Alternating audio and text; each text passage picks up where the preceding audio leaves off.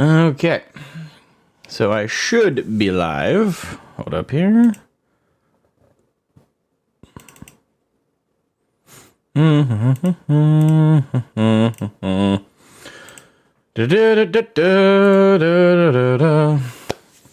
Okay, so I want to start this stream by going over this. Let's start this stream with this. Okay? We're going to start this. Before I even play Hogwarts Legacy today, and I'm going to be playing it pretty much all day. I took today off to play it because I want to get through the game. I want to be able to give a review on it. I want to work my way through. Right? Before I even do that, I want to point out this person. If you ever feel for even a moment that you're a waste of space, or that you're a bad person, or that, you could be, you could be a better person, this should lift you up. This person should lift you up exponentially, because you can always default to saying, at least I'm not Sam Gibbs. Because Sam Gibbs is a fucking moron. And on top of it is an entire waste of space. Look at this crap. How pathetic do you have to be? This individual, I'm assuming with help from others, because I have a hard time believing that this individual had enough brain cells to rub together to create this website on their own. This individual created a website called HaveTheyStreamed.ThatWizardGame.com. They've turned Hogwarts Legacy into the Voldemort of gaming. It's beautifully ironic in many ways. Especially since I've played over 5 hours of the game so far on my first stream. I encourage everybody to go check that out. And it's actually a fairly woke game. It's very progressive. There's a trans character you meet within the first couple of hours, named Sonora, who, by the way, they did the progressive thing correctly. Yeah, I'd say the game is good. I'll get into that. But they did the progressive thing correctly, where instead of making a huge deal about this character being trans, I didn't even realize the character was trans at first. The chat told me that it was a trans character. And apparently you find that out in the game if you talk to the character, if you go out of your way to talk to the character more than what the story requires you to, at least in that segment. So they just did what you should do when you're trying to add diversity and you're trying to add inclusivity. When you want to add these things, you can, and I think there's a right way to do it. And so far, anyway, Hogwarts Legacy is doing it. They just put that type of character in and let it lie. You don't need to make a big deal about it. You don't need to make every character who interacts with that character have some reason to like or dislike them for that trait. No, there's more to the character than that. That's just an element of them that you can learn about. And with Sonora, it doesn't even come up. I just thought the voice actor was weird. It's like, oh, this is a very deep sounding voice actress for this woman. Well, no, again, trans character. Didn't even realize it because the game didn't make a big deal about it. It was just inclusivity, and they just put it in. There was no need to make a big deal about it. There was no need to get on a soapbox and put a giant spotlight on the character and go, see, you should like this character solely because they're trans. No, just let Sonora show up and establish Sonora as her own character. As the barmaid or the running of the bar of the Three Broomsticks in Hogsmeade. She's just there. And she's actually kind of likable from your initial reaction to her. And again, none of it is tried to force down your throat through the avenue of diversity. In fact, the game seems to make more of a deal about her being like a tough bartender, more than it's trying to make a big deal about this immutable characteristic that shouldn't matter, such as their trans status. Now, maybe the game, as we go, will make a big deal about it. I hope not. I hope it continues to do diversity correctly, where it just puts it in there and doesn't make a big deal about it. Just let it lie and move on. Hopefully the game continues to do that. because I think they hit a home run with how they introduced Sonora, and I think the fact that the only way you could find out the character definitively is trans is to go out of your way to do it. I think that's the right way to do these kinds of things. So anyway, $6, welcome to the stream, and also welcome Undead Nerd. Welcome, guys. How dare you play this transphobic game? Oh no, I'm wounded. Just kidding. Is it good? Yes, I think Hogwarts Legacy is a good game so far. I will say it's a little, in terms of the optimization front, it's very well optimized. Like, I have a 2080 Super, a GTX 2080 Super, and I'm able to, off stream, I'm able to run it on high graphics at 60 FPS. On stream so far, and unfortunately, it's kind of running a little poorly compared to that. Hold on, okay, good, that's at, I'm going to leave that at lowest quality possible. That little preview there, I just need to see a frame right there. Anyway, so hopefully today, I unfortunately there's no performance mode in OBS. I'm just going to turn off all the previews and see if I can squeeze out as much optimization out of OBS as possible today while I run Hogwarts Legacy. But we'll probably have to lower it down to low graphics again, for the sake of the stream being smooth. And the thing is, the game looks good on low graphics too. Like, low graphics in this game is considered high graphics 3 or 4 years ago. Like, I'm blown away by what this game considers low graphics. So, but anyway, still on topic. This person made a website to blacklist and hunt people down for playing this game. If you can think of a word other than pathetic to describe that, I need to know what it is. Just don't turn into High Guardian Spice. Hopefully not. So far, the game actually has some teeth to it. Like, you know, if you saw my first stream of it, the game starts with a guy getting eaten by a dragon, like, right in front of you. Like, it was not pulling any punches. It was like, I was expecting kind of like a more feathery opening. No. Mauve, death, guy dead that we were talking to for 5 straight minutes is like, holy crap.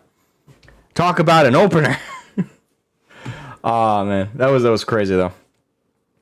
But yeah, this again is pathetic. I want to start the stream talking about it because it's like the big news right now. I responded to this person's tweet, and by the way, they stand by their laurels so confidently that they blocked the thread that they posted it in. The post is still obviously accessible. Like, I could still click on the link, people can still talk about it, but yeah, they were so, you know, stalwart in their belief that we should go after streamers for daring to play a game that they don't like. And the thing is, it's not even that they don't like the game. They don't like a person that is very loosely tangentially related to the game, that is receiving like a percentage of the profits. That is a really weak ground to hate someone for, but fuck them. Like, this is, again, I'll say it one more time.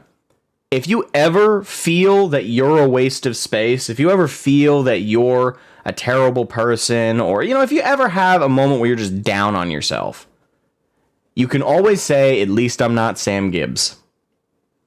Silver lining. And that should make you feel better. And they're getting wickedly ratioed right now. I think, of course, on Twitter, they're still getting likes to a degree, but it's completely getting outclassed by the quote tweets.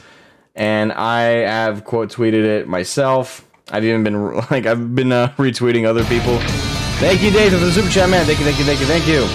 Prepare to get canceled, sweetie. Bring it on. Bring it on. Yeah, this is my retweet of it. The Waffen SS would be proud of you. Cope, seethe, touch grass. No one is hurt playing a video game, you delusional psycho. Yep, and I stand by it. Stand by it. You're a delusional psycho. Sam Gibbs, get help. Touch grass. Live life. Because whatever the heck you're doing right now with your life, if you consider this an own or a win of any kind, that's just pathetic. It's truly pathetic. You're literally creating a blacklist of people for playing a video game. Truly bottom tier human being. So, get a life. Get a life. And go to a psych ward, please, and thank you. Please, you need help. Like, wickedly. You gotta get in on anti-psych meds. You gotta get a therapist that's not crazy like you, and just regain some level of humanity, because you've lost all of it on Twitter. Absolutely all of it. Just pathetic. Anyway, let's move on from that. I just wanted to point that out, that patheticness. And yeah, prior warning anybody watching the stream that if we get some of those types in here, I'm going to be having so much fun with them. But let's get into Hogwarts Legacy and actually enjoy this game that these people are absolutely seething about. Because by God, it's actually a fun game. So far. Like, it's a very good game so far. I've really been enjoying it myself. Okay, let's do this. Boom. Alright, so I'm closing everything that isn't Hogwarts Legacy, hoping to get the max performance out of the game, because I do want to stream it on high graphics, but if I have to lower it to low, I have to lower it to low. That's just kind of the thing.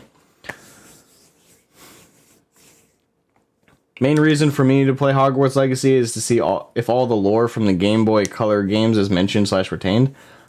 Is it a direct sequel to that? I don't know, like, the relation between the two. I don't know if there is one. The LGBT community, they would get more respect if they didn't act like fool. The thing is, the thing is, I'm not a huge fan of the whole community thing anyway.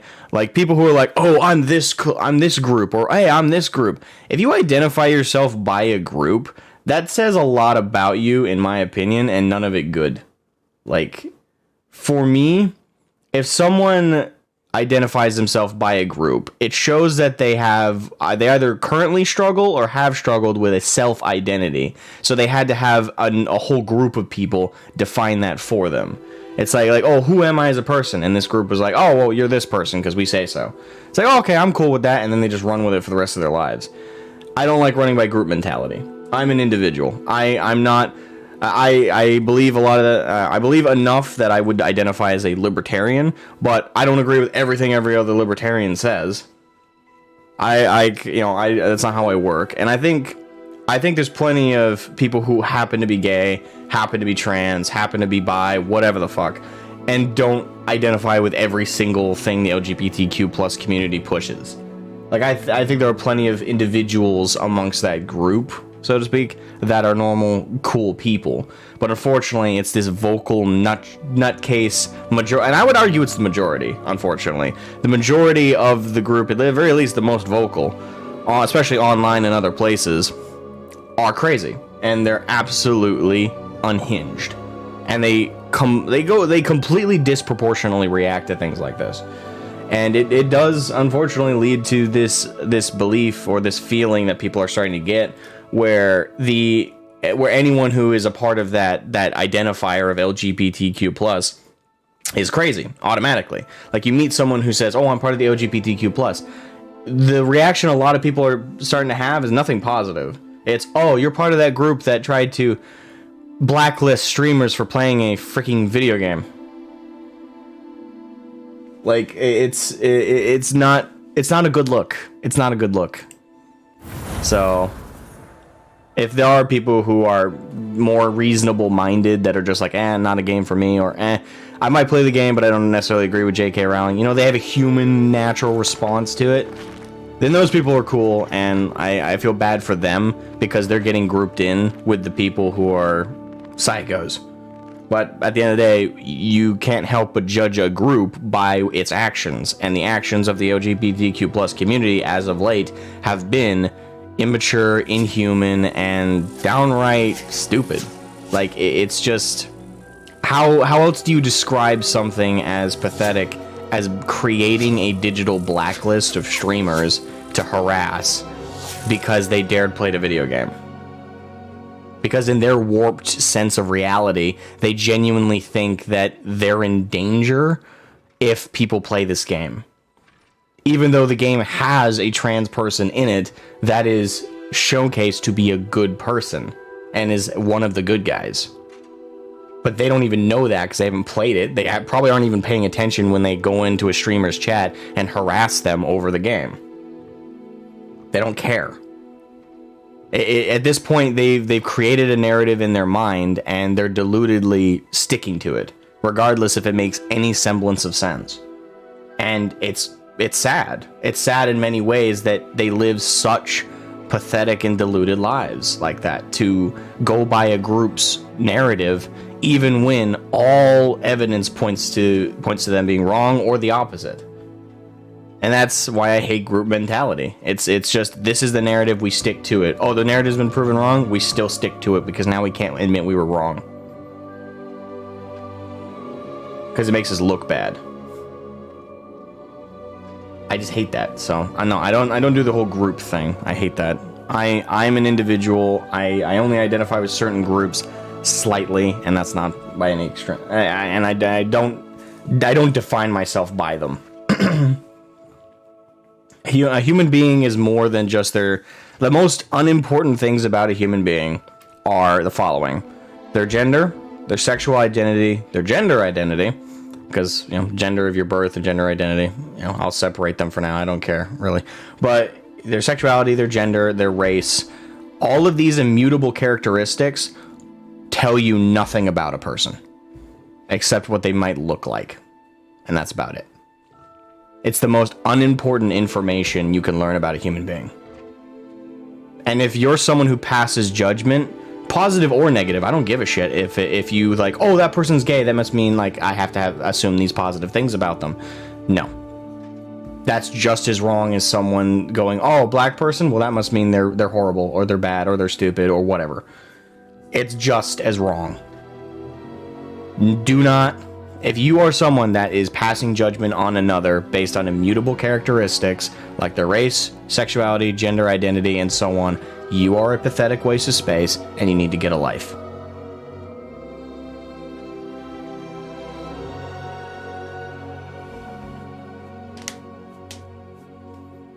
Because that is the least important information. Let me give you some examples of important information to learn about a person. What are their hobbies? Do they like to paint Warhammer? Do they like to draw, sketch in a book? Do they like to write on the side, short novels and stories and poems? Do they play video games? What kind of video games? Do they role play on like online and forums and stuff like that? You know, things like that. That tells me way more about a person than their gender, their sexual identity, any of that crap. Tells me way more about them. Because that's actually part of who they are as a human being. That gives me a characteristic to work with. The other parts don't. They're just that unimportant. So that's why I genuinely hate people that, again, positive or negative, I don't give a shit if you assume positive or negative based on someone's race, sexual identity, any of that crap. If you pass judgment in one way or another on those things, you are pathetic. And you are incredibly, incredibly immature. And you need to touch grass. You need to realize how the world works for 10 goddamn seconds. Anyway, I've said my piece on that crap. Anyone disagrees, fine. I don't care. Okay. So, now that I'll get off my soapbox and let's actually get into the game, shall we? Hey, welcome to the stream. Would be a prequel to the GBC games. To anyone who is TLDR, it's okay to have opinions on topics. It doesn't give you the right to harass gamers for playing a game. I agree. Yeah, listen, I don't care if someone hates this game or not. Especially, even if you hate it for stupid reasons. I think that's stupid. But go ahead. I don't care. You know, don't play it. When you turn it into a reason to pass judgment or hate on people and stuff like that, no.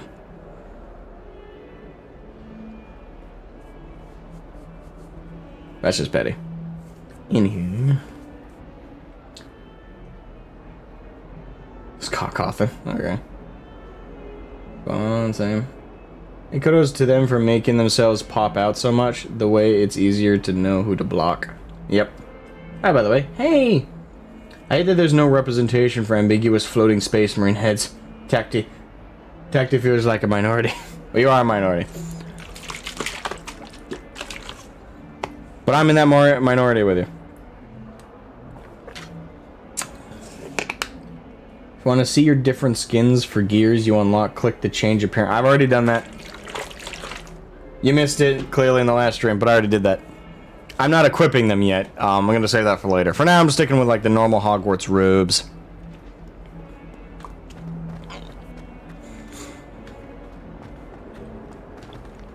Yep, I think I still have the settings on high right now. Let me double check. See if we can leave it that way. Yeah, it's on high right now, so let's see if we can leave it that way and keep performance up high. This reminds me of Jedi Fallen Order for some reason. Is it the third-person view, or is it like the in-depth texture quality work?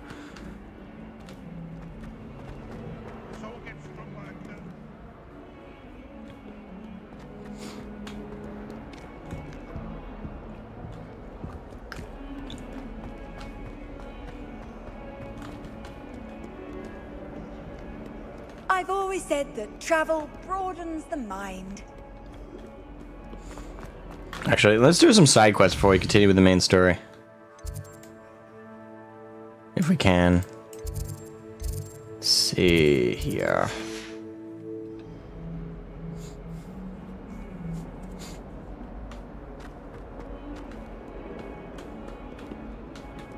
No, I know, Gabriel. You missed, again, I'm telling you, you missed that part of the stream yesterday. I already know you could change the appearance without affecting the stats, I know.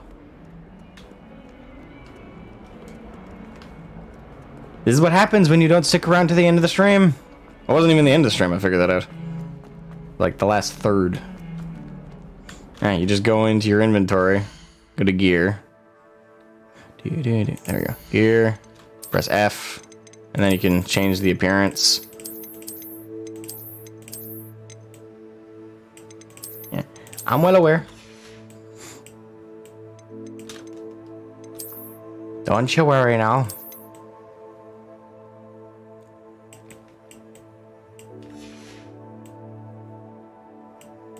Kind of like the look of that better. But yeah, I've got already a couple different collections. Shit.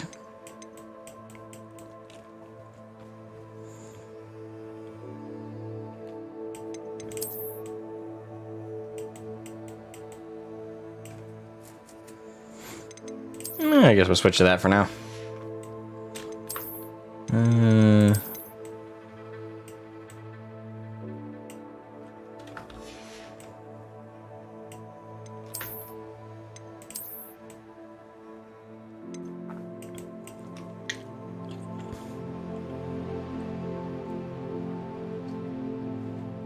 You gotta go to work? Alright, have a good day at work, buddy. Thank you for stopping by. Okay.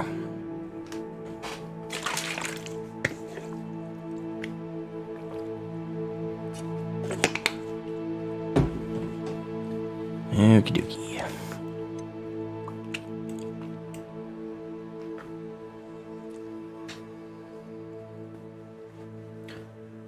There was a first stream, I streamed it yesterday, late last night, so I figure you were probably asleep.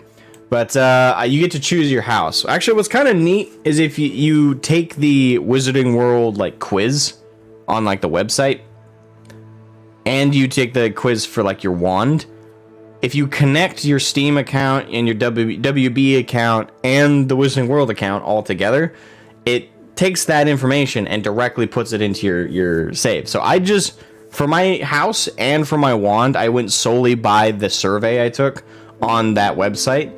And when I took the quiz, I recorded it, by the way. I'm thinking about making it a video. But when I took the quiz, I got Slytherin. Which fits. Because I'm ambitious, I'm cunning. I'm willing to bend the rules if it means I get ahead. Doesn't mean I'm a bad person. You can do all of that without being a dick. Believe it or not. But yeah, you get to choose your house. And the thing is, even if you don't do all that, you can choose your house and your wand and everything in this game. My wand ended up being a dragon heartstring Yeah, I got multiple handles for it now. People. Yeah, but my wand is ebony, dragon, heartstring, flexibility, it's rigid, and it's 14 inches.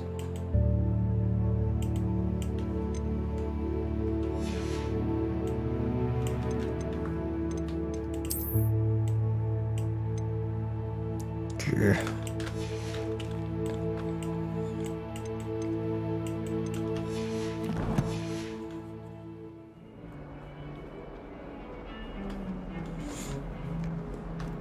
The game's pretty in-depth overall.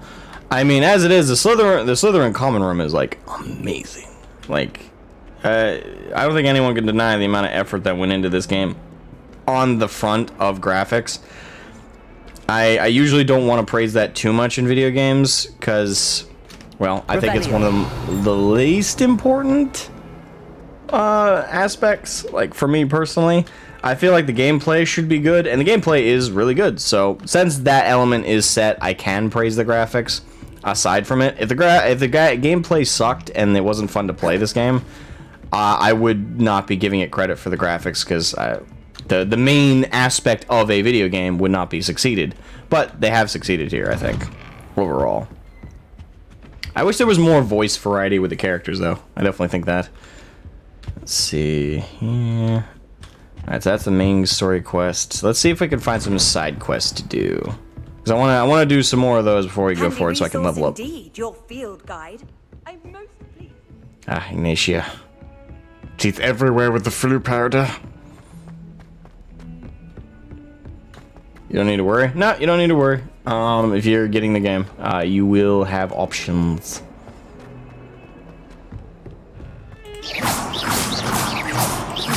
Yeah, that's one of the main reasons I want to keep it on high, so I can continue having those cool spell effects. Because on low graphics, there's like no flourish or any. Well, there is a flourish, but there's no like particle effects, because that's like where it saves on the graphics.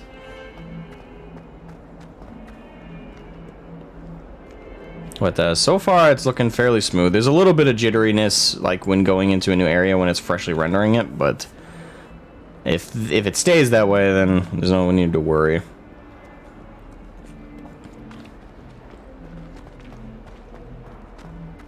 Like I said, off stream, there's like no problems at all. Yeah, so it's fairly well optimized, I gotta say. Like, even it doesn't require the latest and greatest GPU to function properly. Alright, let's go to another section of the castle. See if we can...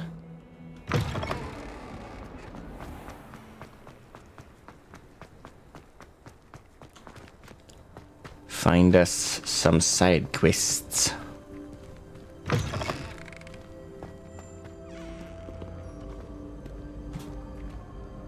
Nobody question my evil-looking robes.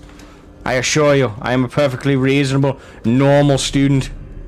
Do not question me. Valakadabra.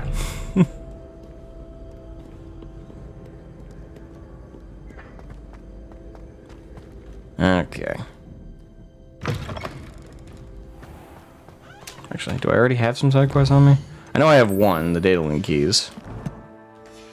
So let's do that, and then I will, hopefully, while I'm moving about.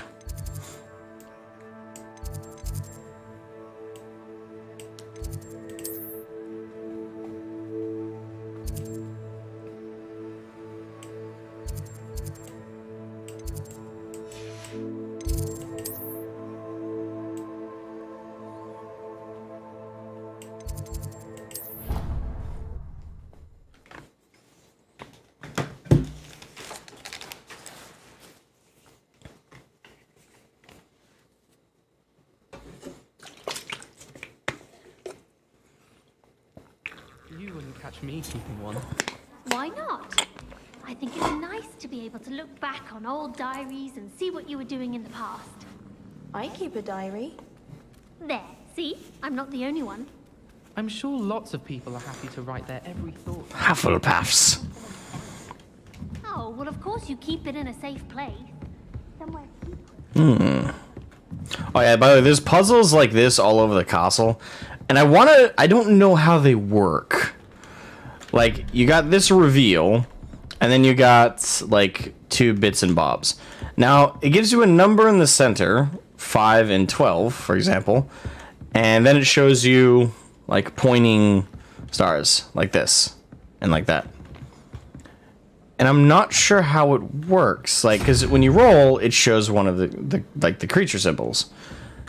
Now, on the one pointing up, there's no creature. It just says 5. So, I wonder if that's 5 rolls? Or maybe...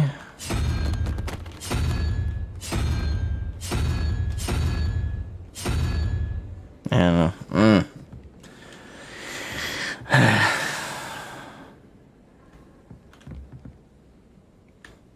So let's do 1, 2, 3, 4, 5. Should be spider. Doesn't open. But if I roll this... No. To match the unicorn spot. Yeah, I'm still not sure how that's supposed to work. And the thing is, the game's given me no clues so far. It's definitely testing my wit here, The but... food that appears in the Great Hall isn't conjured. The house elf thing.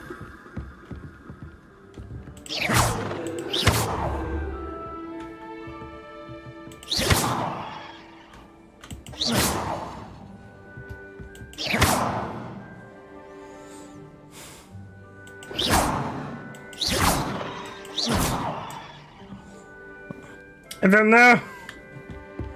I'll look up a guide later on how to do those. It might be one of those situations where the guide is like, oh, it's clearly this. I'm like, fuck, that was obvious, but I was looking right past it.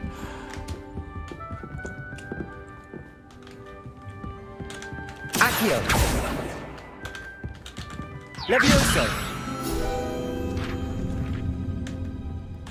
Mine. Thank you.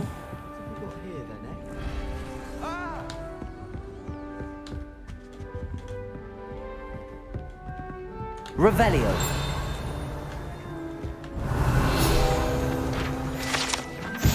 Tapestry of Barnabas the Balmy. The tapestry depicts the wizard Barnabas, the Balmy's foolish attempt to train trolls for the ballet. One can only imagine the impact on the art had he succeeded.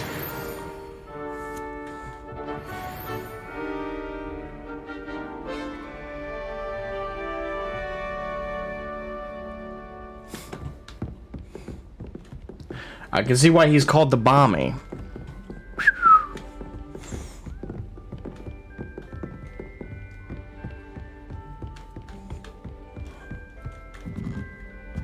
Alright, so let's rush up. I will say the weakest thing in the game so far is definitely going to have to be the character creator. The character creator is not good. Astronomy tower. Do now. Different stuff. Leave me alone, Ignatia. She always asks me that stuff. Like, what are you up to now? Like, Accio. A Daedalian key. I wonder where it might lead me. let's follow the bastard. Lead the way, or foul.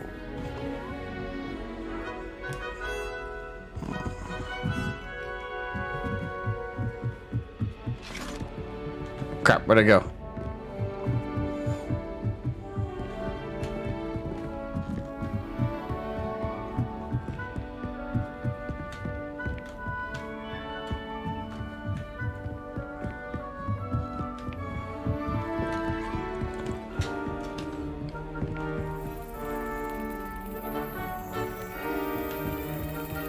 There's the cabinet.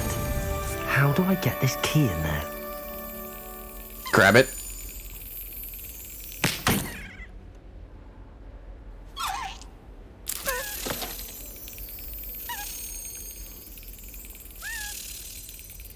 Oh, I gotta slap it at the right time.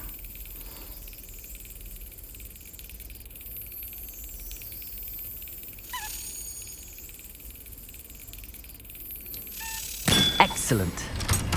Bugger. An old coin. Perhaps Nellie knows what it means. Oh, to get through the game quickly, it has the flu powder network.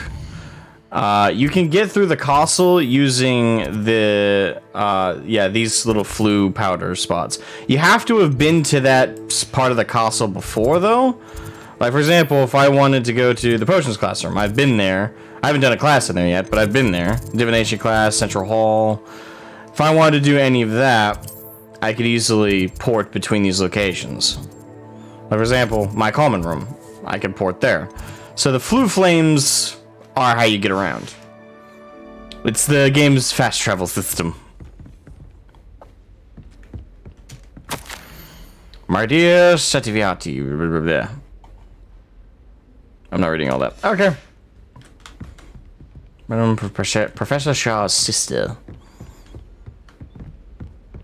Okay. How nice to see you, my young friend. You too, Ignatia. Alright, now let's return to Nelly. Which might be a good chance to demonstrate flu powder. Port me. Save me some frustration.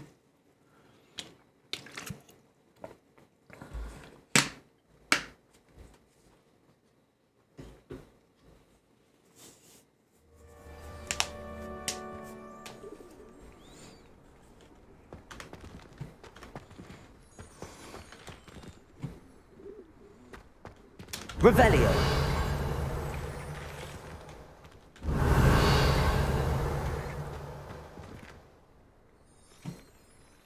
Okay, it's just a shifting plant. Nelly! Were you able to follow one of the Daedalian keys? Indeed it was. Hello, Nellie. I managed to get a Daedalian key into its lock. Brilliant! What did you find in the cabinet? A curious token of some sort. Looks like some sort of house token. I bet it unlocks house chests. I call them house chests. I've seen the one in Gryffindor and heard they're also in the other common rooms as well. Keep an eye out. I do hope you continue on. For so much effort, the prize must be something grand. I should see this through and find the Slytherin house chest. I said I just gotta return to the Slytherin common room.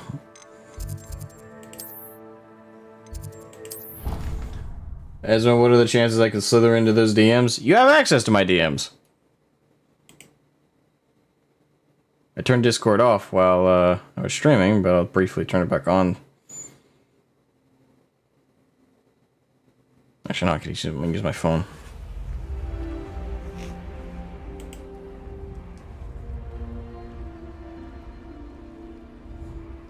What do you want from me? You haven't sent me a DM. Yeah, there it is. This must be my house chest. Seems I'll need to find more house tokens if I'm to open this. Oh. Quite a few by the look of it. Dang.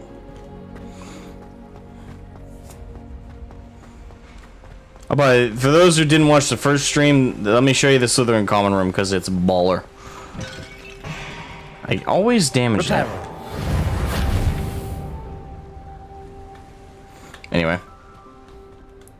This is the Slytherin common room. Hogsmeade's no London, mind you, but it'll do in a pinch.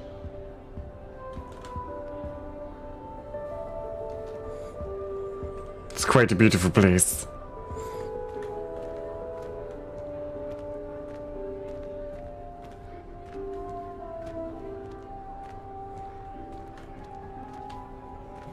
So cool. Oh yeah, like the work they did on the house room. Like I've only seen the Slytherin one so far. I haven't made a second character like with other houses, but the like for example, this is where my bedroom is. This is where one of the boys' rooms are. This is the Slytherin common room. It's right underneath the lake. And I said this in the first stream, but the aesthetic, especially this part of their common room, is clearly inspired by the Chamber of Secrets from like the movies. And the book's descriptions, to be honest. It's very sewery, tunnely, but it's not like in a gross or nasty way. It's more just like this ornate, like cast iron kind of feel. You definitely feel that it's underneath the lake. And like this is all the different like common room, actual rooms. And you even got water trailing under there, so it's so cool. Like the attention to detail is nothing to shake your nose at. It's like, no, this is impressive. It's very impressive.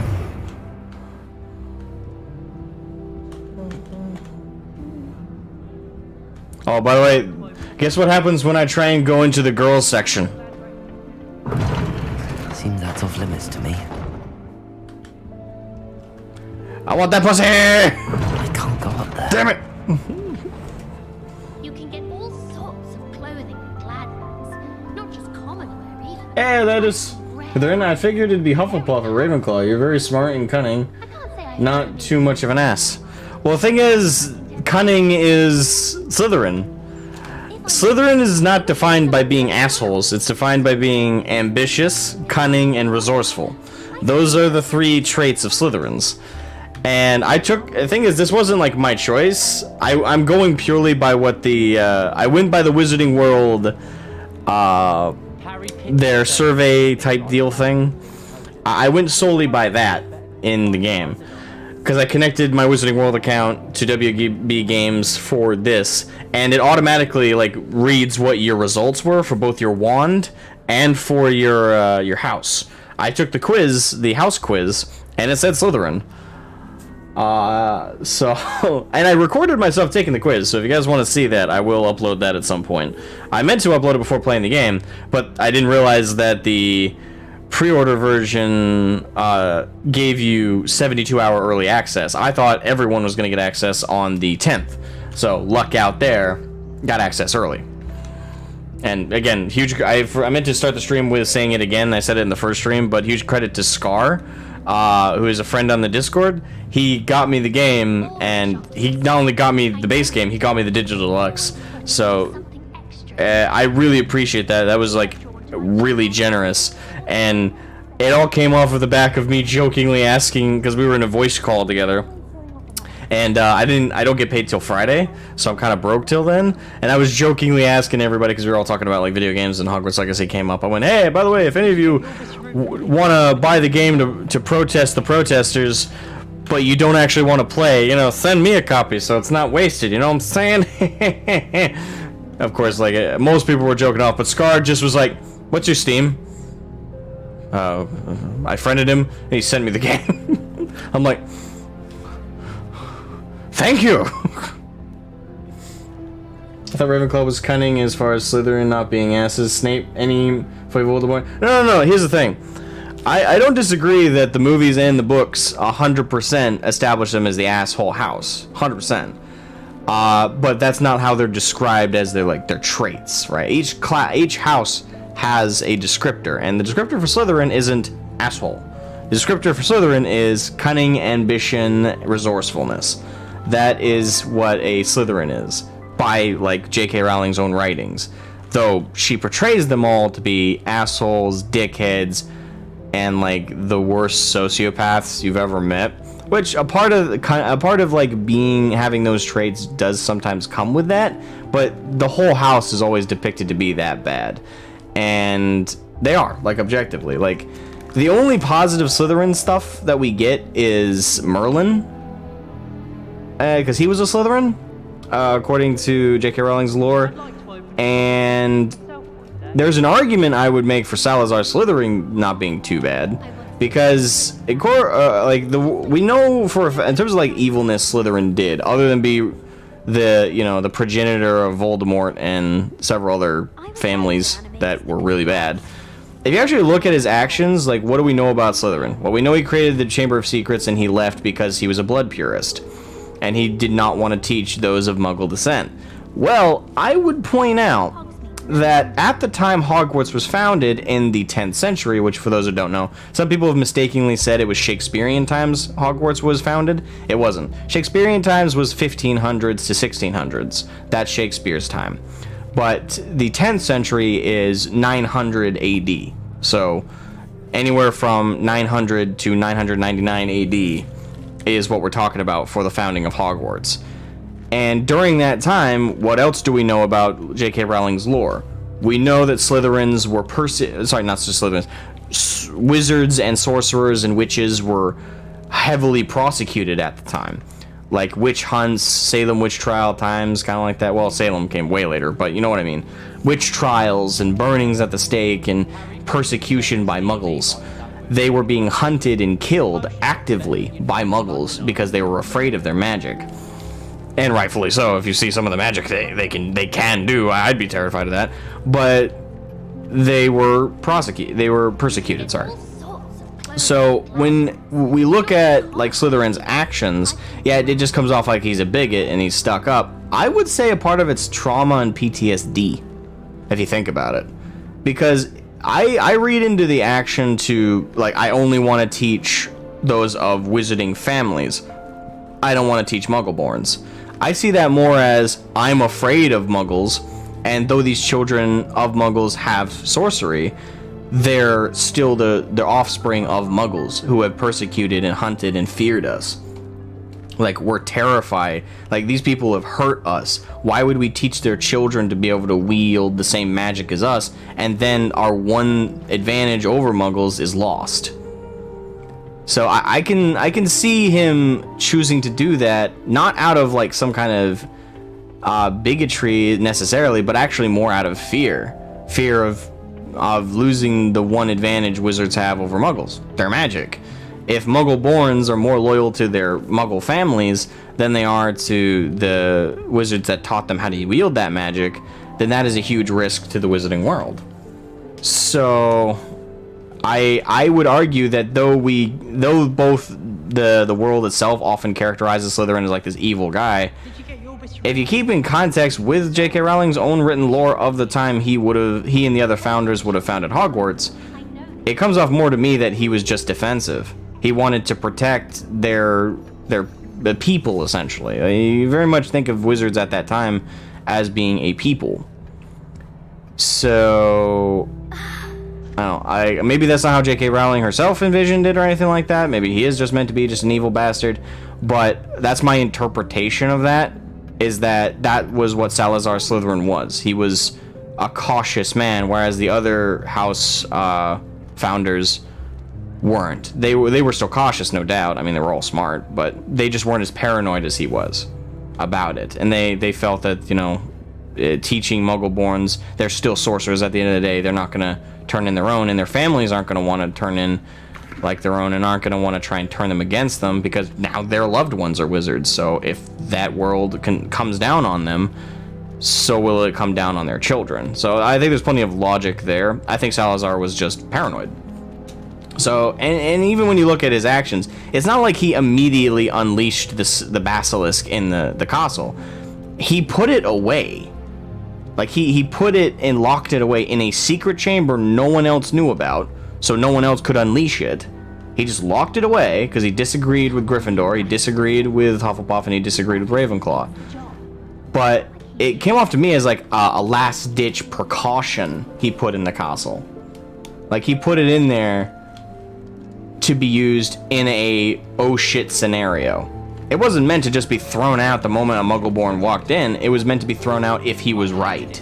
And the Muggleborns betrayed the wizards, and the castle needed to be purged of them at the risk of, well, all the wizarding families and their children being persecuted right at Hogwarts.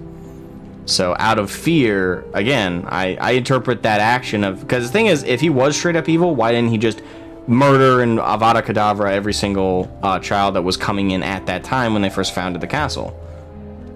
And why didn't he just set the basilisk to be released on like a timer? It's like, okay, the moment I leave, then go nuts. No, he said it so his heir, if his heir came to Hogwarts to attend the school, it came off to me like he was going to teach his further generations after him to, you know, he was going to teach them to persecute Muggles, kind of ironically, in backlash to how he was persecuted and how other sorcerers were persecuted. So, you know, he's passing on a old hatred, which is not good. I'm not saying he's a good guy, but I'm just... This is how I understand the characterization of his actions. He was going to teach future generations of his children to have that same fear and have that same judgment of muggles. But I also kind of reason in my mind, like, he sent his heir, if his heir decided to open the chamber. So, if anything, it came off to me like he just trusted the future generations to make the judgment in his place. So, let's say his great-great-great-grandson went to the castle and saw everything was fine. The Muggleborns were learning magic. They were very much readily still sorcerers. They weren't just muggles with wands. They were sorcerers. Then they could be trusted, and there was no need to let loose the basilisk. Or his descendant would come to the castle, find that they were very much taking over things. They were threatening. They were an active threat of persecution and death upon the wizarding families and their children. If the heir came and found that the Muggles were lacking, the Muggleborns were lacking in that sense, and they weren't truly wholly magical in their souls, in that sense of like social structure, then they were to be purged from the castle. Not a good guy. He left a literal monster in the basement to eat people. And even with that characterization, it's still an objectively evil act. But I don't think, at the very least, if you interpret Salazar's actions, that he's actually wholesale evil. There's more depth to it if you think about it a little bit. Now, is that J.K. Rowling's intent? Was she thinking of it as much detail as I'm thinking about it? I don't know. Probably not, to be perfectly honest. Given her later statements about her own lore and statements that she doesn't even remember. Like she claimed at one point that the Slytherins came back during the Battle of Hogwarts with help to fight, when they didn't. I've read that book 100+ times. I've listened to the audiobook 100+ times, if not more. And I've watched the movie 100+ times. Not even in the movie. At no point do Slytherins come back and help during the Battle of Hogwarts in the Deathly Hallows. That doesn't happen. It doesn't. But she claimed in an interview that it did happen. Is that what happened? That J.K. Rowling retcons her own shit more often than any other author I've ever seen, and it's quite frightening.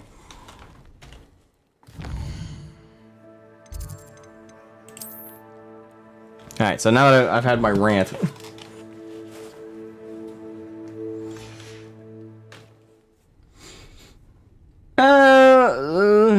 Snape and Draco aren't evil, or aren't pure evil, but Snape's an asshole.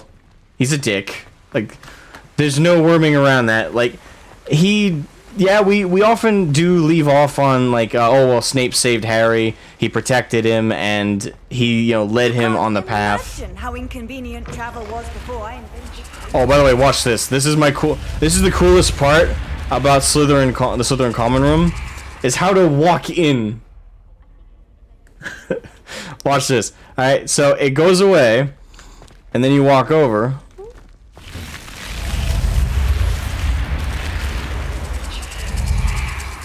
And it opens up the door. That's so cool. I'll never get over that. That's like one of the coolest effects in the game. The clipping on the floor is a little off, but I'm going to forgive it because the actual main effect here looks so good.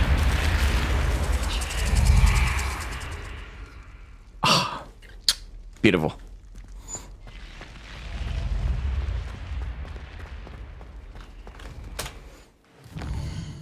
But yeah, Snape was an asshole though. Like, with all the good he did, he still like downright harassed Harry the entire time he was at school. He took points away on jumped up charges. He misjudged and was rudely treated him throughout everything. He was a total dick. So as much as he was good in the end with like the broader choices, he still was an ass. That shit's cool, not gonna lie. I know, right? Like, it's really cool. Like, this game does magical and does a magical world very well.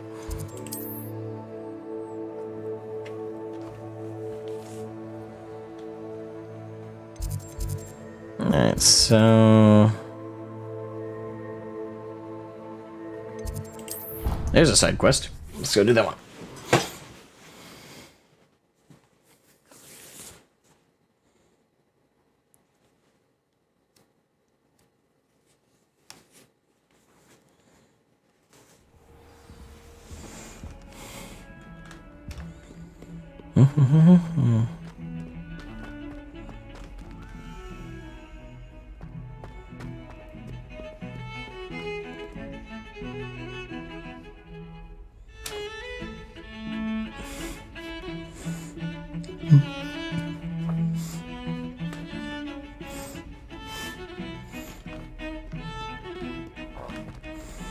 Alright, where are we?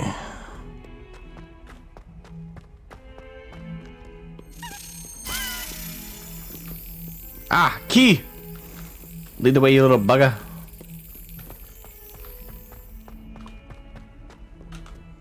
What are you up to now? Ignatia, leave me alone. Alright, now I gotta smack you.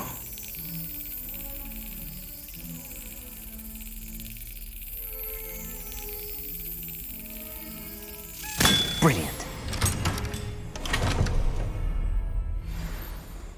Got another token! Slytherin.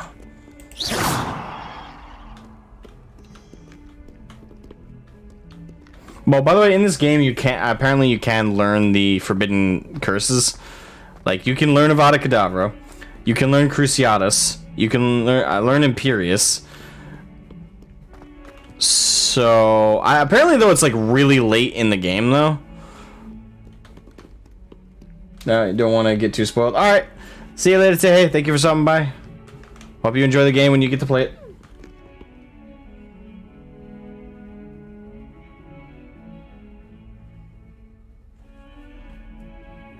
Yeah, JK preferences, yeah.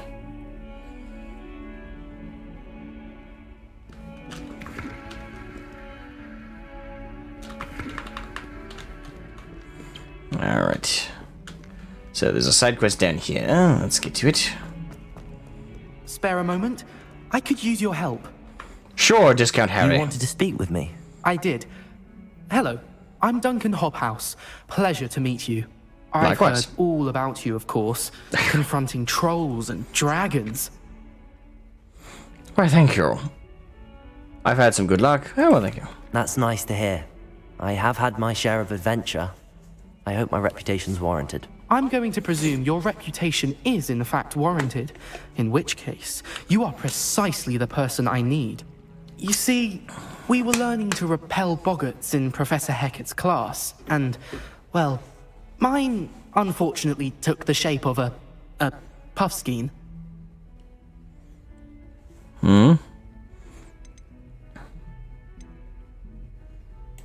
They're adorable.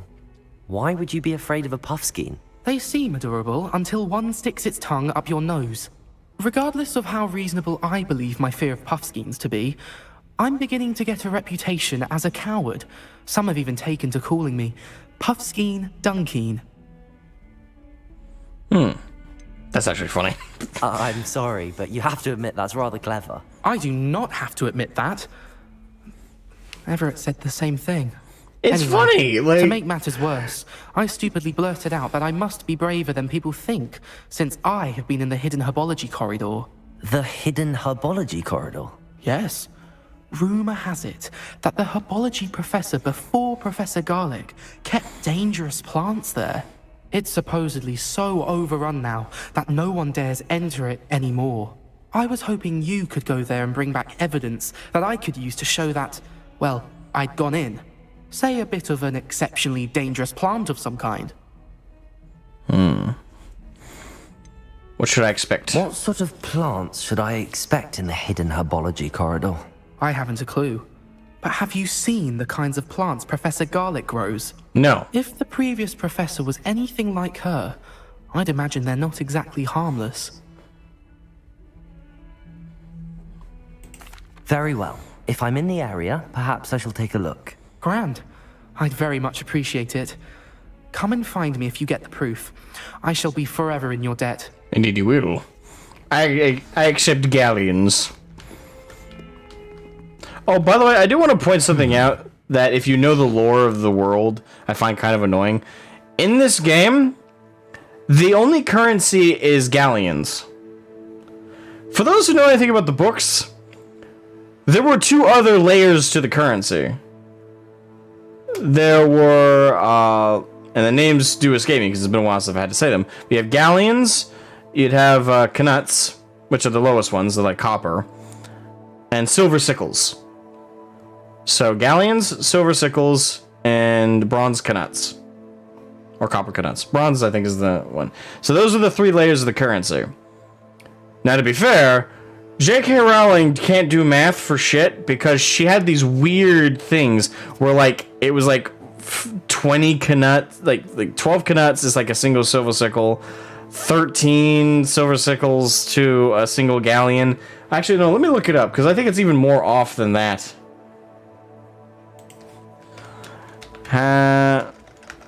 Harry Potter currency system. Okay.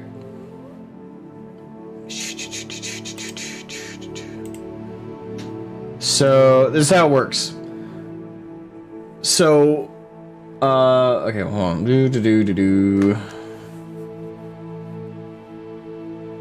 me find the transfer rate here. Yeah, it's a galleon, sickle, knut, or nut with a K. Alright.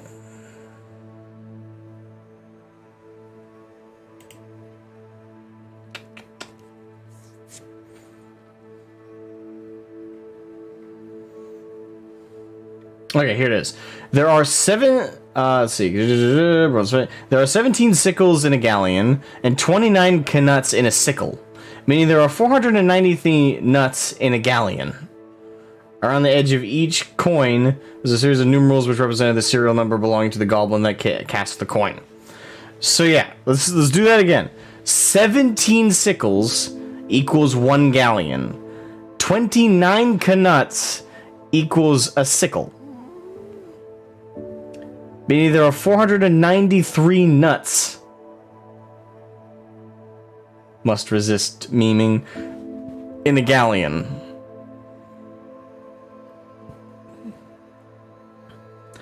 This is a very weird fucking system. You know, one knut is 0.03448 sickles. One sickle is 0.05882 repeating galleons. JK, I know you can't do math, lady, but by God, woman, your math skills are so bad. Yeah, galleons, sickles, and knuts. It's K-N-U-T-S. So I'm saying knuts, but let's be honest, it's just nuts with a silent K. And there's like the calculations on them is so fucked up. Why not just do a factor of 10? 10 sickles equals a galleon. 10 knuts equals a sickle. 1 galleon equals 100 knuts. 1 galleon equals 10 sickles. Things like that, like a simple mathematical transfer system of factors of 10.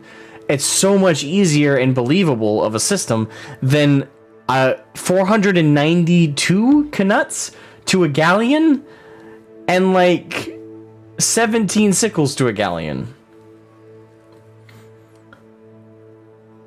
Like, that is fucking stupid.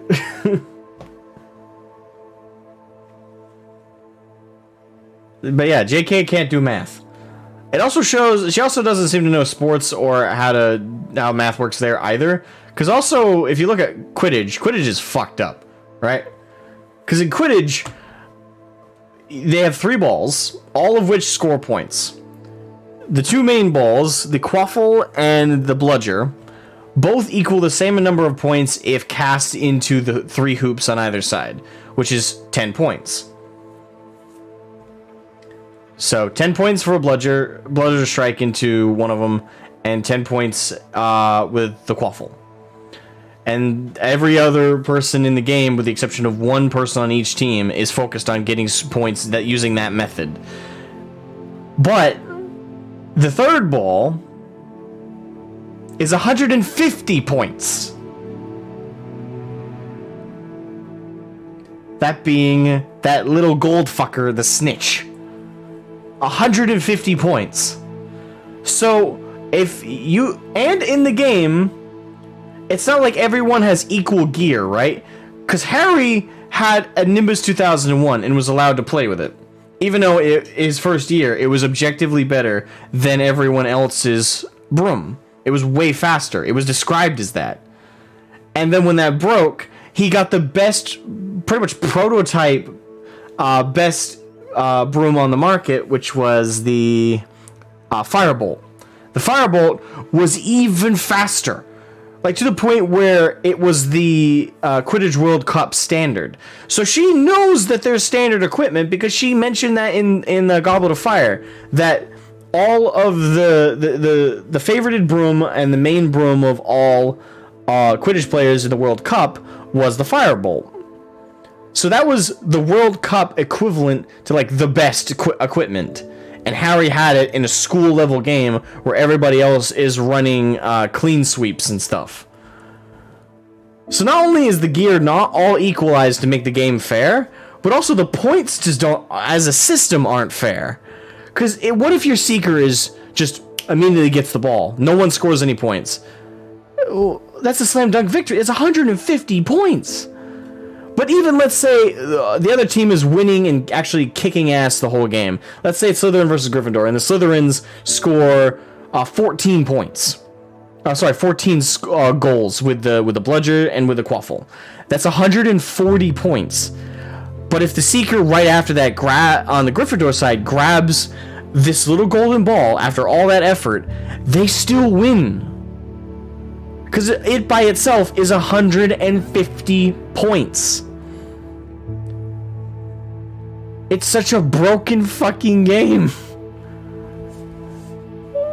Like there are people out there who've come up with, like, more, both with the currency system and with Quidditch, made them make mathematical sense and sound fair.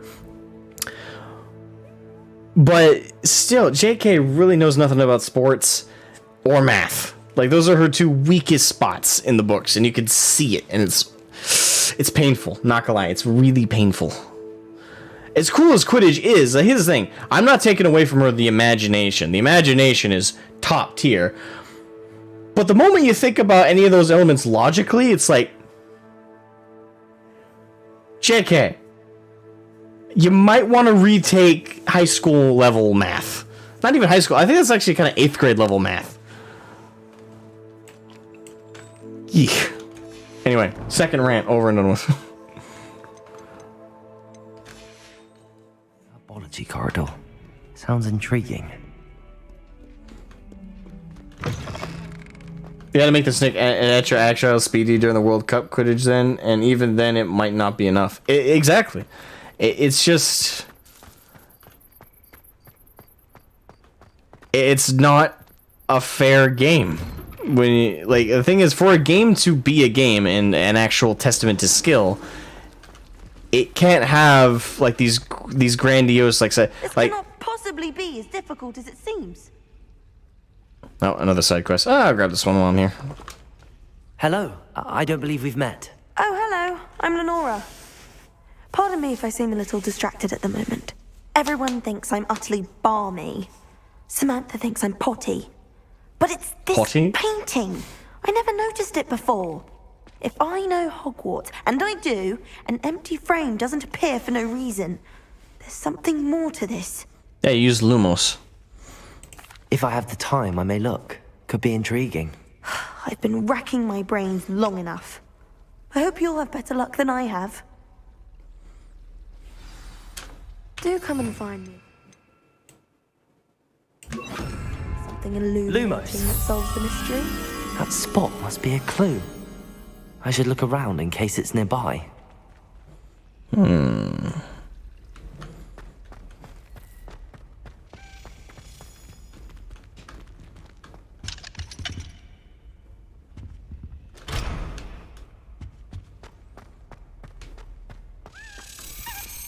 Oh, you little bugger. Come here.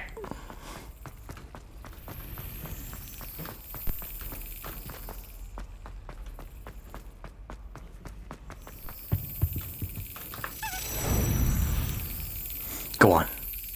Go on. Go in the middle. Ha!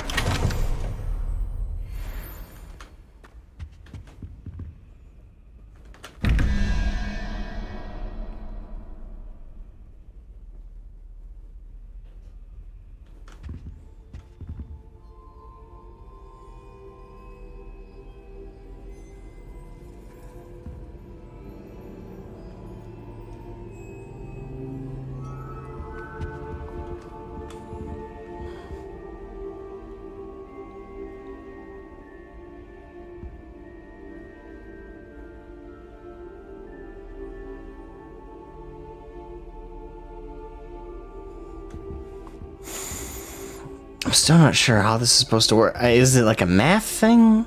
It's like 11, so subtract 11. Like, let's say the center number is total. Minus 11. That would be 10. Let's say 1, 2.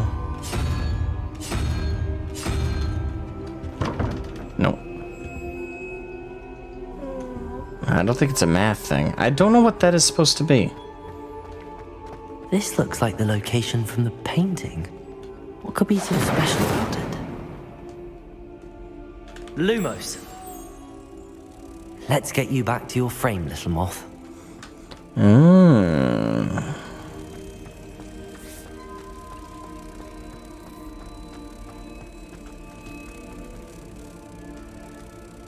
Ha! I knew there was a connection. I should tell Lenora that I solved the puzzle of that empty frame.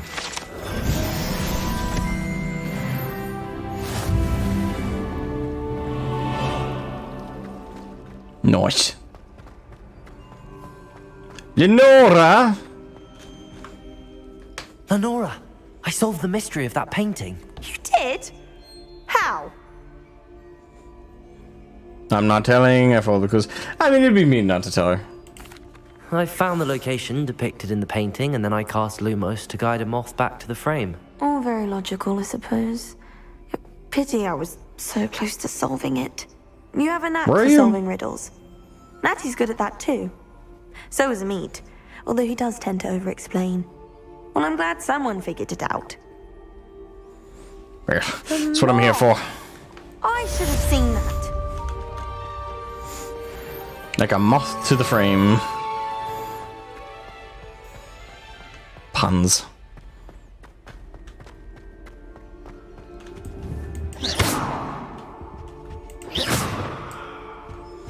I want to figure out how these work. Because I see them all over the place and I want to be able to solve the puzzle, but I don't know how the puzzle works.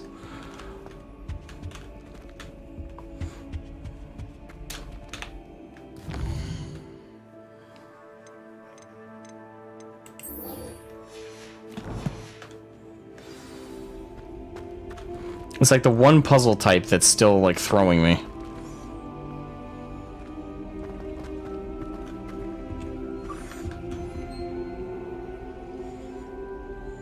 Yeah, because what I tried to do earlier was the mathematical equation, which is like we're trying to find out the question, what that question mark is, so what that's supposed to be.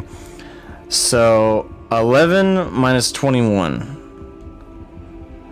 Sorry, 21 minus 11 is 10. So that means that that creature right there is worth 5 points, and that one's also worth 5. So if we try that, nada. Now there is a lower square, so maybe I am right, and I need to find where that lower lower triangle is. As of right now, I'm not sure I'm thinking about it correctly.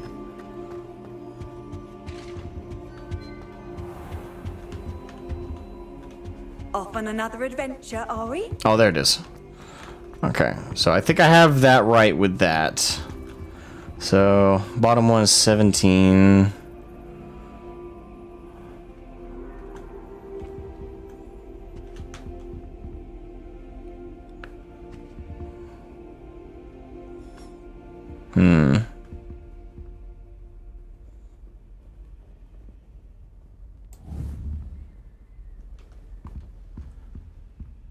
I have no idea on that one. Question mark, question mark. Okay.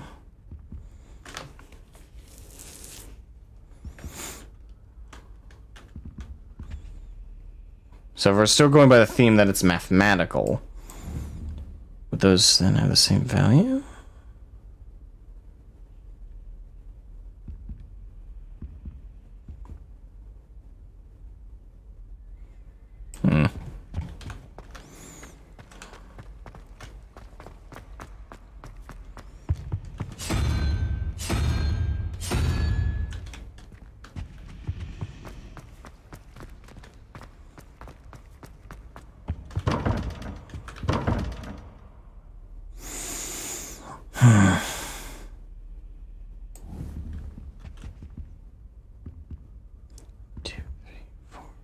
Six.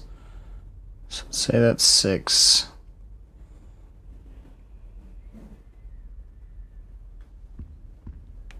Okay, Caboose, thank you for the super chat, man. Thank you, thank you, thank you. Can I Slytherin your Ravenclaw, or would you rather Hufflepuff my Gryffindor? I'd Hufflepuff your Gryffindor. Let's see, so 1, 2, 3, 4, 5, 6. So we got 6, 7, 8, 9, 10, 6, 7, so I need 1. So that's if that is how I'm thinking.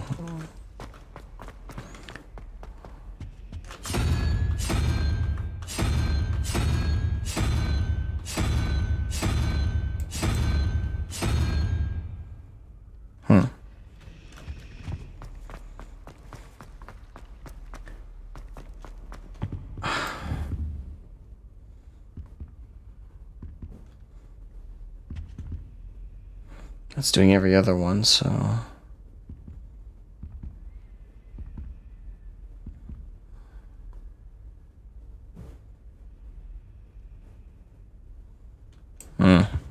I don't know.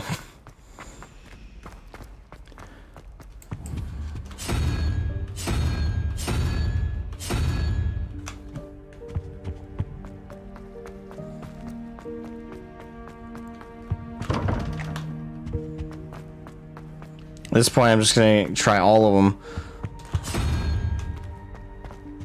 Because I'm pretty confident about that bottom one, if it is mathematical based.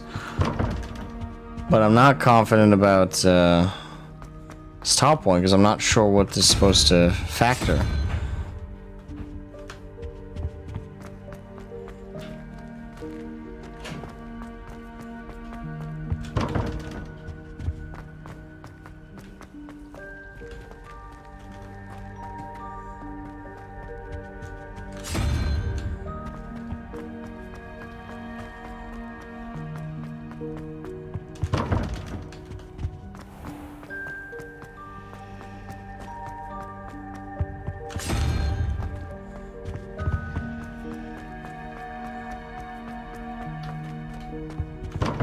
Yeah, I'm lost.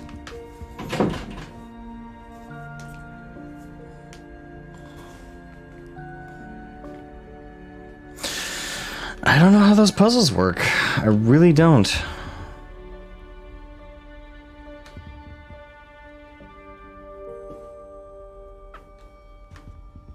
Because it gives you a number in the center. And this one, it's a factored system. Again, like if you minus 11 from 21, that's 10. Which means these two would have to both equal 5. Actually, if we're going, that'd be 3. Oh, okay. Hold on. 1, 2, 3. So that'd be 3. So that means I need 7 to make it 10. So 1, 2, 3, 4, 5, 6, 7. Okay, so that's 7. So that should equal 21 now. And the upstairs one... Let's see. 1, 2, 3, 4, 5, 6. So that's 6. Plus... 6, 7, 8, 9, 10. 10. 6 plus 10, so that's 16, so I need 1. Should be this guy. But that guy's not available because this goes in factors of 2. So that can't be right. 1, 2, 3, 4, 5, 6, 7, 8, 9, 10. So yeah, that's 10. 1, 2, 3, 4, 5, 6. 6. So that means I'd have to get 1 there. Again, I might be thinking about this wrong in terms of mathematics.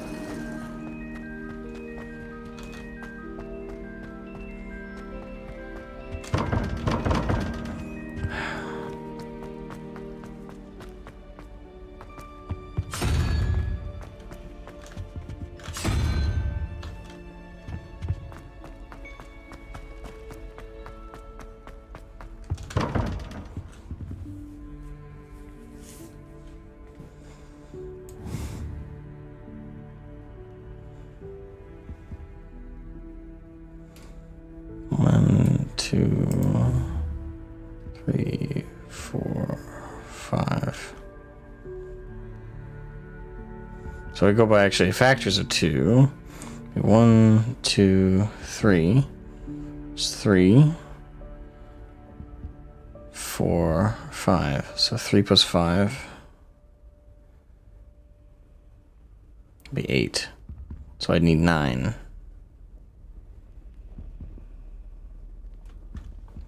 No, that doesn't work either.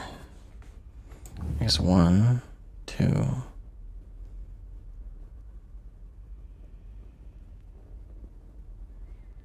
One, 2, 3. 3. Plus 5, 8. 8, 9. But there's no 9.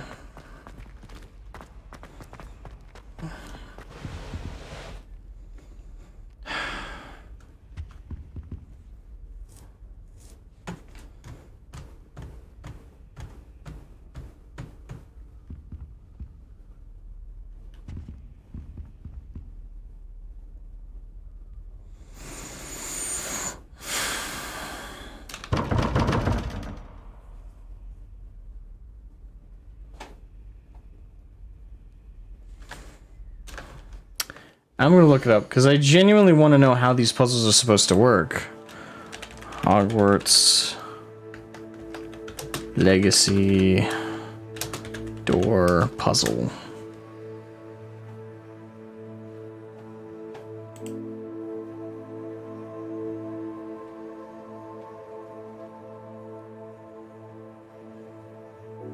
Oh, that's bullshit.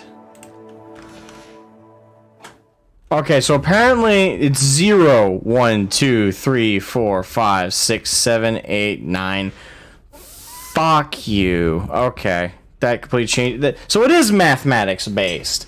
How was I supposed to know this is equal to 0? I had to assume it started at 0 and went to 9? Really? Fucking A. Okay. I hate that. It's so annoying. Okay, so now that I'm armed with that knowledge that the game in no way gave me, let's see. So I'm going to close that page because that's all I needed to see to now completely rework my math here. God damn it. All right, so 0. Okay, so all right, so 1, 2. So this guy is worth 2. So 11, 10 minus 2. So I need 8. So that means spider. Alright, and here, this guy, 1, 2, 3, 4, 5. So he's worth 5. And that's worth 9. 5 plus 9, that equals 14. So 17 minus 14 equals 3. So I need 3. So 3, 1, 2, 3. So dragon's head. So So three-headed dragon.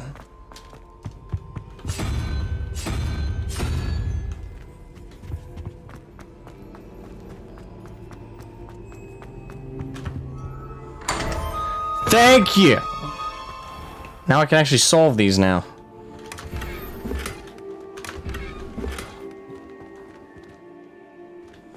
It's just lame shit. Really? All that effort and it wasn't even that good? Yeah, so apparently from that, it is a mathematical equation. And you're trying to get the number in the center of the triangles. And it gives you like all the factors you need. And each of these guys has a value around it, kind of like a dial-up. So this has 0, 1, 2, 3, 4, 5, 6, 7, 8, 9. So I was on the right track. But the thing is, why was I to assume this is 0? Why would I assume there is a non-value of like a 0 and all the way up to 9? Like, I think it makes sense to have 1 through 10, but whatever. God, that's annoying. I think it would have been better if I was just like wrong in like what category to think about it is, but it was math. Of things. Side quests. I'm trying to do as many side quests as I can so I can just power level. Is everything all right? Oh, hello. Thank you for asking. I'm Cressida, by the way, and I'm afraid everything's not all right.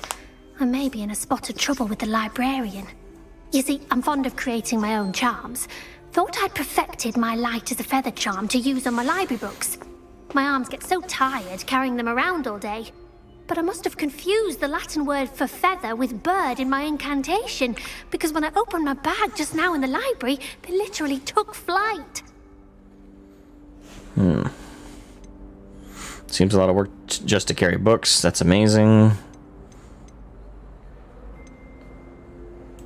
That sounds brilliant, actually. Thank you. Somehow I don't think the librarian will see it that way. No. I collect the books and remove the charm myself, except this isn't the first time one of my charms has threatened the peace of the library. Amit told Madame Scribner they were my books flying around, so she said that if I caused her any more trouble, she'd write to my parents. Perhaps you could get them for me. There are only 5. She won't be suspicious of a new student looking around.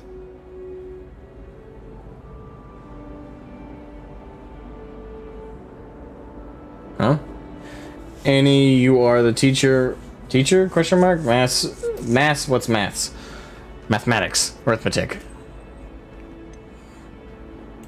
Why did Army tell Madame Scribner that they were your books? Oh, to be perfectly honest, I don't think he meant any harm. I think he was impressed, bragging on my behalf. Amit spends a lot of time gazing at the stars, but he knows a good charm when he sees one. So it wasn't really tattletaling, it was just he let it slip. I suppose I could help, if I have the time. Oh, I'd very much appreciate it. One of the books is my diary. I'd rather it not fall into the wrong hands. If you could collect them and bring them to me, I can remove the charm. Incendio!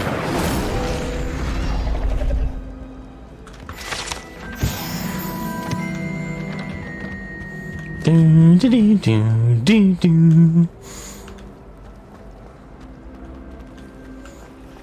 Revelio. It's a relief to finally have an answer as to why that portrait was empty.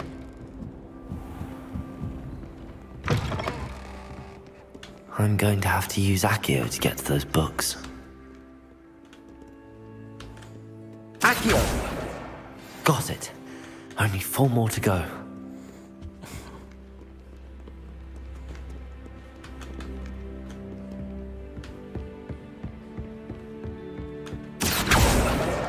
This must be Cressida's diary. I'd want this back too if I were her. Today was a good day, that is, until Gareth splashed whatever ridiculous concoction he was creating all over my perfectly stewed lacewing flies. Had to empty my entire cauldron and start all over again. He's such a menace. Thinks he knows everything there is to know about potions. Always disrupting Professor Sharp's class with his experiments. I'm utterly convinced that if he wasn't Professor Weasley's nephew, he would have been expelled by now. Abroth Smokies again tonight for dinner. I'm becoming more partial to them now, although I still prefer meat pie. I mean, there's nothing scandalous in there. That was kind of boring. Just bitched about another student, and that's it.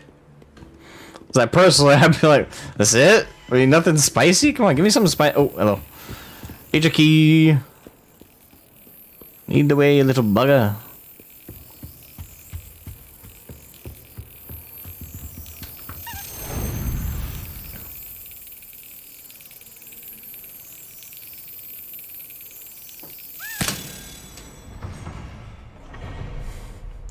Mine.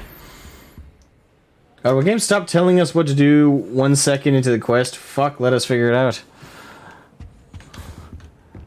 I mean, it is really annoying. But the thing is, I knew going in I needed to use Accio. So it is kind of annoying that the game was like, oh, well, you forgot you have this spell for retrieving things at a distance. It's like, I was just there.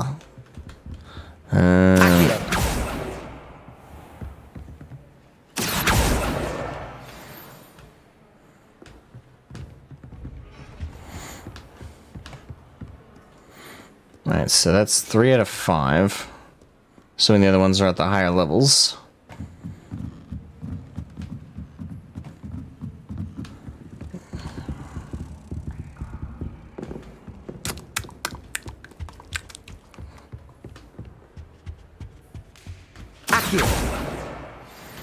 One more.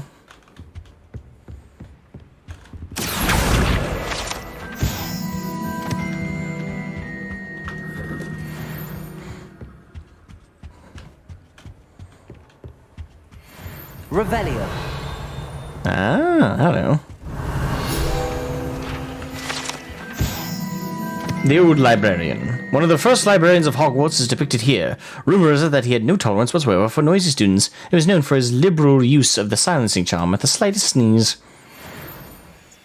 Librarians. Sinister little buggers. That's what they are.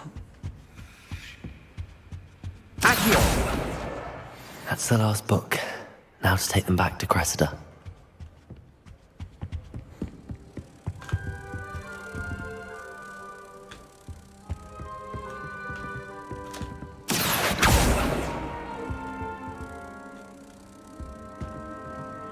Revelio.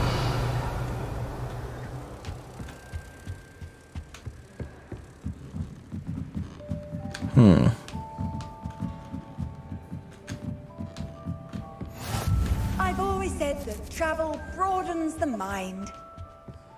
It can broaden the mind. Not that it does.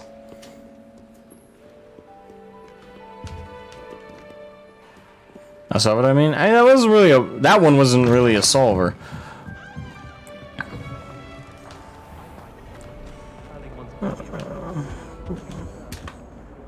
Hello, Cressida. I collected your books, including your diary. Oh, what a relief. Thank you. I'll happily take the heavy lot off your hands now. Perhaps reward to keep the diary a secret?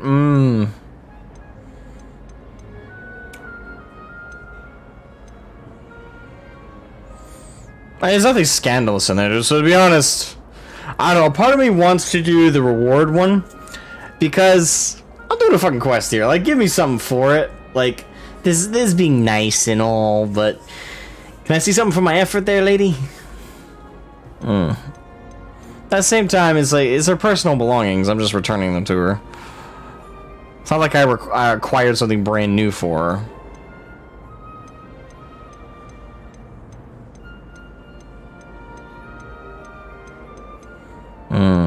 Give me money. Unless you want your classmates to know how you really feel about them, you might reward me for my time. Oh, you're not at all who I thought you to be.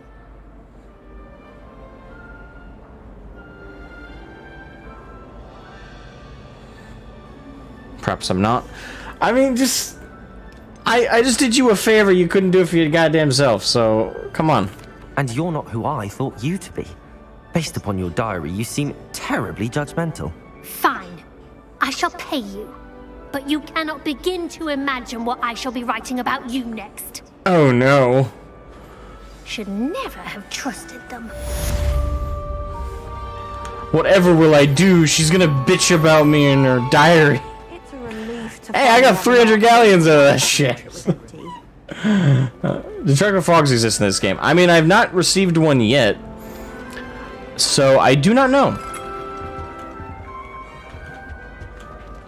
As of yet, they have not appeared in any way, shape, or form. So, possibly not. It might have been a brand produced way later.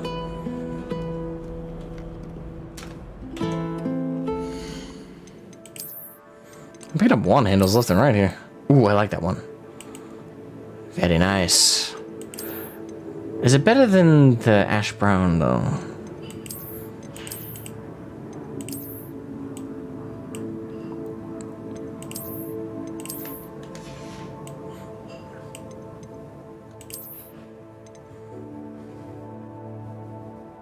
I'll sell that later. It is centimeter value.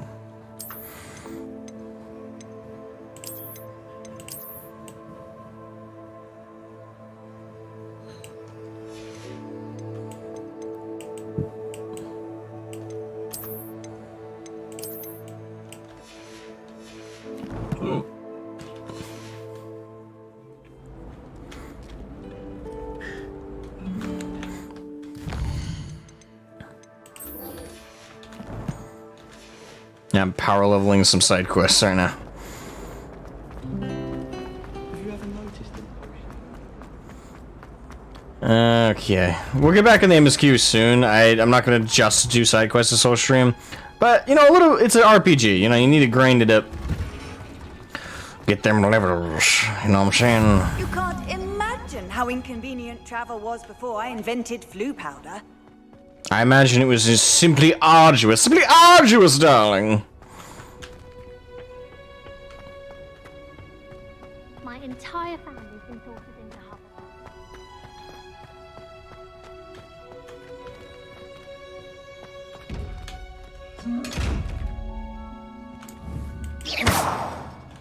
Hogwarts. Lumos.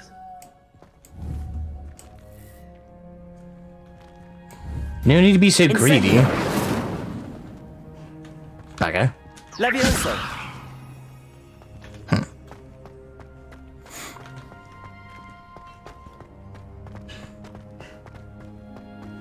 I adore playing wizard chess with my siblings.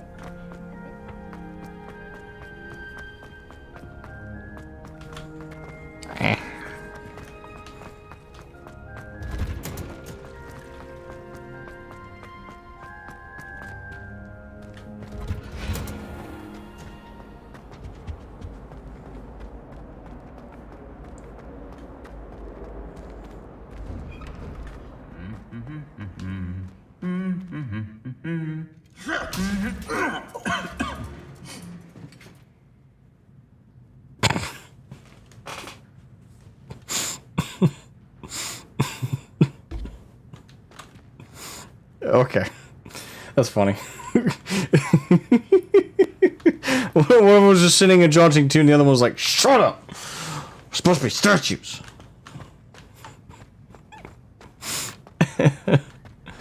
Accio. Revelio. My friends and I like to spend our evenings watching the sunset. Incendio.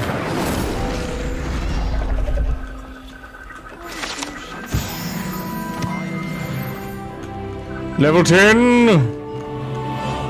I still don't know what the max level in this game is. I know it gets into the 20s, I just don't know how far in the 20s. Revelio.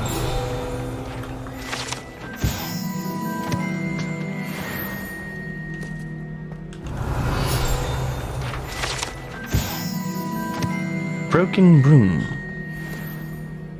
I asked to meet Takata to tutor me in Transfiguration, but he refused. I'm a lost cause. I wish I was a metamorph magus. Imagine being able to change your eye color depending on your mood. I thought hopefully required precision.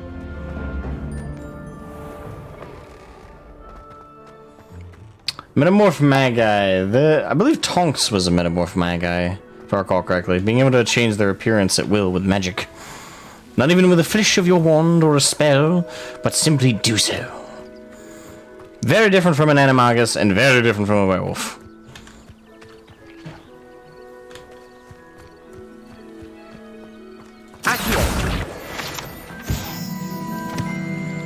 Hey, they freaking everywhere, man.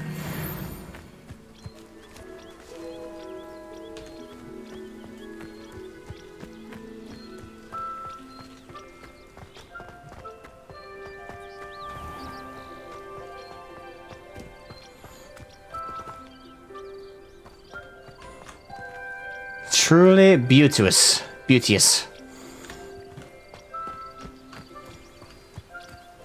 These dry vines are one spark away from becoming kindling. Incendio. Hidden herbology corridor. What about to die? At least it's a strong risk of death. Hello. This must be the entrance to the hidden herbology corridor. You don't say.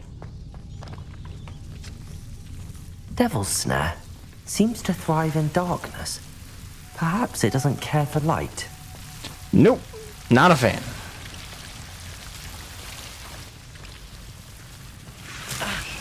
Ow.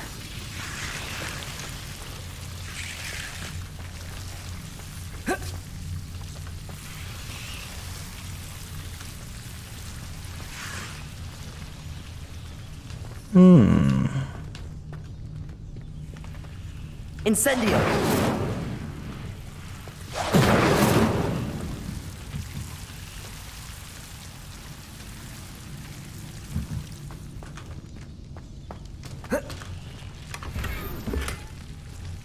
Perfect prefect casual uniform. Interesting.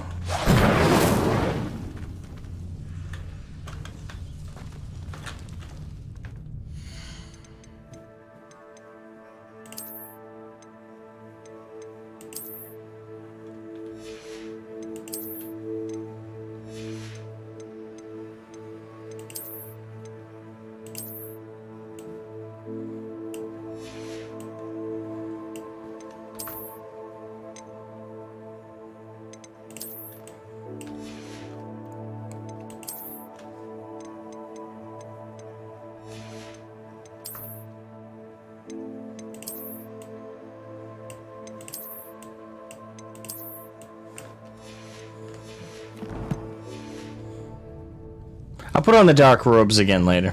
So this is right now, it just kind of feels ill-fitting since we're at Hogwarts. You know, you want to feel like you're a student with the uniform on. So I think I'll leave the uniform on. The scarf, on the other hand, works though. Lumos.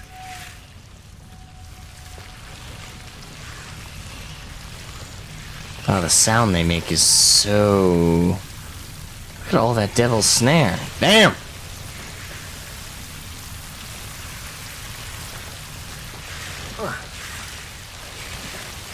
Thank God Lumos isn't running on batteries.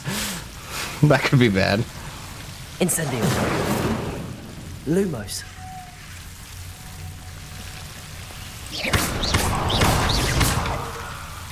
Seems the Devil's Snare was protecting a chest of some kind. Incendio.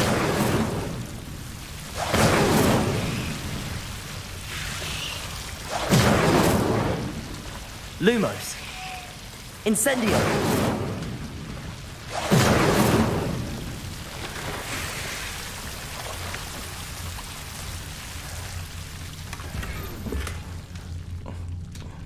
Ah, just a boring old scarf.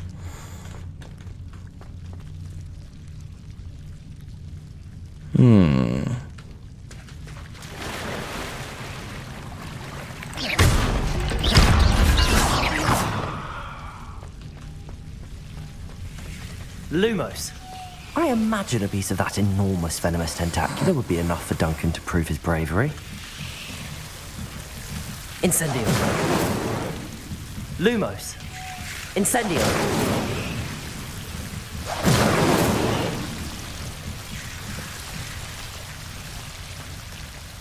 Lumos. Incendio. There's galleons running around. Okay. Lumos. Okay, I'm assuming that's the exit. Yep.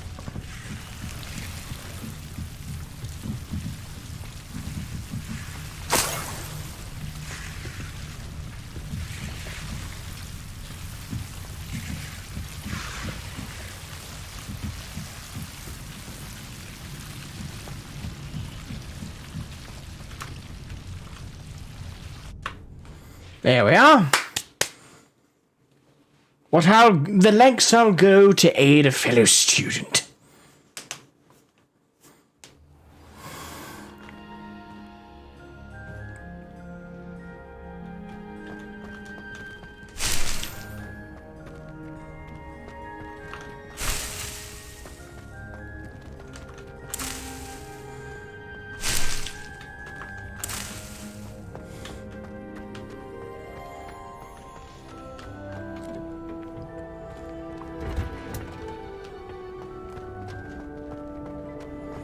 Alright, now to return to that person.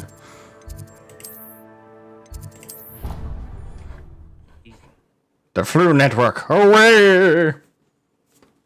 Diagon Alley!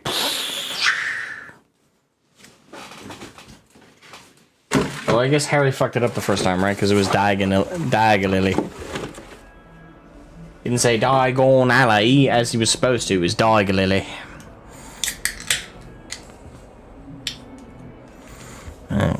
Okay, Lumos. Another one of these puzzles, eh? So I mean, that's the base floor. In between two pillars. And a tapestry.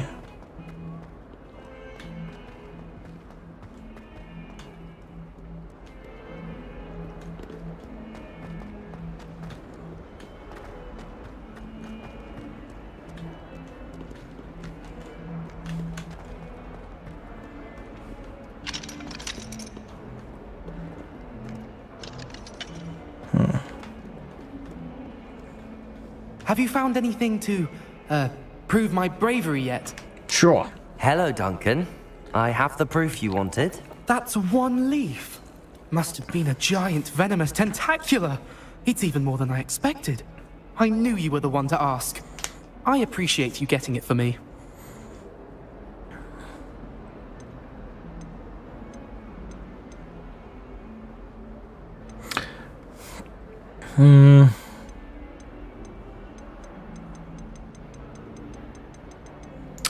I might just keep it. Now that I think about it, Puffskein Dunkeen, I think I shall keep this. You need to overcome your cowardice. It's true, because he didn't overcome it. This is awful. I don't know what to do now.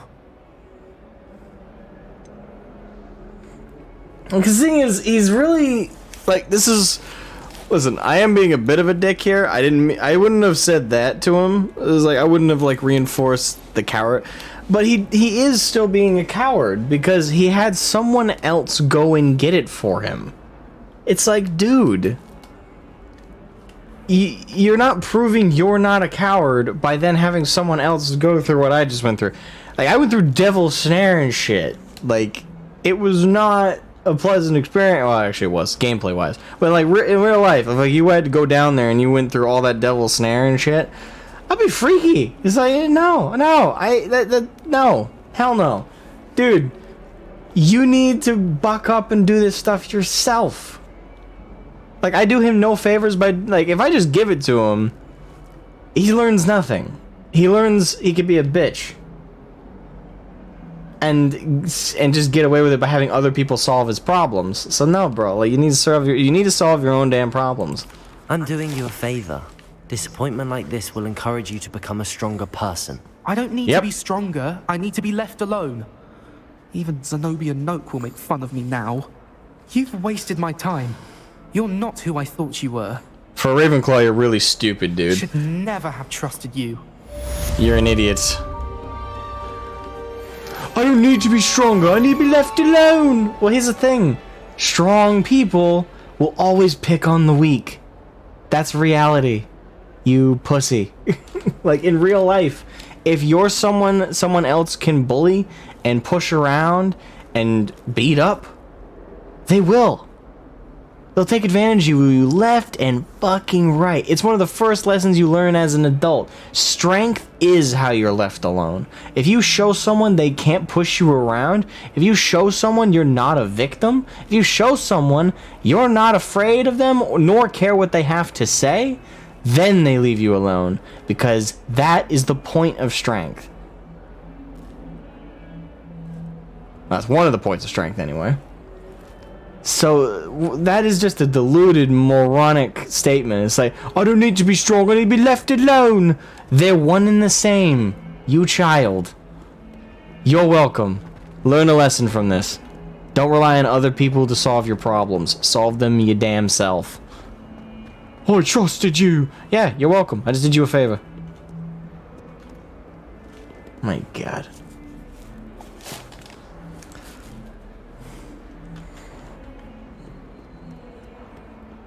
Revelio.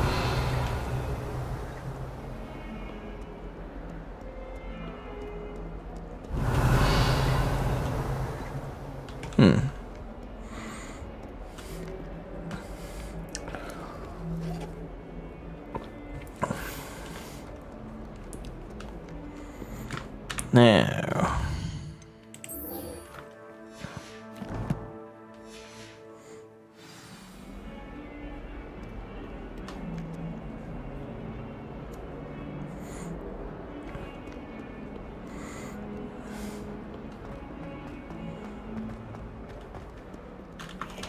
Revelio. Arding.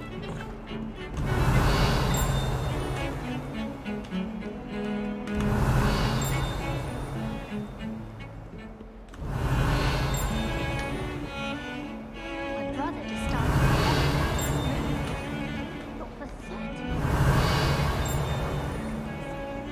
Might be one floor above. Cause I hear the ding.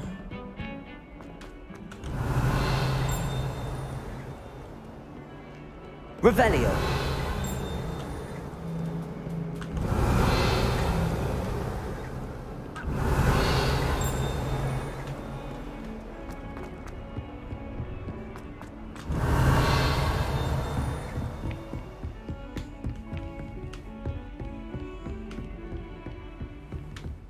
Handy resource indeed. Incendio. Lumos. Most pleased to be included. Alright, so we found this bugger.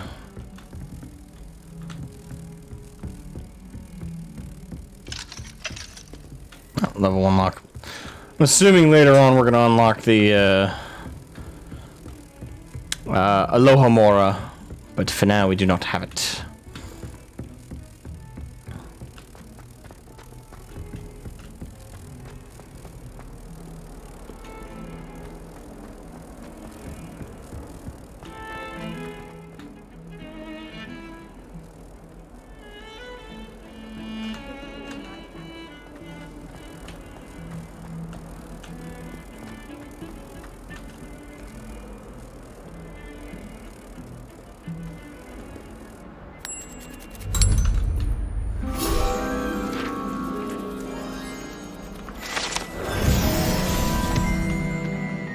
Checkmate. Alright, what was I doing? Oh yeah, something else. Actually, I know there was another one of those puzzles by the charm class. No.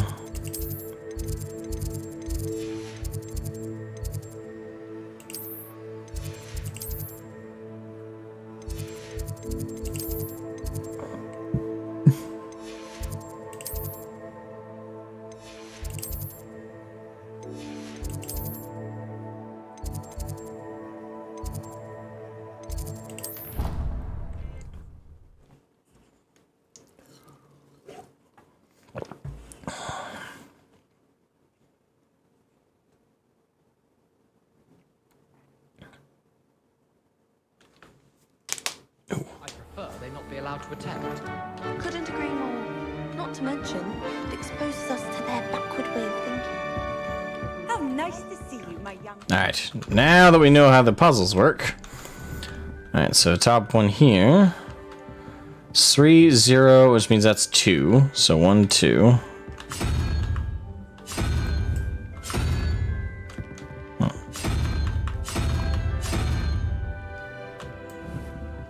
Three, yes, that's 2. Okay, there we go. It's 2. All right, and this one's 12. So 4. The unicorn is 1, so that's 5.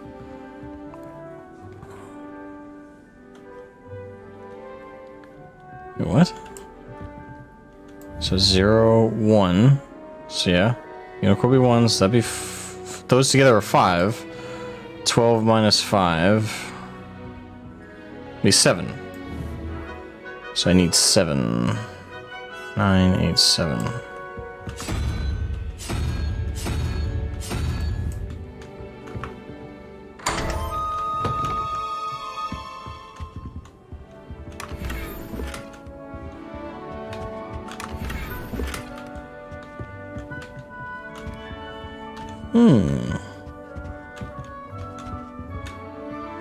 That's it. Revelio. Yep, that's it. Okay.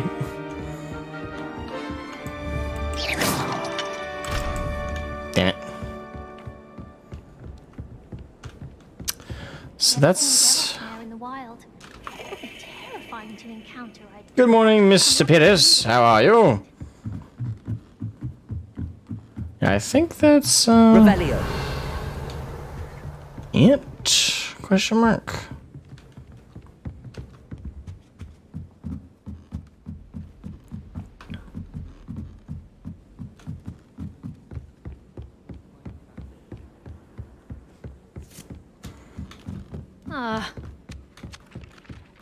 Galleons and a historian's uniform. It was brilliant solving those old Half moon paths. Alright, so I suppose we'll switch on to the MSQ.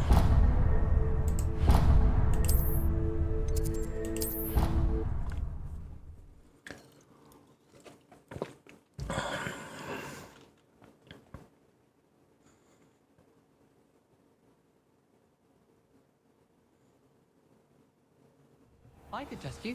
Oh, that would be incredible. If you're sure. I'll be tested too. You already know the dates of every goblin rebellion that hasn't even happened yet. Good to stay in top form. Then I shall test you both at the same time. That won't work.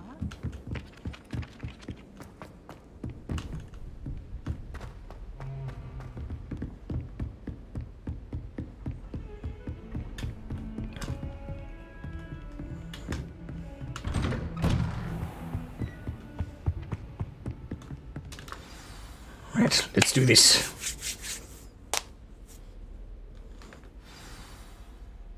Terms and tribulations. Professor? You cannot be serious. Goblins working with Rookwood makes no sense. It is rather unorthodox, to say the least. Unorthodox? It's inconceivable. It's... Ah, Fig. You have a visitor. I'll see what I can find out. Sir, I was able to search the restricted section while you were with Professor Black. It was a book we were after. What? That's... Wait. You accessed the restricted section? But how? Thinking on it, perhaps it's best you spare me the details. Fair enough. In fact, the book was below the restricted section as it appeared on the map. I want to hear everything. First, let's have a look.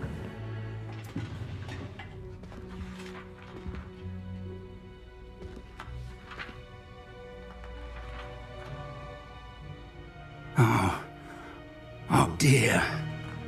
Some of these pages seem to be missing. It appears someone has got to the book before us.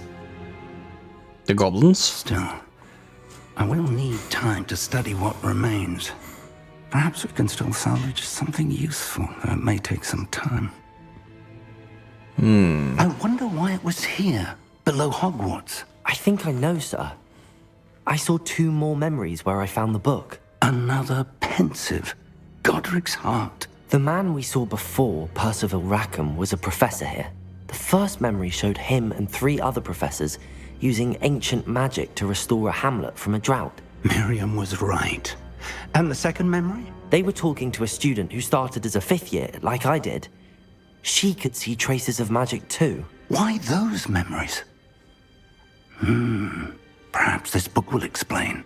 Now I'll have to take it with me to London. The headmaster has insisted that I speak directly to the minister about George's death.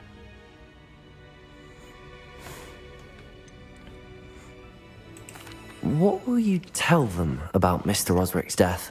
I don't know how much I dare say. He was eaten by a fucking George dragon. tried to convince the ministry about Ranrock, but to no avail. My instinct is to follow the path we are on for the moment and keep the details to ourselves until we know more. I understand. I'll see what I can learn about the missing pages while you're gone. Good. Don't neglect your studies. Your wand work is improving by the day. But you'll want to pay attention in herbology and potions. There's more to magic than spellcasting. Plenty to keep me occupied while you're gone. You've done exceptionally well. I look forward to seeing all that you've accomplished when I return. Oh, and don't neglect your friends. You may be surprised by how much you can learn from them as well. Revelio!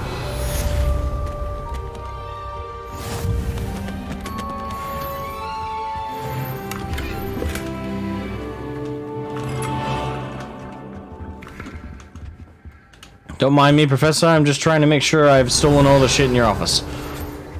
Nope. Mail. Mail call. Prove your dueling metal and see if we've a new school champion. Meet me at the usual place for the final round of crossed wands. Also, the training dummy is still available. Awesome. The final round. And I guess we can do that. We'll do that first, just for the heck of it. Meet me in Lower Hogsfield as soon as possible. I would like to talk to you about Rookwood and Harlow, and it might be best to do so outside of the castle.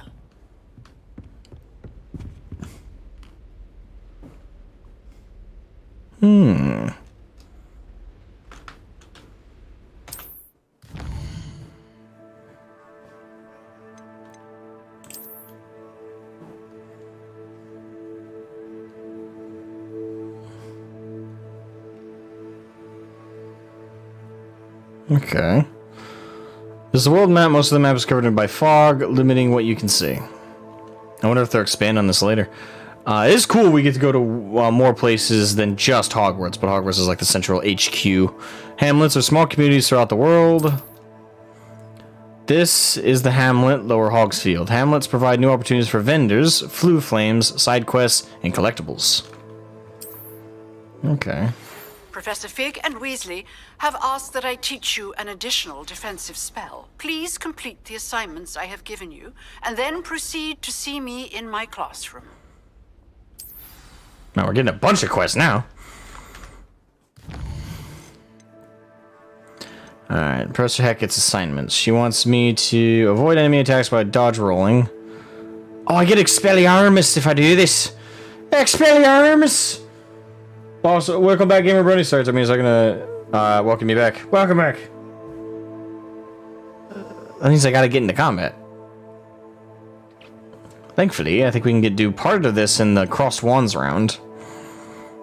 With attacks by dodge rolling 10s, we'll try and spam that. And cast Incendio on enemies.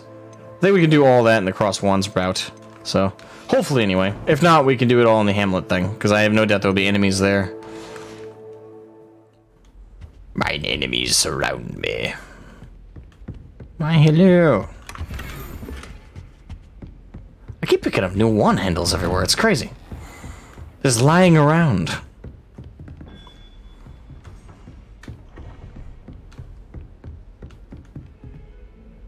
Nice. Now to go to the dueling thing. Flew me up.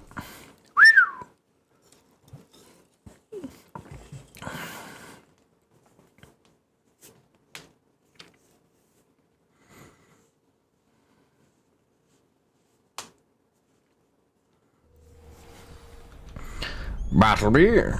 There you are. Future champion coming through. Practice with the training dummy. Hello, Lucan. I'd like to practice with the training dummy. Excellent idea. This time will be a bit more of a challenge. Ready? Yes. That'd be brilliant. Wonderful. I'll set things up. Remember to cast all the spell combinations before the dummy lands again. If you need to stop practicing before you finish all of them, let me know.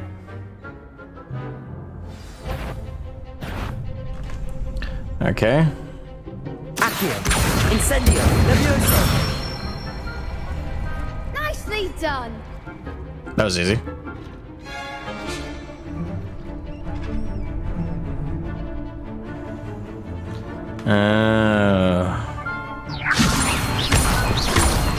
Accio. Incendio. There we go. There's a bit of delay on the button there.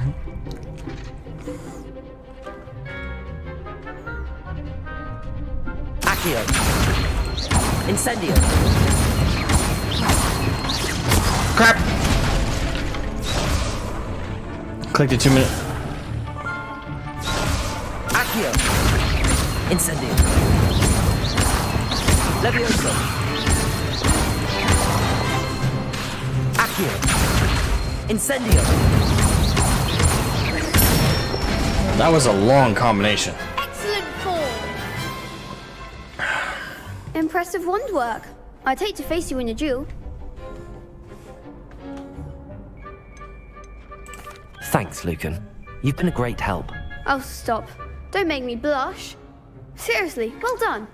Training dummies will think twice before challenging you again. Plus, you'll be even more formidable in crossed wands. Other duelists had better beware. Indeed they should. Alright.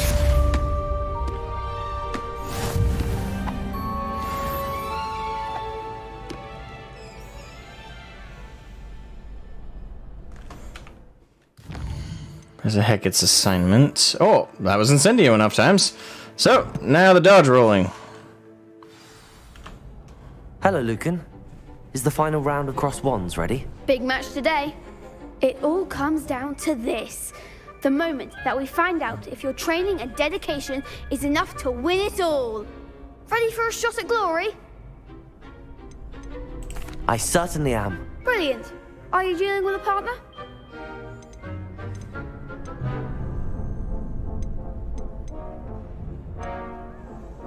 I think I can do it by myself, but it'd be a pain in the ass.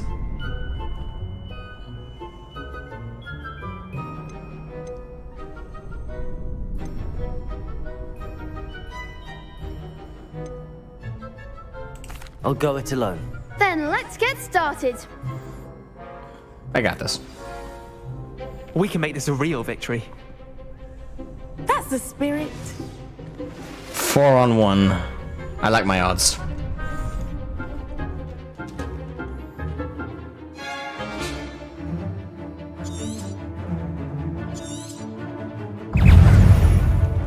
Confringo. Incendio.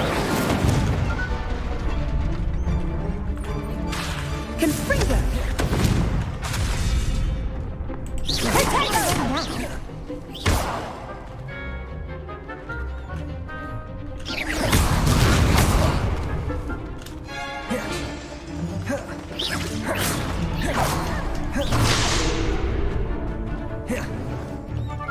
Levioso. Act like a winner. Levioso. Accio. That's all you've got? Potato. Levioso.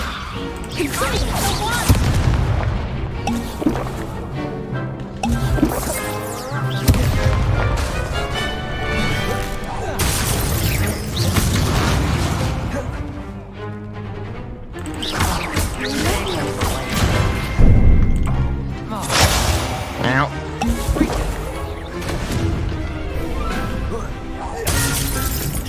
You're better than that.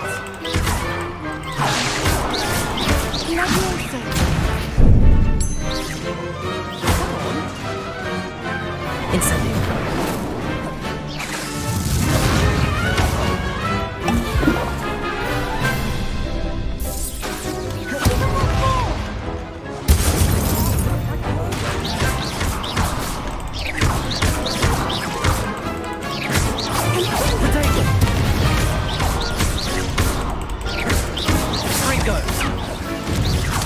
Incendio. Levioso.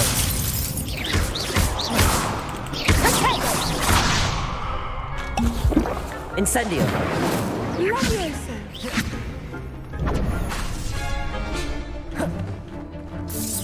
Potato. Incendio. Levioso.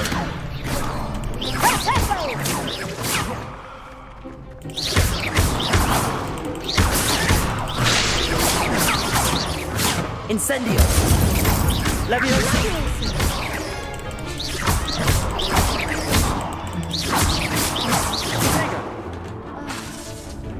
Levioso.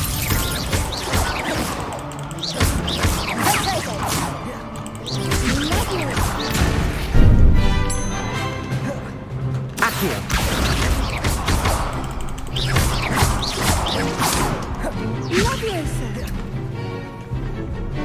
Accio. Levioso. Ooh, close one.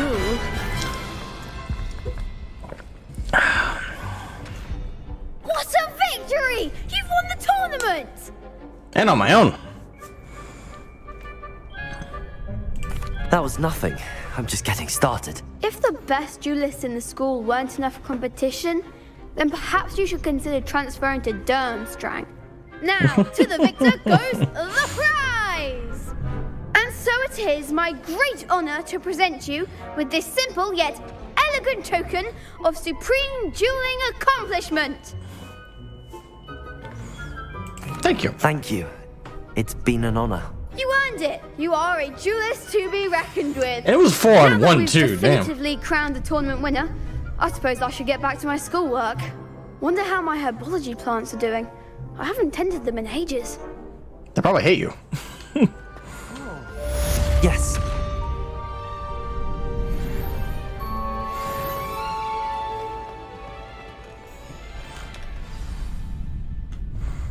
Alright, and I definitely dodged more than 10 times than that.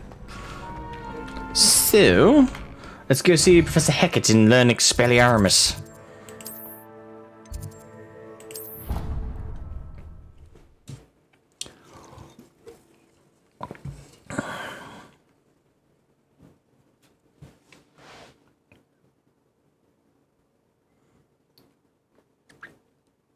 What are you up to now? Stuff.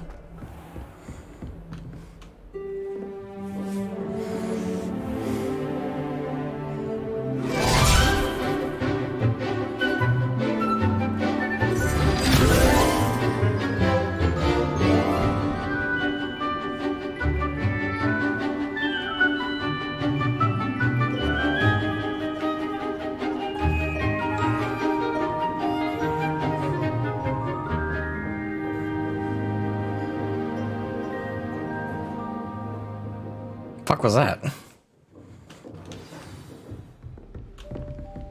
I hope you were able to take care of everything I had asked you to do. Indeed I was. Professor, I completed all of your most recent assignments. Well done. Then you're ready to learn Expelliarmus. Pay close attention. The disarming charm may often be all you need to defeat the most powerful dark witches and wizards you might encounter. Spellcasting requires a focused mind and a steady wand.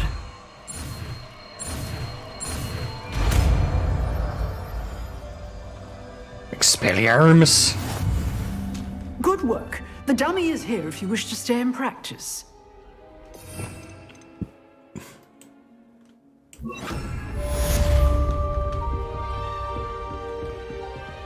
Expelliarmus! You seem to have the right end of the stick, but keep practicing. Expelliarmus may save your life one day. May. Emphasis. Emphasis.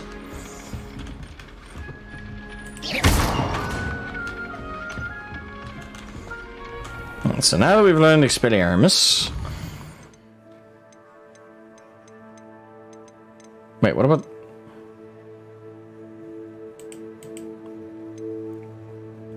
Oh, okay, so yeah, we can go meet Natty, or go to herbology class. Now, what about potions?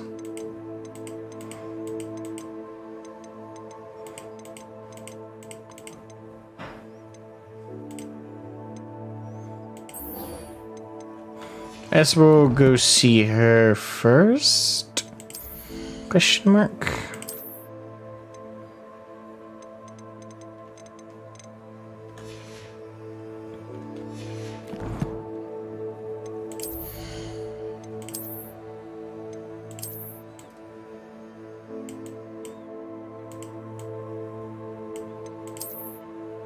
Honestly, I still think that one's like the best looking.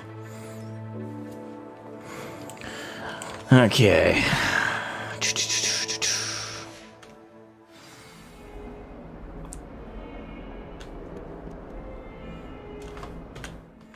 Time to meet Natty.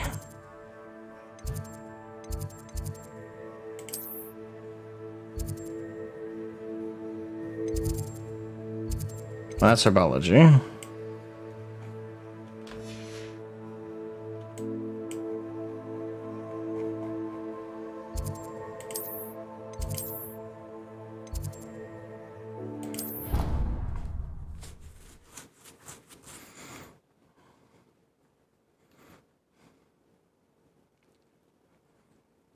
Expelliarmus. I don't know why, that is a fun, like, word to say.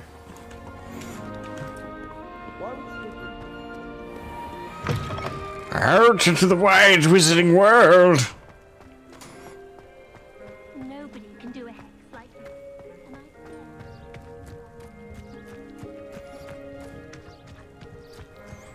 I'm going on an adventure!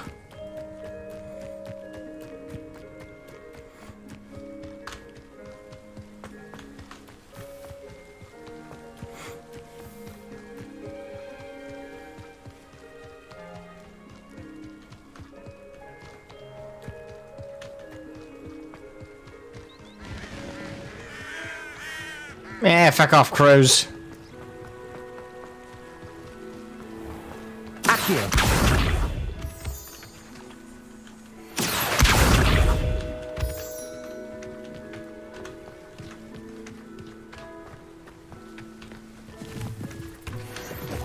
Living toadstool caps.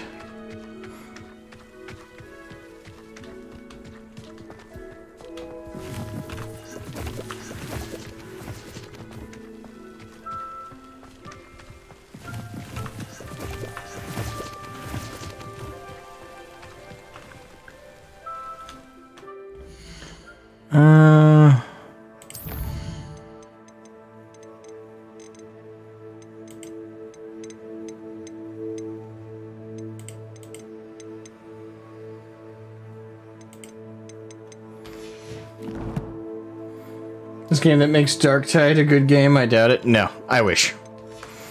That'd be nice. Psych Darktidus Goodicus.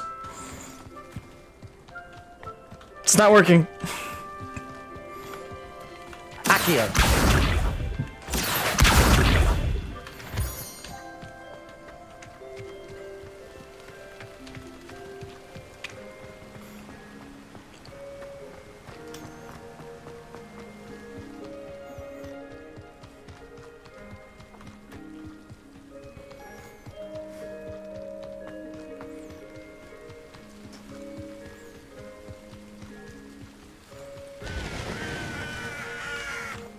Bloody crows.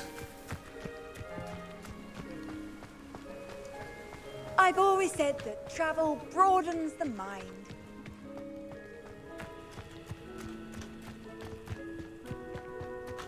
Hey look, Hagrid's house. I suppose it's just the gamekeeper house for now. But later on it will become Hagrid's house.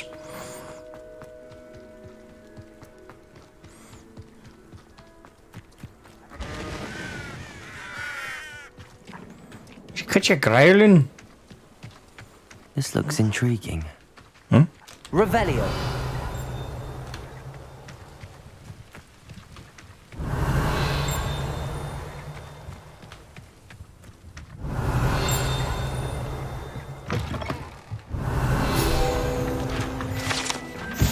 Groundkeeper's tools.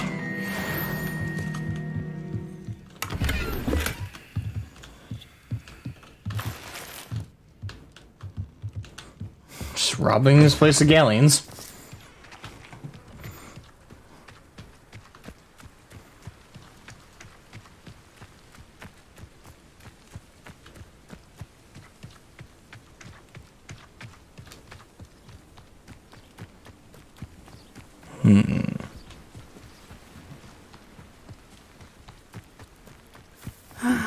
It is good to see you, my friend. Likewise. Hello, Natty. How are you? I am well, thank you. I was there, and I saw what happened with Rookwood and Harlow at the Three Broomsticks. I have been worried about you. I'm all right at the moment. If you don't mind my asking, why were they looking for you?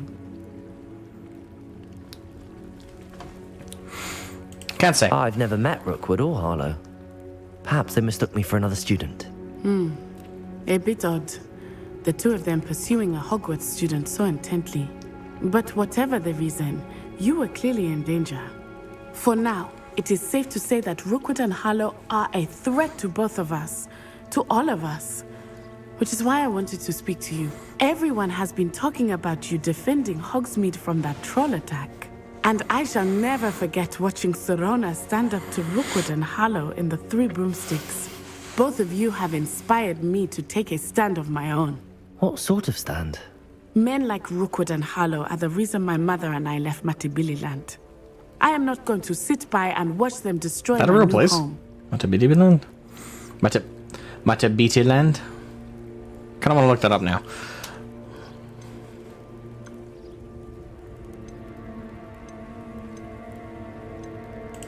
Good. Rookwood and Harlow are a dangerous pair. And you should know that Rookwood is in league with Ranrock. I had heard they were seen in Hogsmeade together. All the more reason they must be stopped.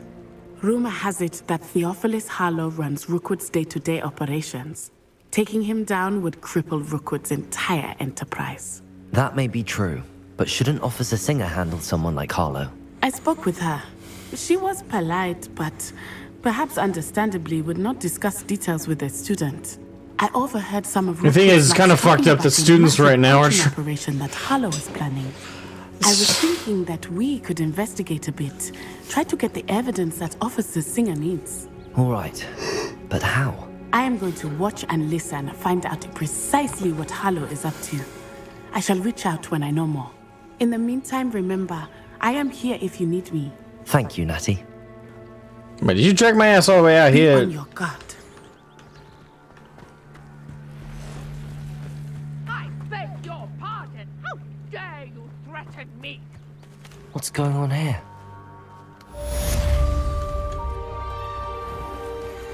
I never thought Ranrock's loyalists would go this far. They must have come this way. Think! I've no idea who it is you think I might have seen.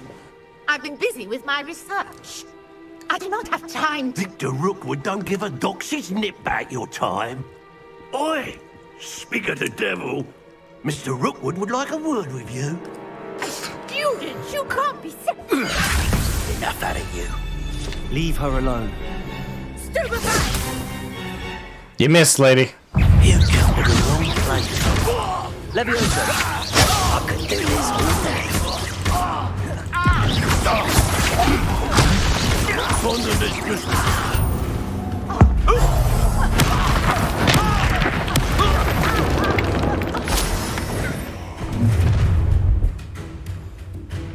I'll watch the light go out of your eyes. Wizarding gangers. This is interesting. Time to take a I'm not going anywhere with you. You're going to regret that.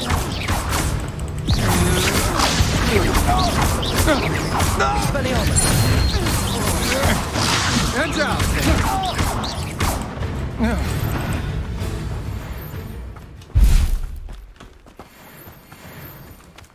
What on earth just happened? I've never been accosted in such a manner, and so close to Hogwarts. Sorry, milady. Are you all right? I am, thanks in no small part to your excellent defensive skills. Care to tell me why two Ashwinders were ready to dispatch me to get to you? Ashwinders? Victor Rookwood's thieves and extortionists, his little cronies. They seemed quite keen on you. It's a long story, but thank you for your help. Well, you've avoided them for the moment. Priya warned me things were getting dangerous. Best get moving on my research before they return. Who's Priya? You mentioned someone named Priya.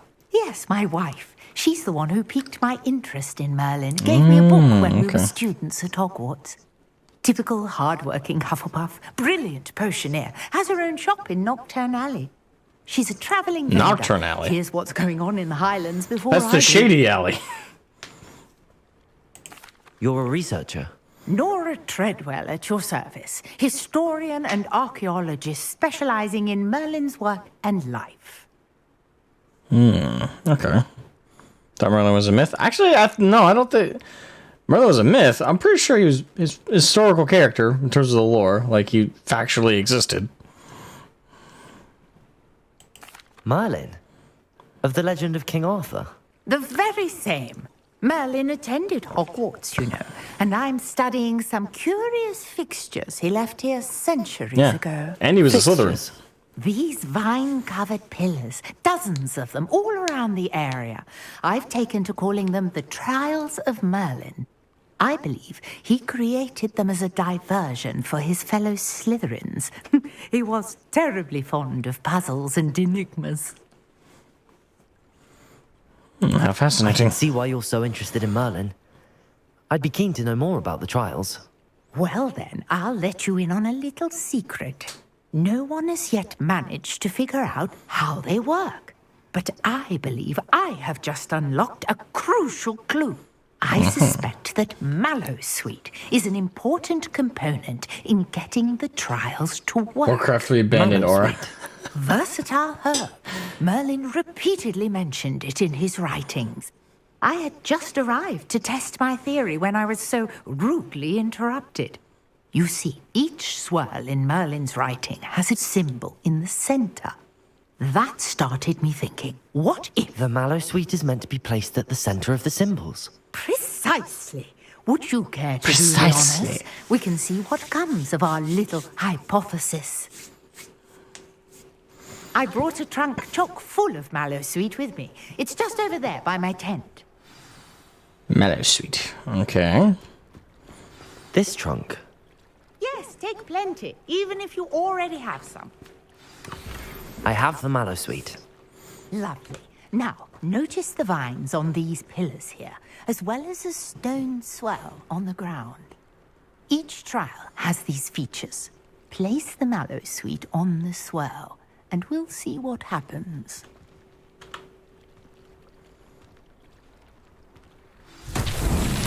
My word! Did you see that? The vines disappeared! What should I do now? This is uncharted territory. Really? I am curious about these pyres.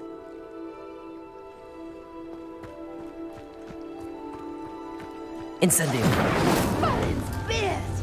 The flames make the pyre sink. Really, lady?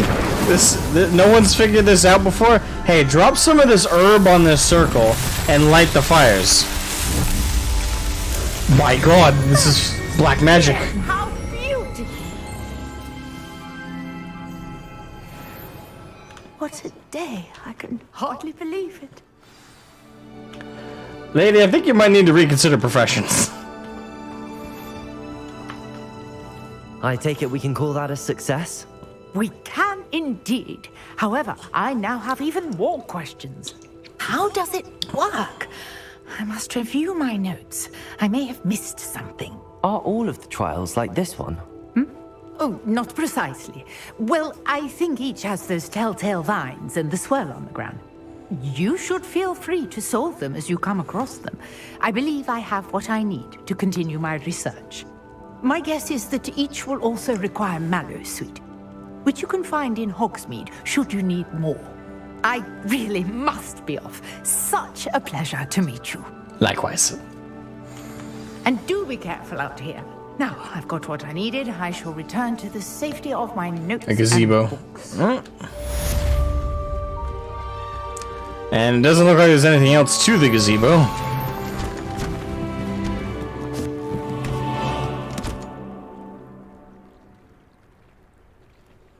She apparated. You forgot your apples! Okay. Right, side quest. Or as I like to call it, XP!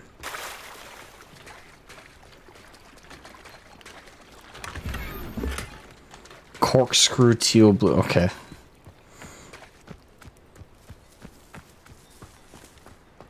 I never thought Ramrock's loyalists... Pardon me, is everything all right? Hardly. I've just lost my business and almost my life. You'd best look elsewhere for wares. I've nothing to sell now. I never thought it'd come to this. Be on your guard. Ramrock and his loyalists will spare no one. They attacked you? Oh, Ramrock has no patience for goblins who won't join him.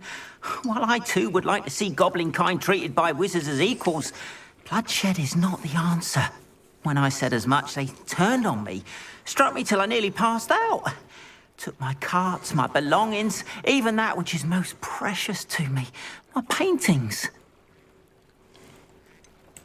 Has Ranrock's lot ever attacked you like this before? They've been taunting and threatening me for a while now. But they've always believed that violence is the only way to get what they want. Things have taken a much darker turn of late. Ramrock is getting more powerful, and his loyalists know it. They feel untouchable. Ramrock assumed that all goblins would agree to follow him, but he was wrong. Many of us would like a diplomatic end to the discord with wizard kind. And that's always preferable. You mentioned that your paintings were taken. Are you a painter? I am. It's my calling, though most would think it an unusual path for a goblin. Most of my family work in metal, or associated with Gringotts. I'd wager my finest brush that Ramrock's lot have no appreciation for any of my work, and it'll be tossed aside for kindling. Without my carts and my livelihood, who knows when I'll be able to paint again? I shall keep my eye out. I'm sorry this happened to you. I shall certainly keep an eye out for your carts. That is very kind of you, but I think they took them to their camp So southwest a of here. goblin moderate Just gets past beaten some up. ruins. Sounds familiar. Too dangerous to try and retrieve So them. Ranrock's group are like I did enchant Antifa. the carts to return to me if I ever lost them, however. I'll call Seeing them. though the That's what we're gonna be chances calling them might for the rest of the game. I'm holding Goblin out hope that Antifa. Some of what was taken is returned to me. It was nice meeting you. I wish it had been under better circumstances. It would have been nicer. After what Ranrock did to that goblin banker at Gringotts, I shouldn't be surprised at what happened to Arn.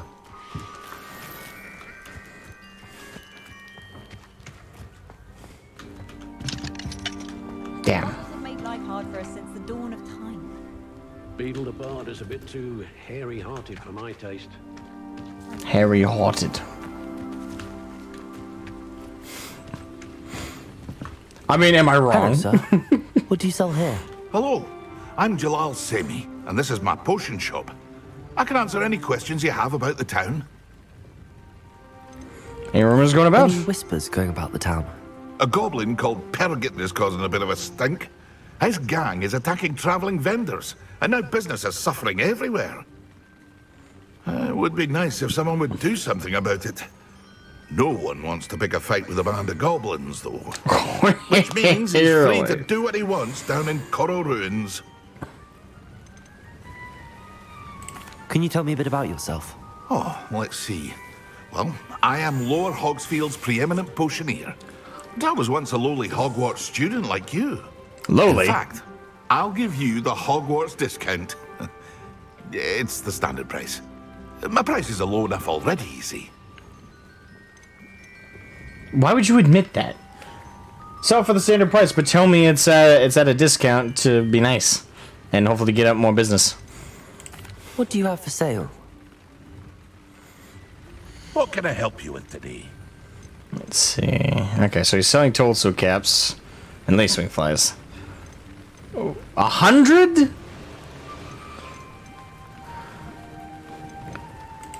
It's ridiculous. Okay.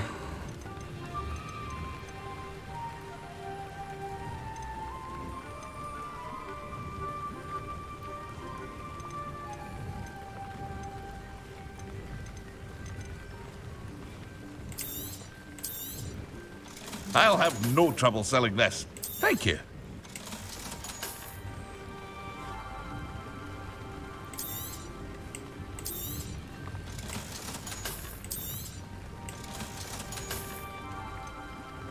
Oh wait. If I sell it, does that mean I no longer can use the Hope to see you again appearance? Let me see.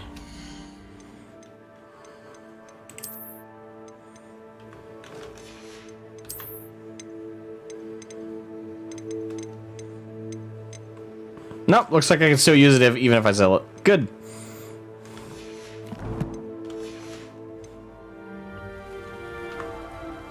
Hello, Mr. Semi. What can I do for you?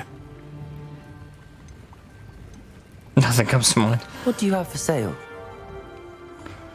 Okay. What can I help you with today?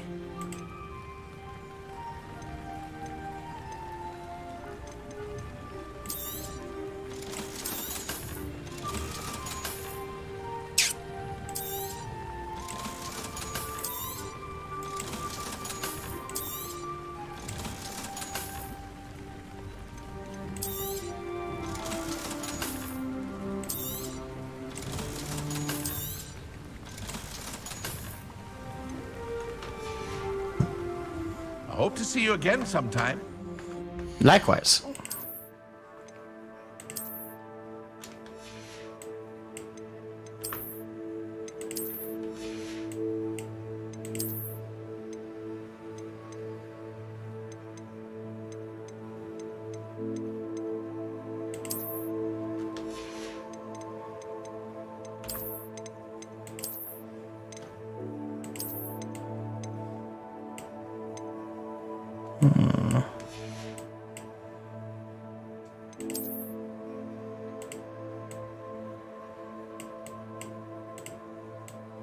Oh, I like that handle. Alright, there we go. Alright, so now we dealt with that. Perhaps we can now deal with the Goblin Antifa chapter that's nearby. I see two...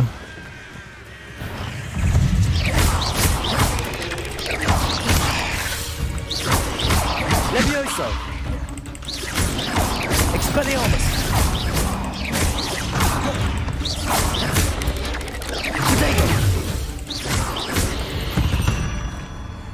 Damn spiders! It came none too soon.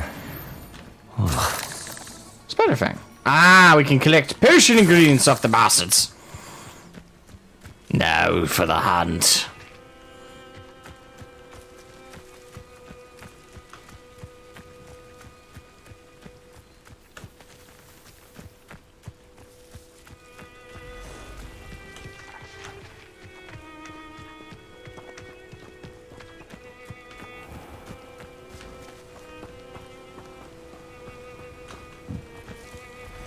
Accio!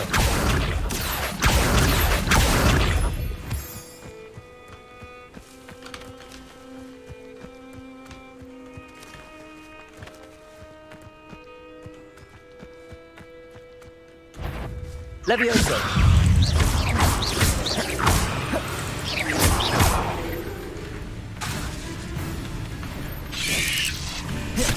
Accio! Levioso! Incendio!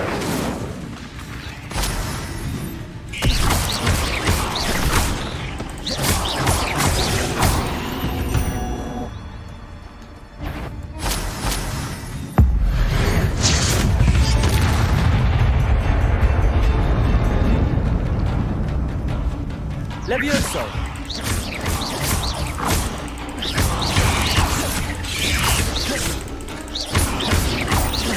Levioso!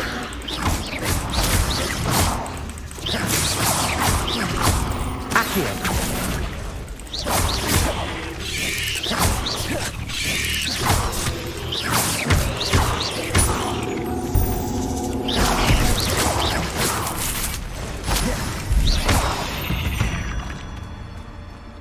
Petrificus Totalis!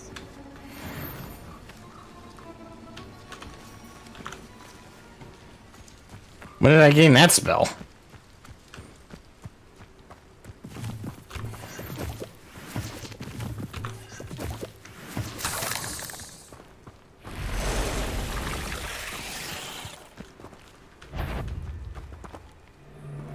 You let Nora Treadwell go, didn't you?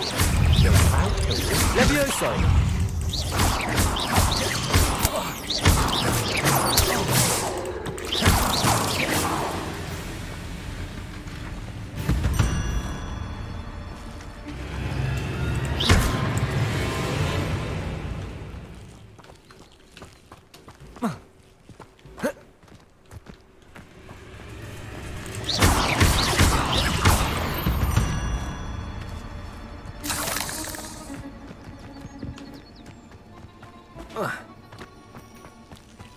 Incendio.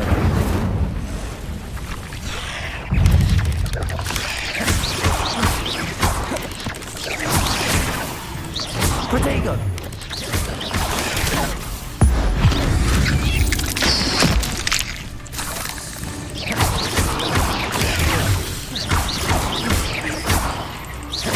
Leviosa.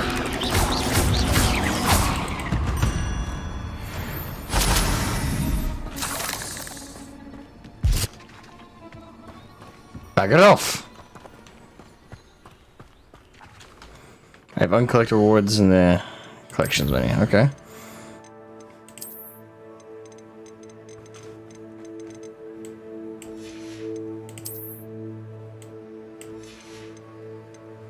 Yeah, my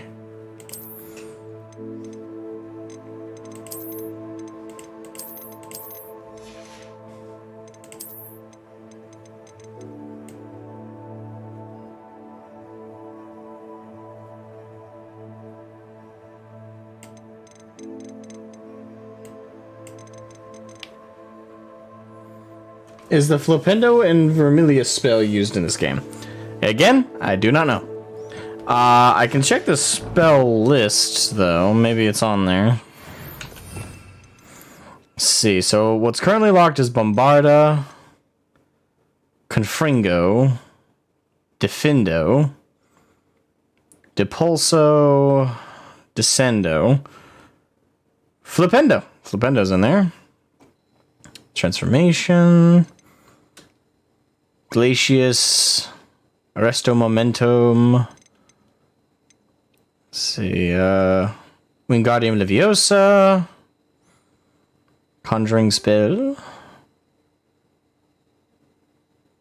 right. Altering Spell, Vicino. Then you have Avada Kedavra, Crucio, and Imperio.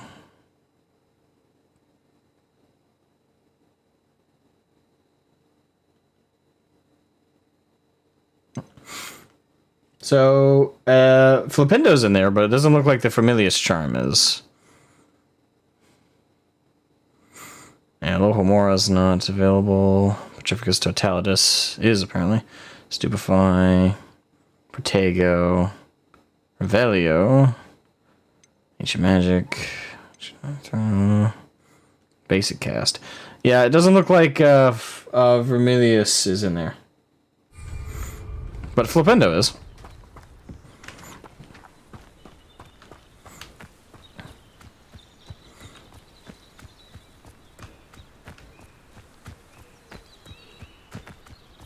A castle.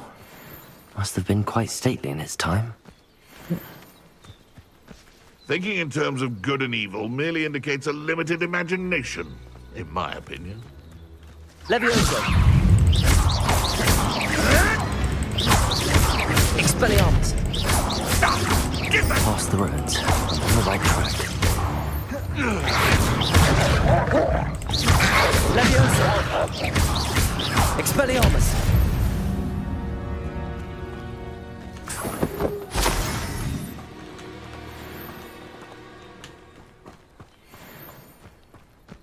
Mongrel Fair. Revelio.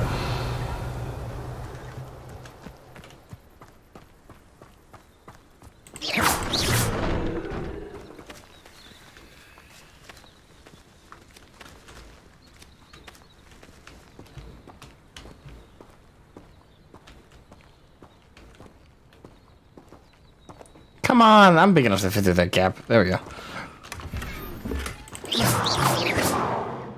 Revelio.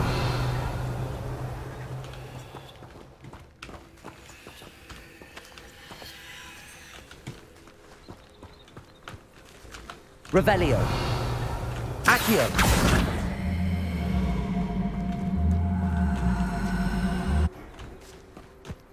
Revelio.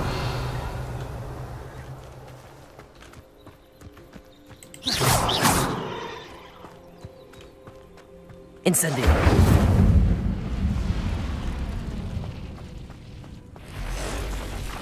Oh.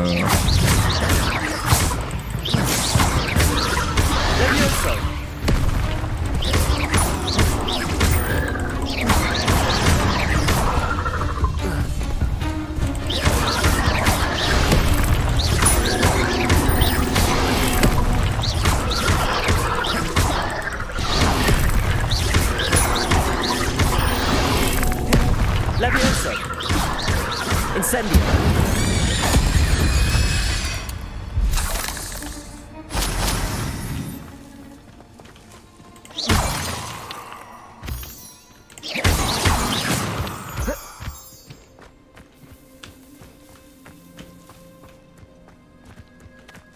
See myself doing this sort of thing forever, though. Fancy I'll have my own operation worked out one day. People working for me.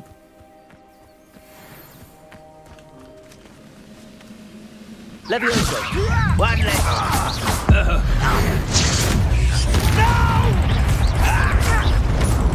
Accio! Expelliarmus! Too late for you to learn the error of your ways.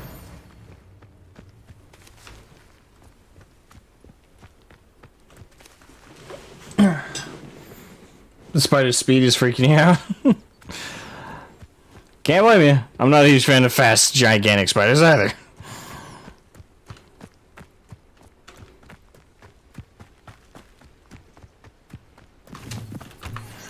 I deserve better than patrol duty. Do you? Do you really? An encampment. This must be it. Levioso!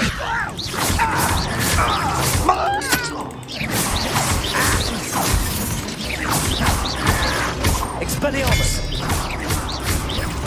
I won't rest until you're dead. Levioso!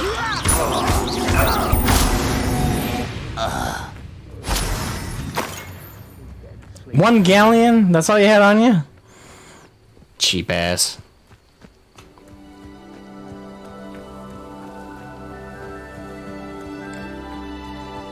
Looks as if there's more than one way to enter. I'll go through the front.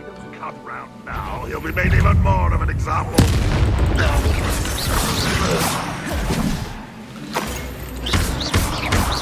I'll cut you from shoes to shackles. Levioso!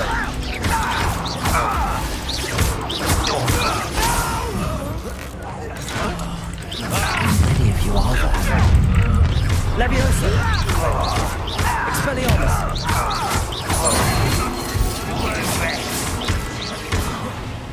Accio! Levioso!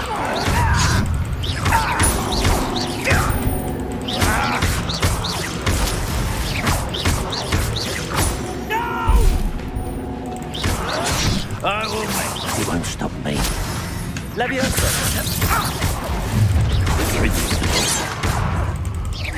Pity. Not quite. Levioso! Ooh, that oughta hurt. Not quick enough.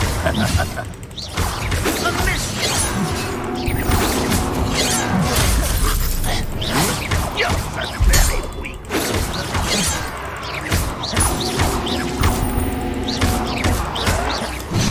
Levioso! You explain the Expelliarmus!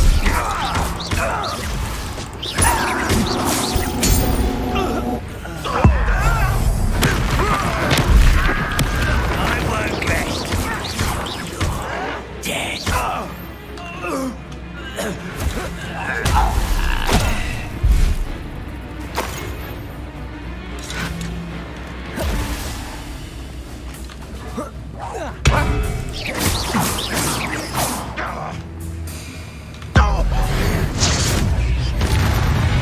That was quite something. Now, to free Arm's cards. Victory. What do you have in store for me this time?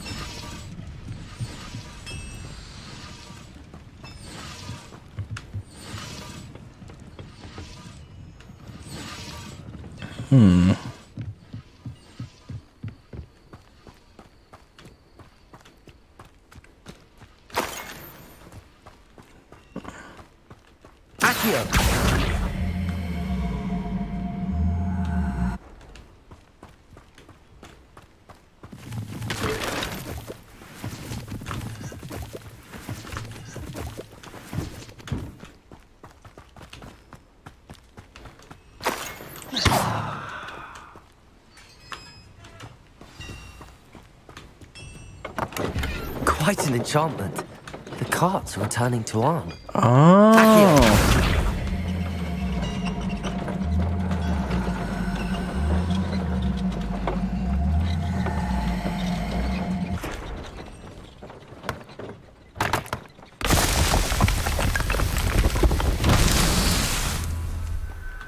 I get it. Okay.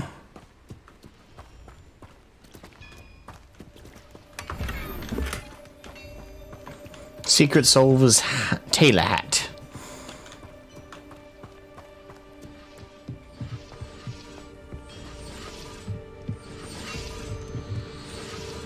Accio.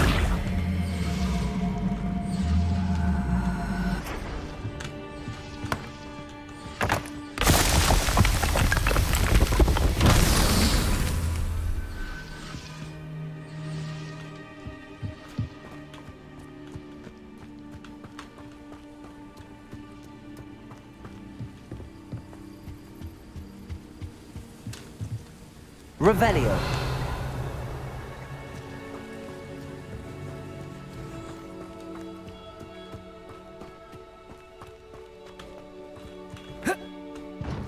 There's one more.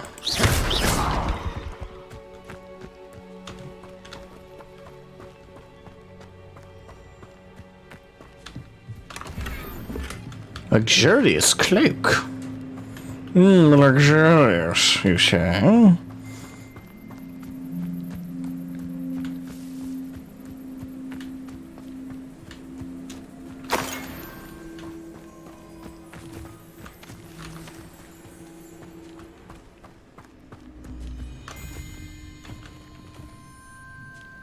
So where are the balls that go to you?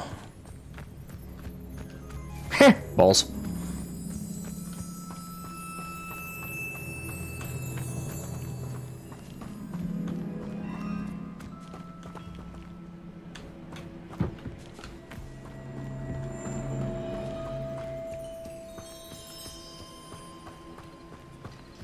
Like my luck, they're gonna be like the furthest away.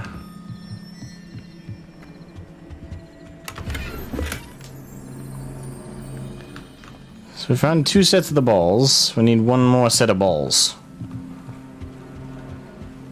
Insert joke here. These nuts. Because I'm mature. Okay, let's keep it moving.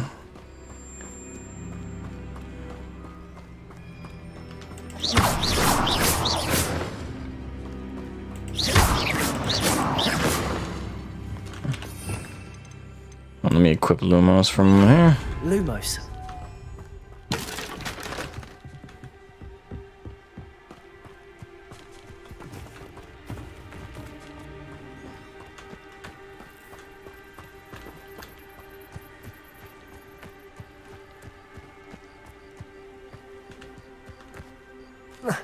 Yeah, so there's the mechanism. Where are the balls?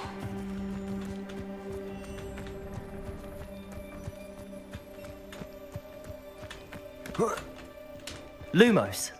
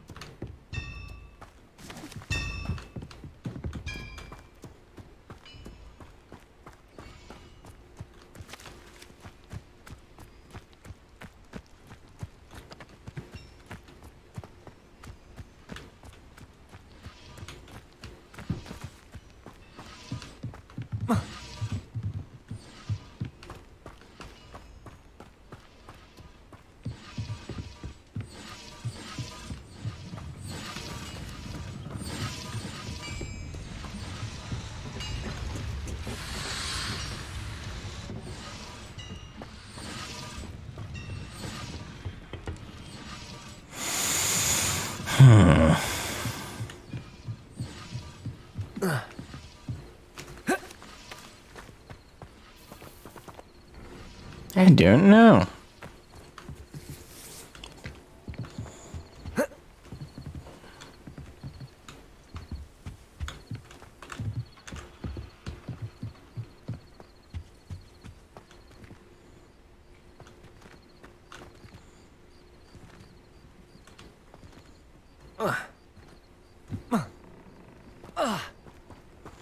Perhaps they're up there.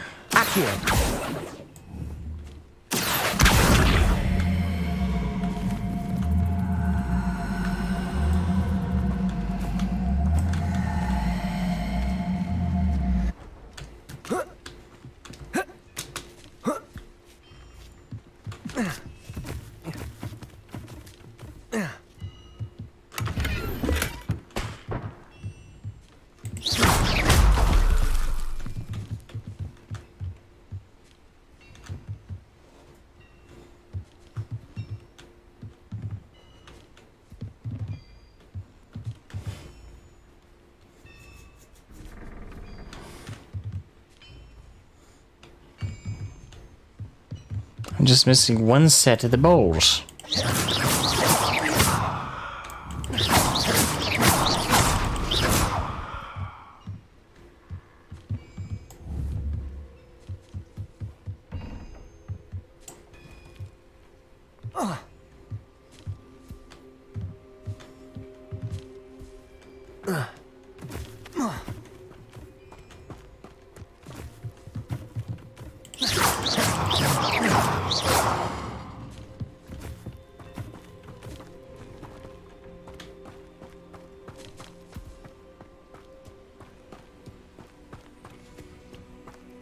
Revelio.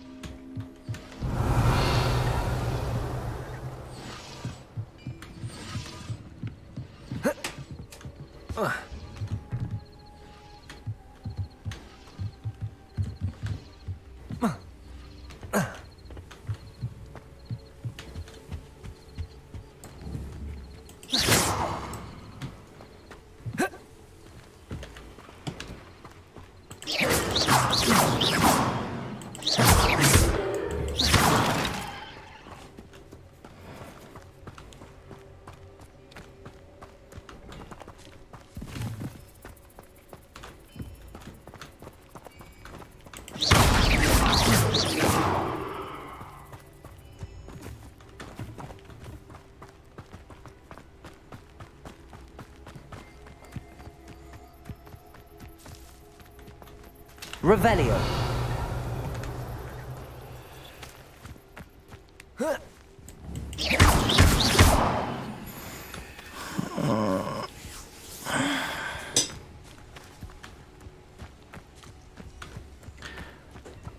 Where are What am I missing? Where are they?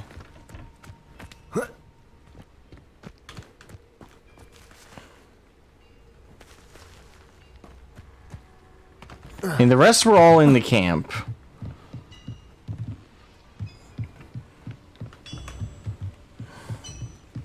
And most were like right by where they needed to be.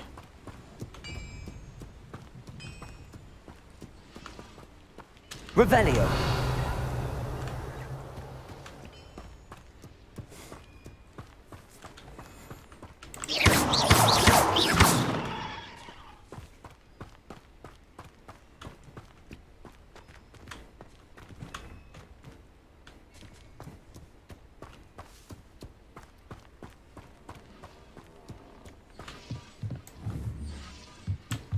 Revelio.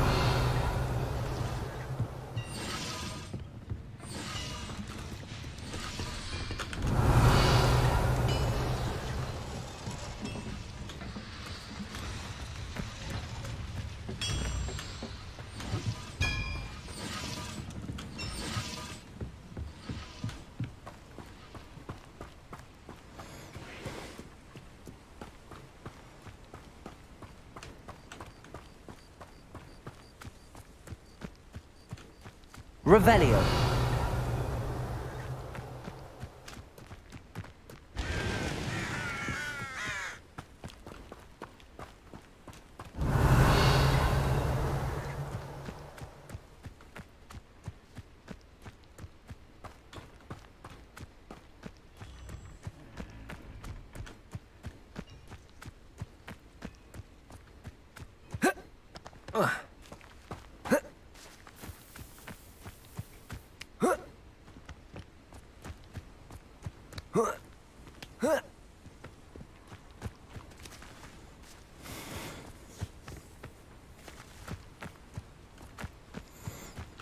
I feel like I've been here for an hour. Where the hell are the other balls?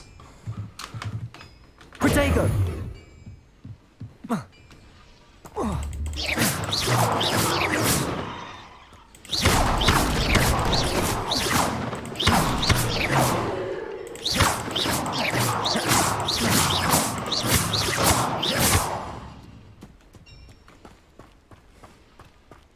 Lumos.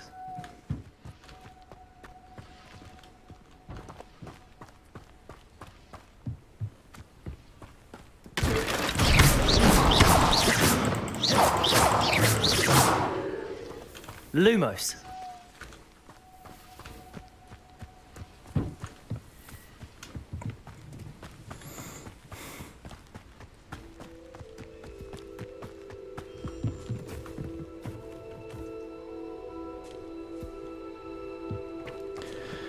Yeah, I don't know. I'm not spending another hour here. I have no idea where the hell they put the other sets.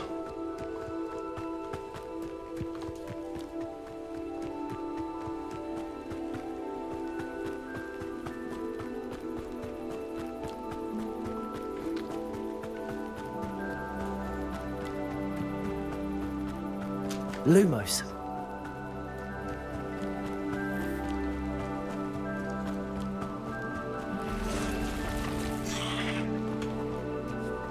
Levioso.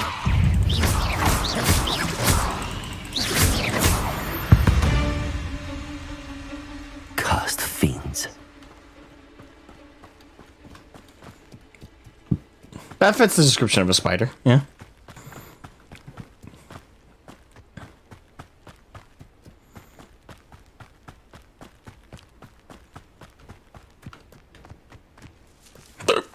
Revelio.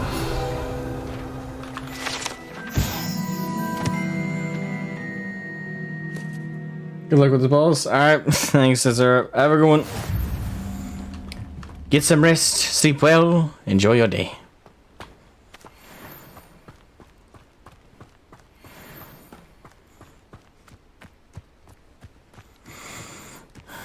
Hey, Jenny. Good morning.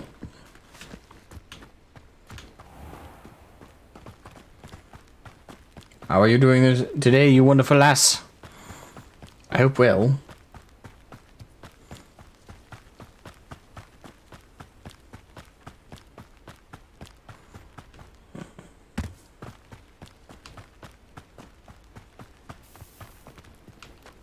If you're here for my wares... Arn, I have good news. Your carts are on their way back. I don't know what to say. Any hope I have of getting my belongings back was quickly fading. Ramrock's lot called me a fool for believing in the good in wizard kind. Thank you for proving them wrong. You're just after the troll. It was easy, but I was already level 12 from exploring everything. You explored everything? I explored quite a bit, but not everything. I think I'm level 12 right now. I managed to free your carts fairly easily. Oh, I'm glad you're all right. Oh, I can't wait to have my things back, especially my paints. You know, you've inspired me. I've been dealing with witches and wizards for years, and we've always got along just fine. Perhaps my next piece will be a tribute to all that is good between us. Found all the pages you could. I found quite a few so far, but not all of them. Not quite yet. It's a little excessive. Sounds wonderful. What a nice idea, Arn. I wish you luck with it. Oh, I can't wait to get started. Thank you again for all you've done. Yeah, I figured that out this stream as well. If you want to watch earlier how I calculated and figured it out, go ahead. But yeah, I figured out how to open them as well. I did have to look up part of it, unfortunately. It's like a place right out of a storybook. There's a place that explains how they work. I just looked it up. Thing is, I figured out how they work completely without any help. I was only off by one thing. I thought the things around the door they went 1, 2, 3, 4, 5, 6, 7, 8, 9, 10. No, apparently they go 0, 1 through 9. So that was the only thing I was wrong about, and that was total guesswork. No, I'm pretty proud of myself on that one.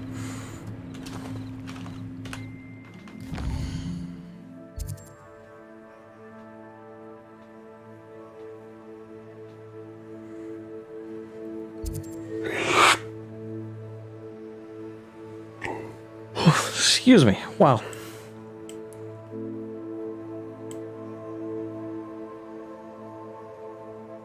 Like the math.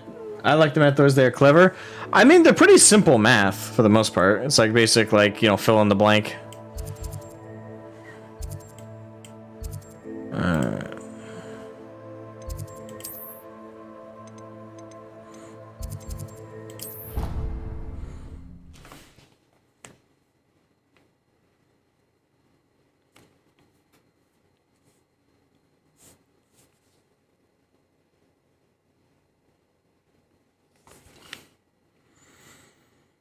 Handy resource indeed, your field guide.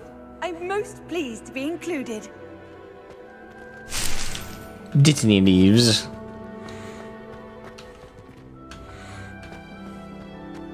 Alright, so our next class is going to be Herbology. Now, real quick before we do that, I'm gonna take a bathroom break. I will be right back, guys.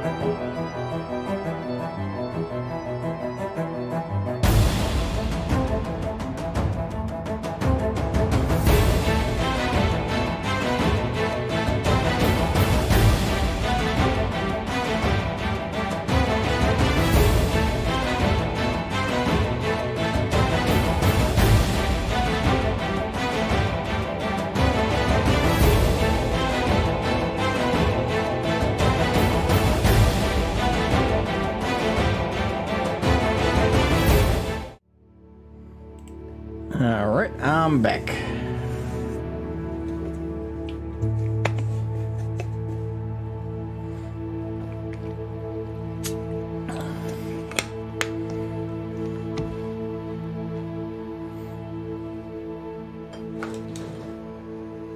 It's arithmancy. Officially, the page you get that has the number key is referred to as that. Okay.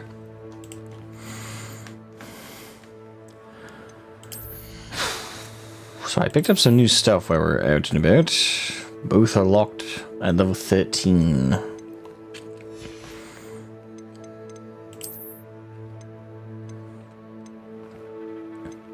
That is not, though. It looks like the Mad Hatter's hat. I'm a Mad Hatter. I like it. I'll leave that hat on. It's quirky.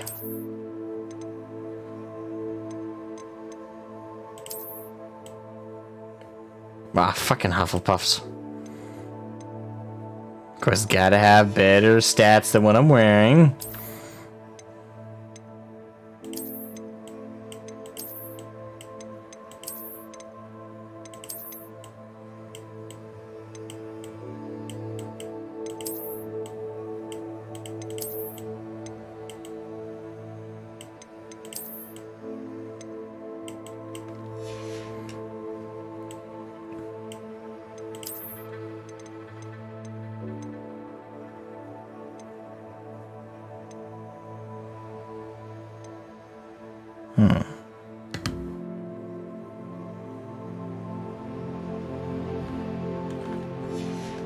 Wait, really?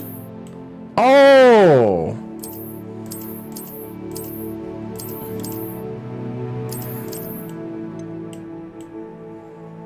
That's kind of cool.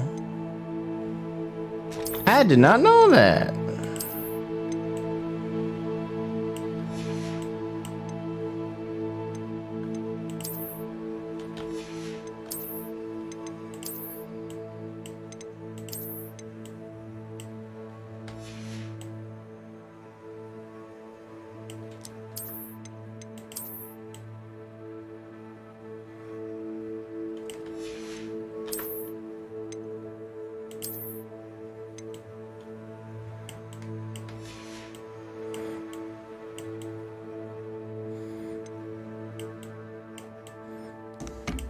Caboose, thank you for the super chat, man. Thank you, thank you, thank you.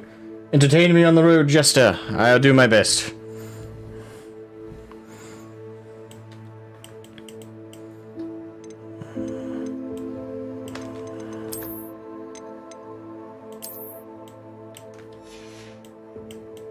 Yeah, we're going full dark robes for right now.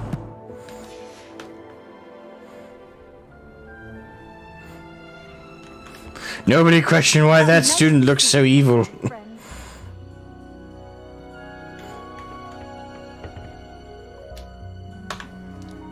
Now to herbology class. We learn about plants.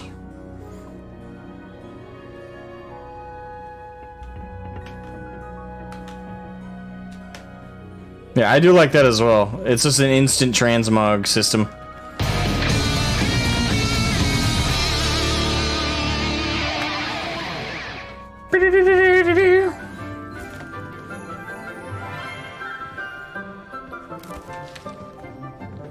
Good morning, Professor Garlic. How wonderful it is to see you again, Lenora dear.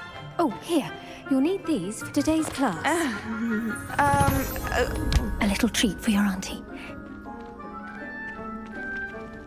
Oh, hello. Class, please welcome the newest rose in our garden. We do look forward to growing together. How thrilling it is to have everyone I'm just back dressed in together all again. evil garments. This year will be filled with enchantment and excitement, but the most important thing cultivated in herbology is knowledge. The prudent herbologist is no more afraid of the venomous tentacula than the bouncing bulb.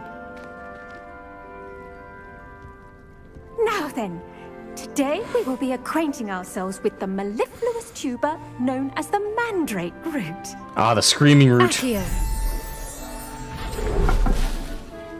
Let's see if we can't make our fibrous friends a bit more comfortable, shall we? First, let's protect our ears. Earmuffs. Or ear cotton. Now, everyone, grip their mandrake by the tendrils and give it a firm tug.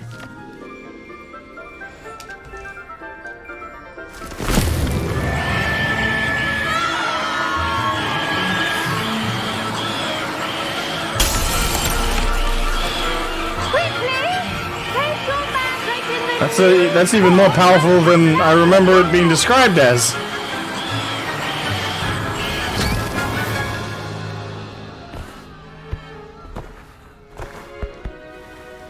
I like how in the movie when she put it in the new pot, it was still screaming like ah, ah, ah, and you had to like fill it up with dirt to calm it down.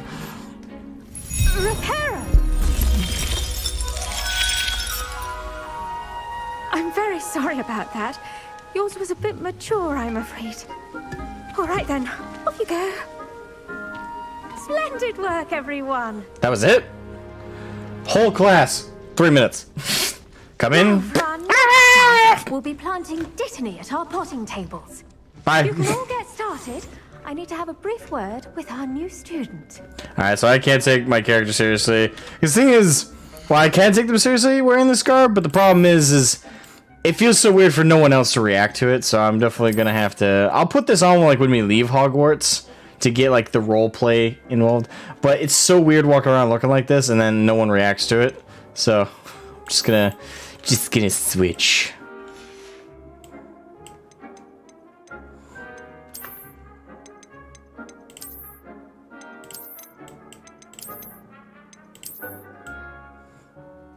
But I will put on some nice shades.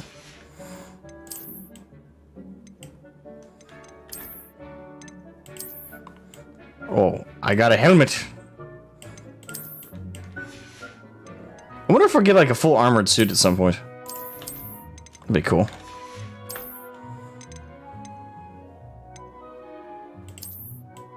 Oh, I didn't realize I got that.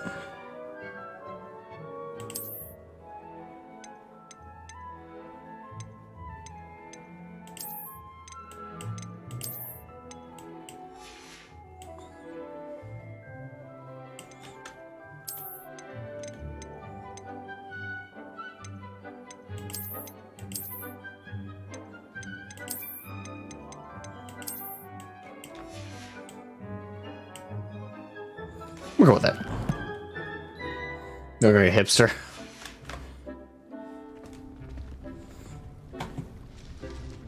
Could be worse.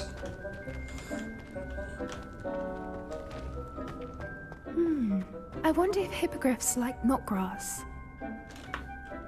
Yes, Professor. Firstly, well done with your mandrake. They can be rather difficult to get a grasp of. Candy. I nearly went deaf. I enjoyed it. Actually, I enjoyed it. I couldn't help but catch your enthusiasm. How kind of you. It seems you're already taking to herbology like a mandrake to fresh soil. Now, as I mentioned... Now, she's a hipster. Dittany, let us find you some seeds. I already have some, Professor. Pick them up in Hogsmeade. You visited the Magic Neep. Wonderful. A prepared student is bound to bloom. I've arranged for you to have your own potting table here in the classroom. Wasn't easy to spare one on such late notice. Oh yeah, she's a hippie. Plant the seeds This there chick now, is a and you fruitcake. can return to harvest them later. Even with soil, sunlight, and a bit of magic, they will take time to grow. Let's see how to balance my star thistle arrangement. Niffler's fancy. Dittany's restorative properties make it a vital ingredient in the Wiggenweld potion, as you all should know from Professor Sharp's class. It'll be done in 10 minutes. Well done! Once it can be harvested, your Dittany will be ready to use in Wiggenweld potion.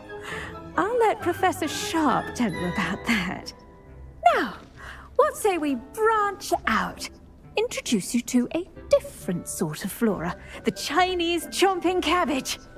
You'll find that some plants are better suited to uses outside of a cauldron. The cabbages do get testy without something to chew. Fortunately, I have a dummy for them to gnaw on. Be a dear and let them have a good chomping. Yes, Professor. They're in the other greenhouse. It's just at the end of the footbridge leading out of this room. Your classmate, Mr. Pruitt, has kindly offered to accompany you. Come back and see me when you're finished. Oh, and mind your fingers. They do bite. I got that from the chomping part. Okay, so maybe she's not as much of a fruitcake as I thought, because she was really excited at the idea of those things being savage. Well, okay then. Hello. Saw you on your way to Hogsmeade the other day. Nice to meet you. I'm Leander. I'll be showing you the Chinese chomping cabbages. Up these stairs will take us there, but your lead. Okie dokie. On the way. Nice work in Defense Against the Dark Arts, by the way. Excuse me. I do a mist. Your duel with Sebastian. And he's good. Thinks he's really good. But you outright slaughtered him. It was brilliant. Oh. Well, thank you. Here we are. Home of the Chinese chomp. Go on. Grab a few of those cabbages. Just mind your fingers. Now, see that dummy? Just toss the cabbages at it, and they'll do the rest.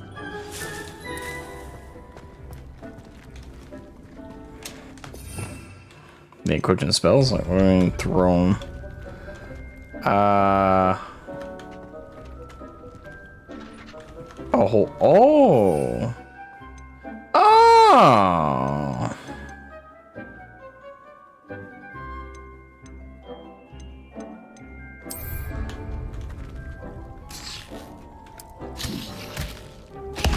Look at that.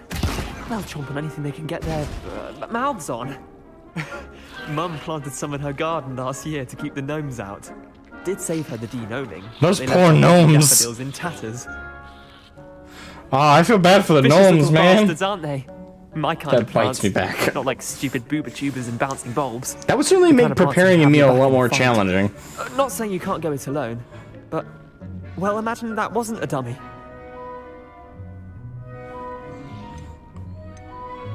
I was imagining it already. Trust me, Leander. I was imagining it the entire time.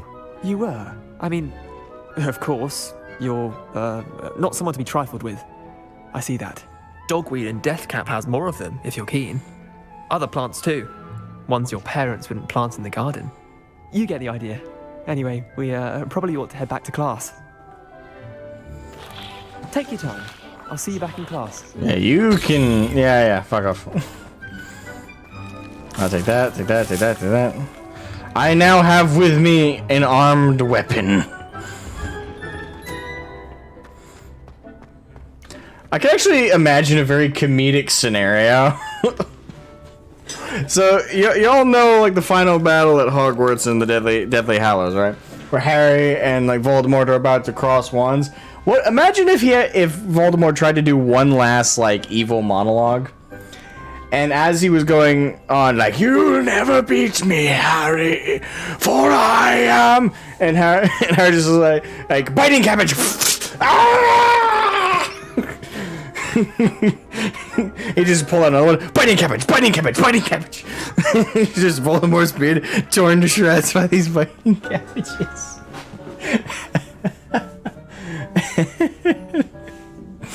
Oh man, if they ever want to do a parody of that shit, they gotta call me. What are you up to now? And with that helpful reminder as to why we should always wear our dragon hide gloves, I shall end our lesson here. Terribly sorry, Mr. Clopton. I tended to the Chinese chomping cabbages, Professor. Remarkable plants, aren't they? I hope they weren't too much trouble. Oh, don't see any bite marks or missing digits. And good, as you do seem to be quite green-fingered. Oh, I'm eager to see your skill in the soil continue to blossom.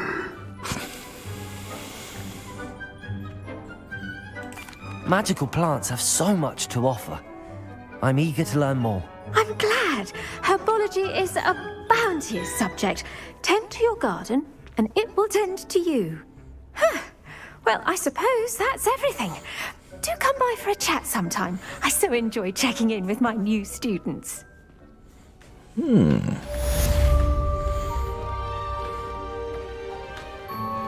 Those mandrakes are really relishing their new pots. Only cost me my damned hearing. And I will wait here till this ditany is We finished. must first understand it. That goes for plants as well as friendship. And now I can head for potions class. Kindness and concern are as But necessary we'll wait in a 4 free minutes house as and in a 20 free seconds world. for the ditany. You were sneaking up on you? Yes, it was. Evil little bastard. Again, though, like, such a funny snare. Just Chinese biting cabbage! Ah! Just always have one in the back pocket. Maybe I'm a little demented. I don't know.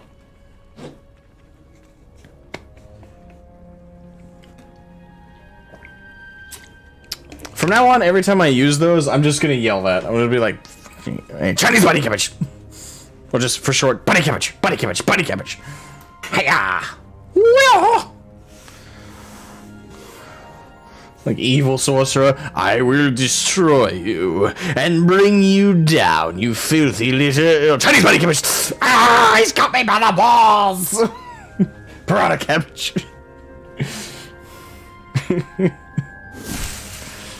Oh god. Hey, how do you not make a joke out of that? I don't see it. I could take that seriously if I tried.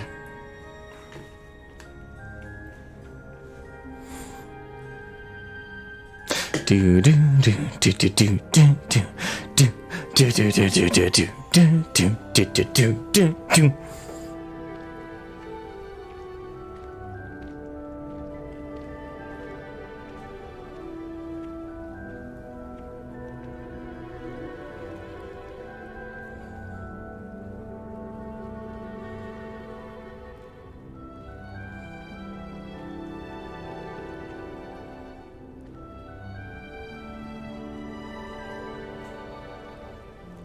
So it looks like I'm allowed to wander into the boys section of the house as a Gryffindor female character.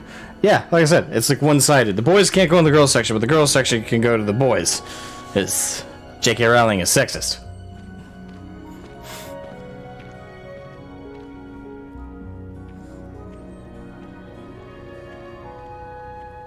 And that's how it was in the books, as far as I recall. Because reasons. Want to see if it was equal opportunity stair slide or.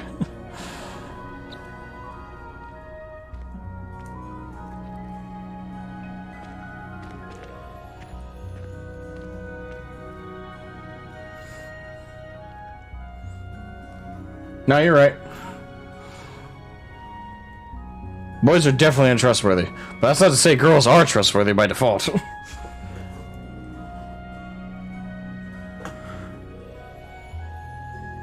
I keep getting weird notifications on my phone. It's weird.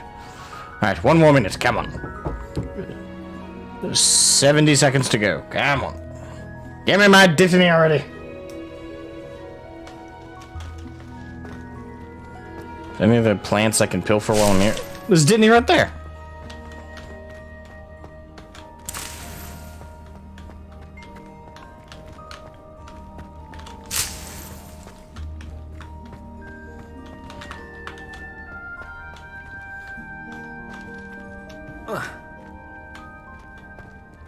Wait. Ah, it's only 40 seconds left. Revelio.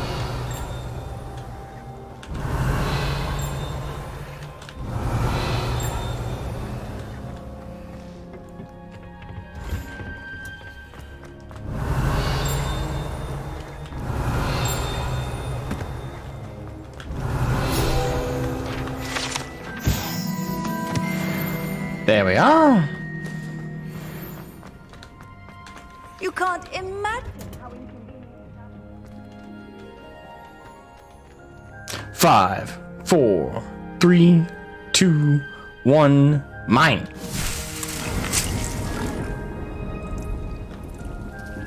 Alright, now it's going to second set, and I am heading to potions.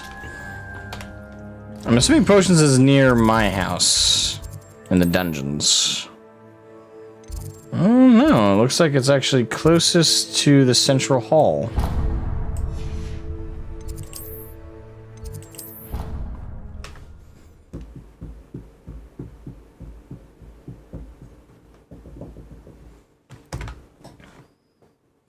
Tally and ho.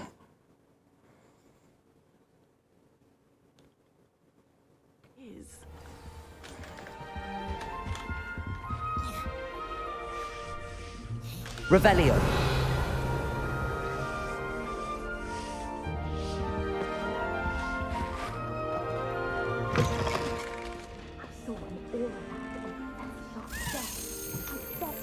More than he's letting on about the Goblin Rebellion.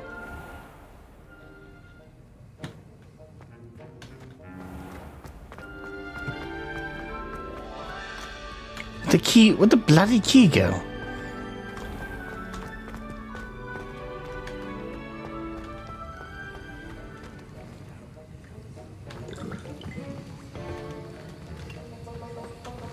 I hate to see a creature get put down like that. But trolls have no business in Hogsmeade.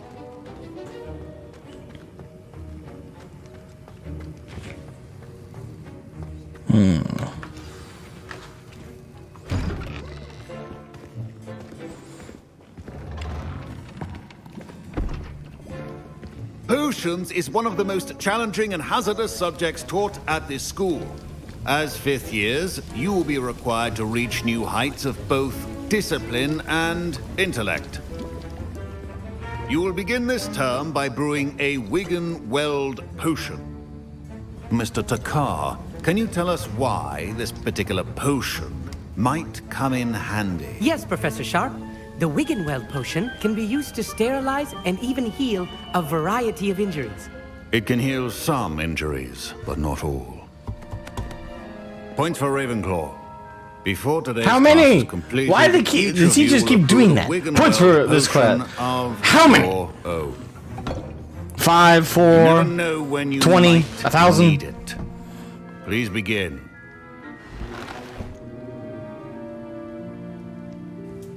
A single point.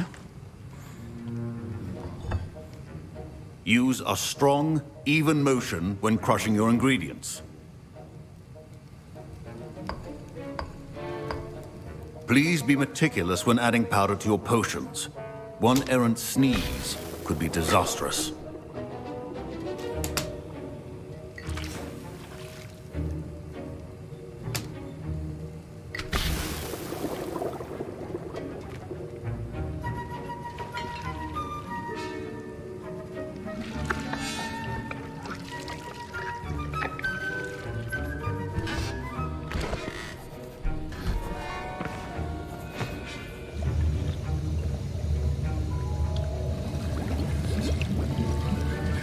I see most of you have not forgotten how to stir.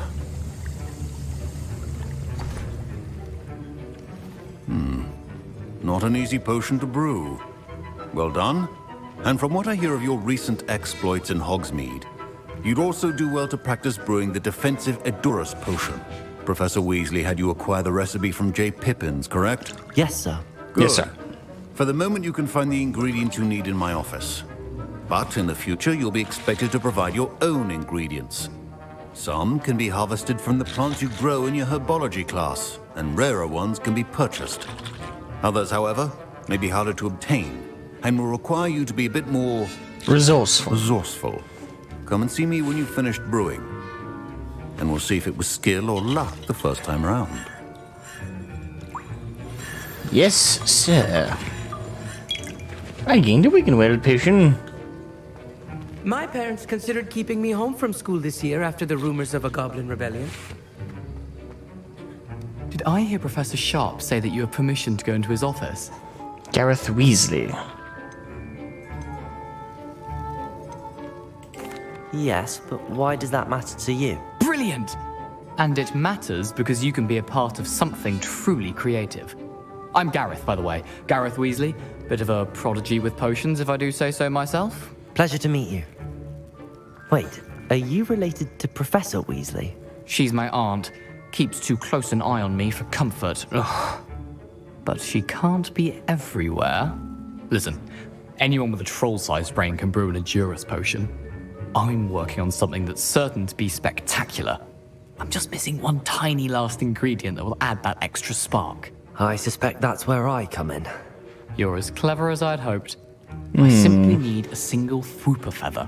As you'll already be in Sharp's office with his permission, perhaps you could grab it for me.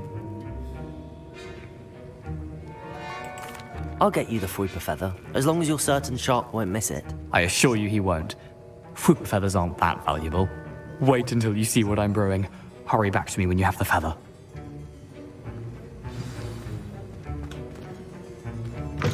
Your potion should not be that color. Morgan and Burks.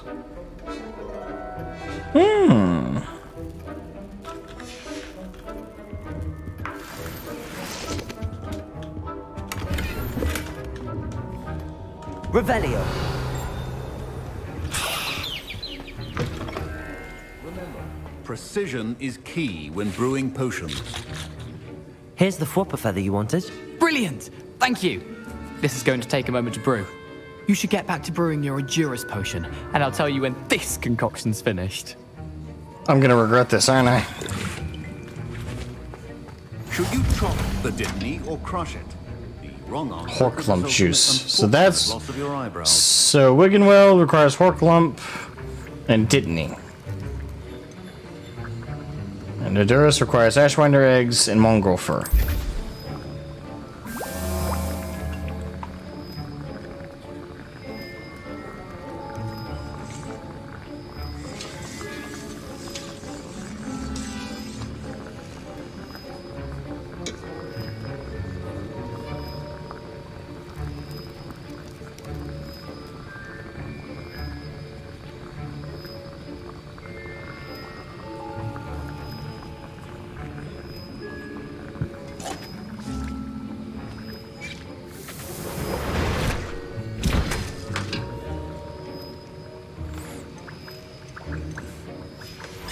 And now we add the mallow sweet, and...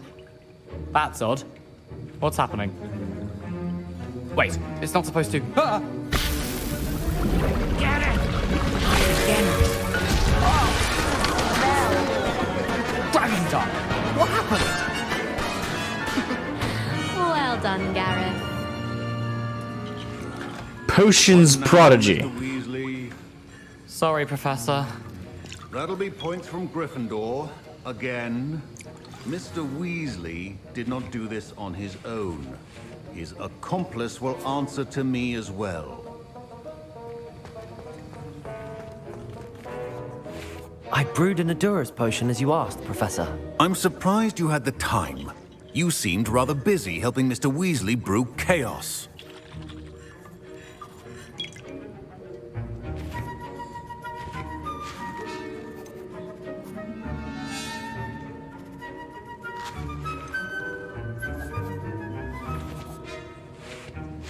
Should I try and weasel my way out of it?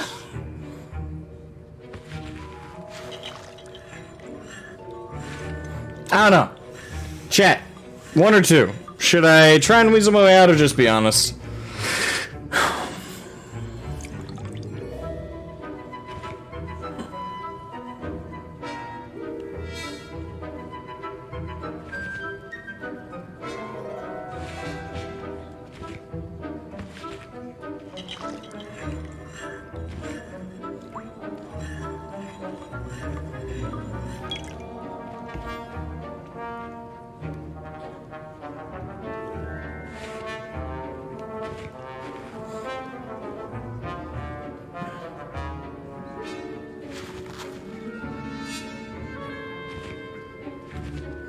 Matt.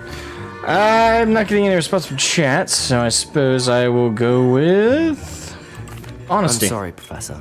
I was merely trying to help a friend. Taking responsibility for one's actions does go a long way with me. I shall assume that you've learnt a lesson. As for the work you did today at your own cauldron, I will say you've done well. I confess I was skeptical, given the advanced nature of this class and the fact you're a new student. I'm glad I was able to meet your expectations. A rare occurrence. And you do well to remember that you're not a potions master quite yet. In addition to having a solid grasp of how to combine various ingredients, you should gain an understanding of the ingredients themselves. Pay particular attention in herbology. The plants you nurture there are often essential to the potions you brew here. Now, I recommend that you find a safe location in which to practice brewing. You cannot leave a hot cauldron simply anywhere. That'll be all. I think each of us has had enough excitement for one day. Class is dismissed.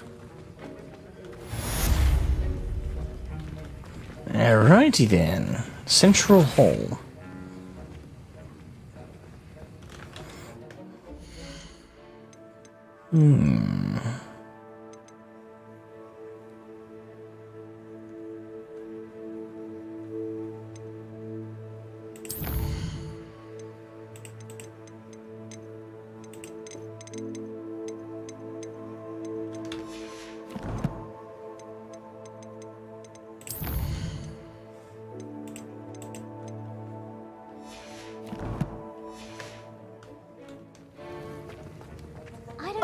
My robes are going to reek from Gareth's inspiration for the rest of term.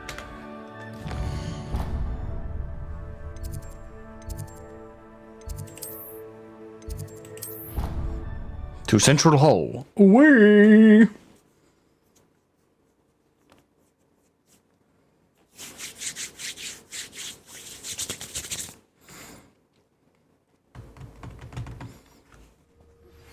Greetings, young Slytherin. Scrope knows about the old book you found for Professor Fig. Scrope can help you. And you can help Scrope. Get to the courtyard past the pendulum. If you don't know it, you'll see it easy enough. And don't tell anyone what you're up to. Especially Professor Blank.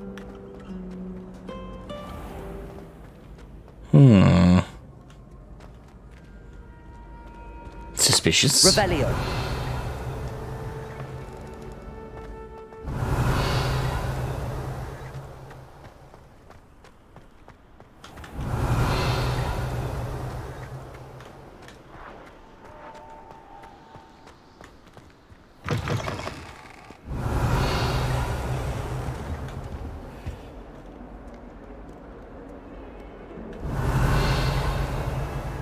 I'm just doing echolocation at this point, trying to find all the little hidden secrets. Revelio.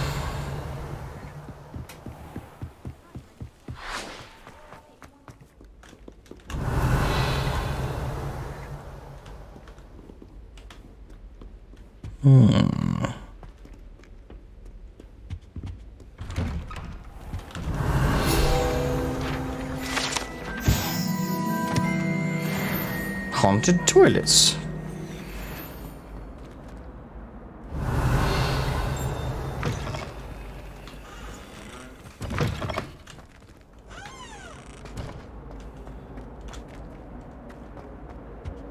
Incendio.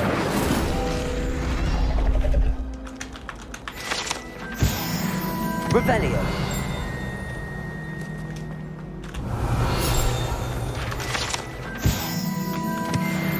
You can't go more than like 10 feet without finding at least one.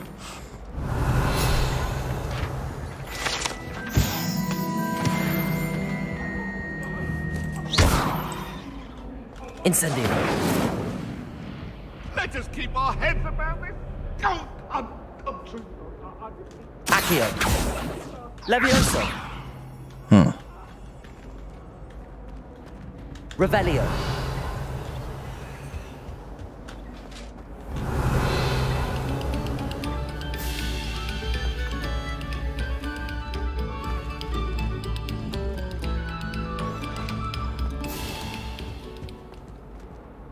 Incendio. Lumos.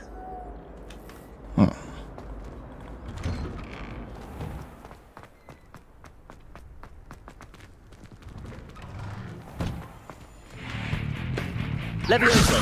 Thank you for subscribing. Much appreciated. I always appreciate the generosity.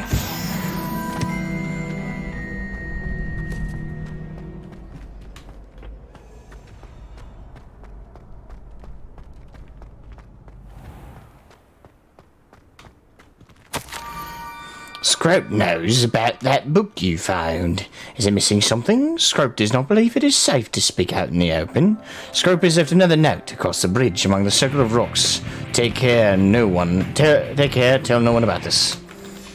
Scrope? Who is Scrope? I believe Scrope is a elf. Well, I'm an elf, sir. Dobby is scared. Dobby has a knife in my chest. I'm going to die. Handy resource indeed, your field That guide. might have been a bit grim. Pleased to be included.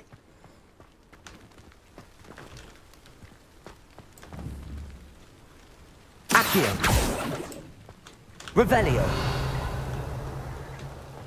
Accio.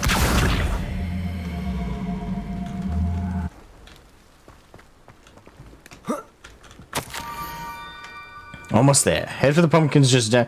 What is with this game of Easter eggs?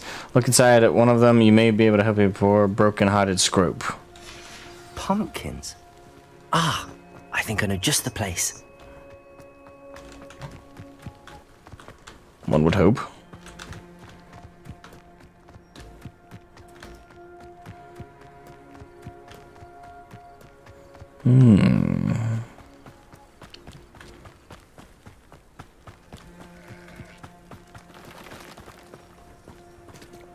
Revelio.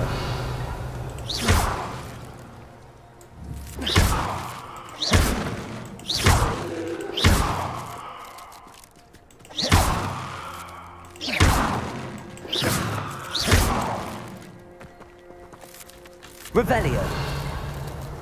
Aha! The young Slytherin must be exceptionally curious by now. Meet Scrope at the water's edge by the broken docks. Down to the water's edge? Seriously? This had better not be a trick. I guess we'll find out.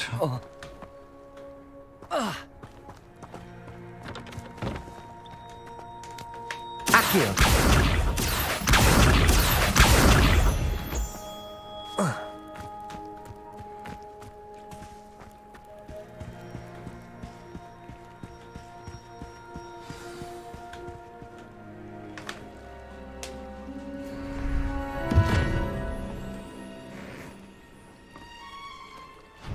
Thank you for coming all this way.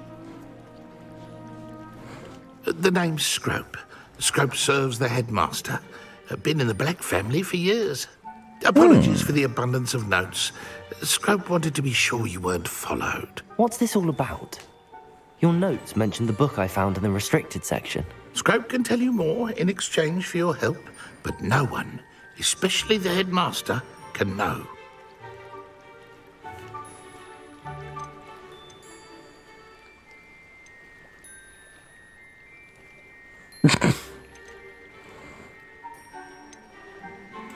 Undermining the headmaster and getting something in return.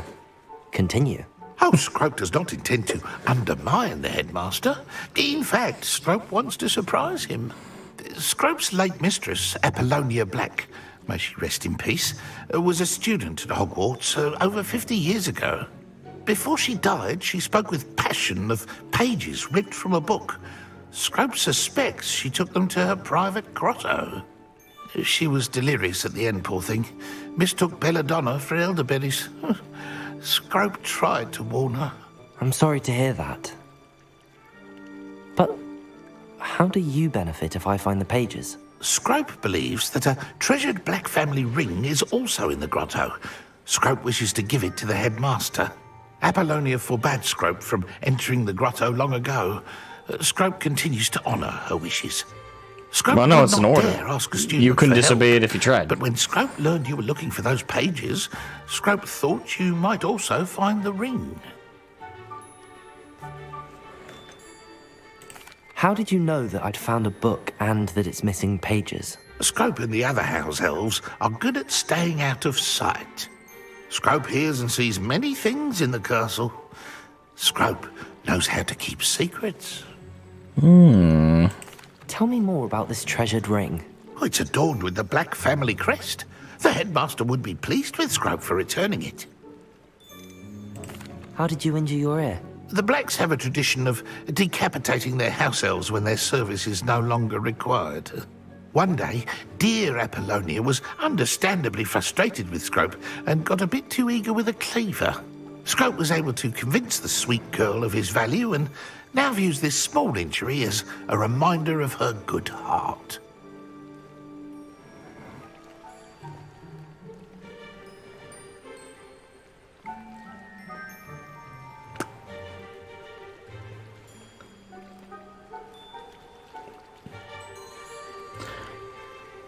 I have both jokes to say about that. And something like... I'll just move on.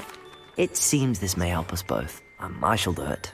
Scrope is relieved. Scrope hoped the young Slytherin would be willing to help. Take this toast to the grotto just down the coast and place it on the pedestal there. Good luck. Scrope will wait right here for you. Best of luck finding your pages. And the ring. Yes.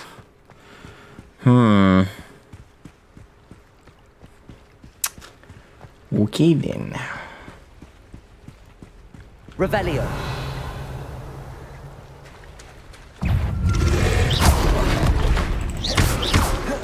Levioso.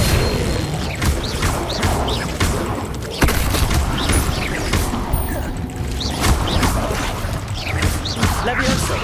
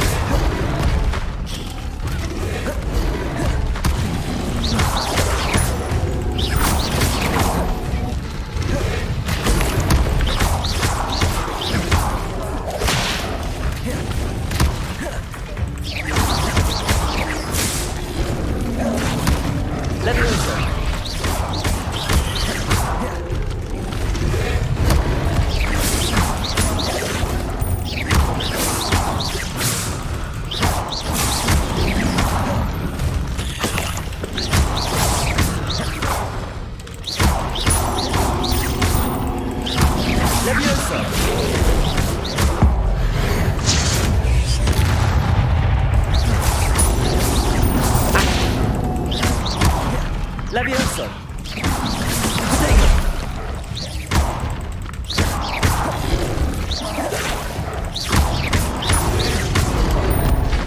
Incendio.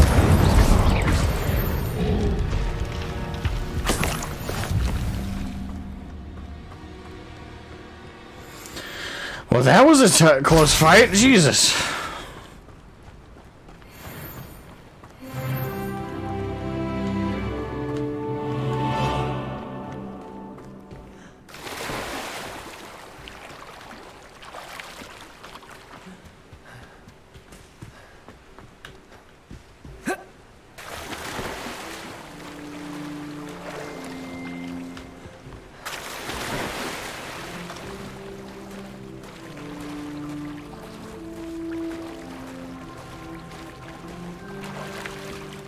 Why would I need a piece of toast? I suppose that's where it goes.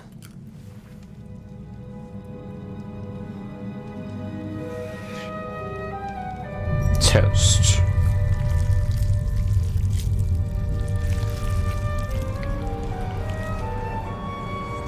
Okay then.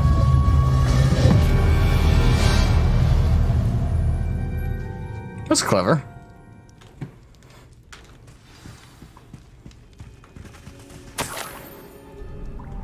Could it be? A visitor?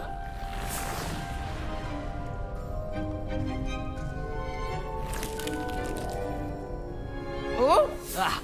Ooh. Ah. The name's Richard Jackdaw. I was a student, just like you, about a century ago. How in the world did you find this place? A house elf named Scrope sent me. Said I might find a black family ring here. Ah. Sorry to say, I sold the ring a long time ago.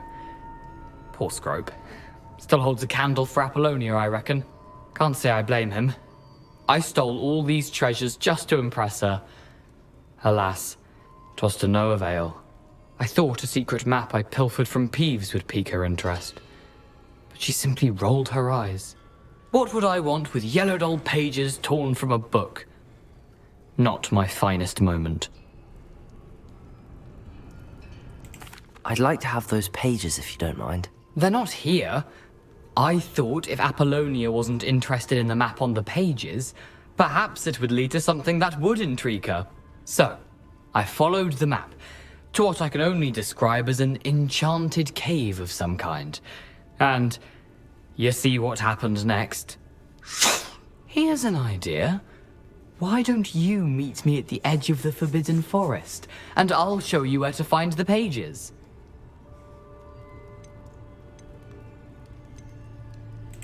How is it possible to steal from Peeves? A poltergeist? I didn't steal the pages from his ghostly form. I merely found them in his wake of destruction. He has a penchant for wrecking things. Books, bottles, suits of armor, whatever's sure to cause the most chaos. He dropped them after a particularly aggressive romp through the library. Why did I need the toast to get in here? Oh, that was Apollonia's idea. Seems some squids love toast. They should have taught you that at Hogwarts. I think I could guess how you died, but who did it to you? I was having a look around when I suddenly sensed a refreshing breeze. After that, I felt, well, lightheaded. That's all I remember. Hence, if you do visit the cave, be prepared. I can't tell you what for specifically, but you seem a perceptive sort. Beware a light breeze. I suppose if that's the only way for me to get those pages, I'll meet you at the forest. I'm sure the pages are still tucked in my waistcoat. If you don't mind the sight of my decapitated skeleton, they're yours for the taking. That'd be kind of surreal to see your own body. Revelio.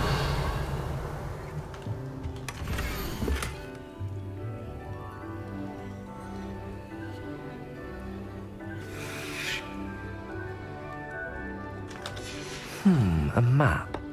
It doesn't appear to be connected to the missing pages. Best hang on to it for now.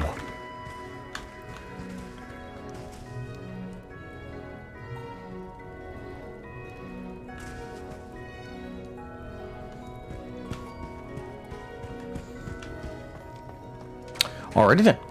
Bad news for Scrope, though. No ring.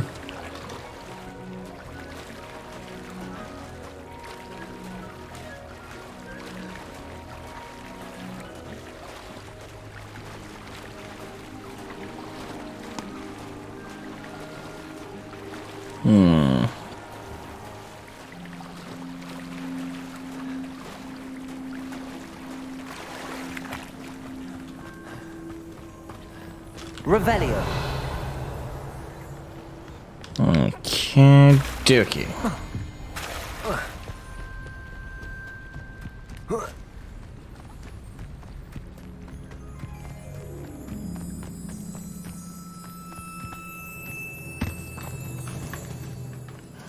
Hello, Scrope. Thanks to you, I was able to enter Apollonia's grotto. The toast was the key. I met a ghost there, Richard Jackdaw, who's agreed to lead me to the pages I've been looking for. That boy was never good enough for Apollonia. Oh, what of the Black family ring? I'm sorry to say that Jackdaw sold it long ago. Sad news indeed. Scrope shall need to think of another way to impress the headmaster. Well, Scrope takes some consolation in knowing that the young Slytherin found what they needed. I did. Thank you again, Scrope.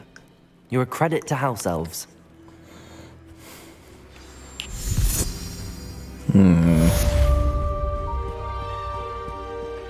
Scrope's last hope.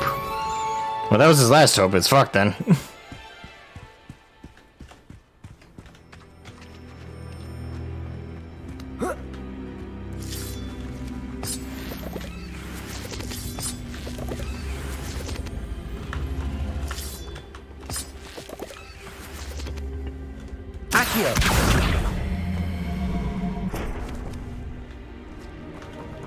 Incendio! Ooh, that's clever. Lumos. Found a dungeon. What be here? Tartan classic school uniform. Me likey. Revelio. Lumos.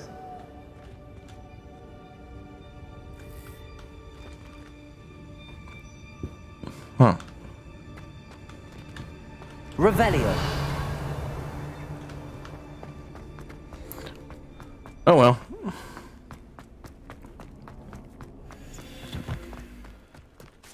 Lumos.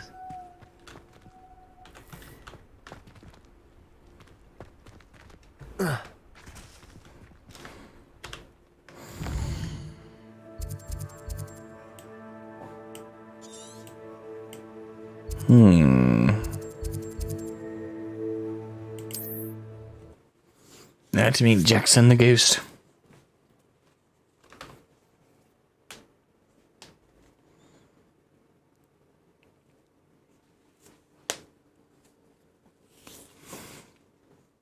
I've always said that travel broadens the mind.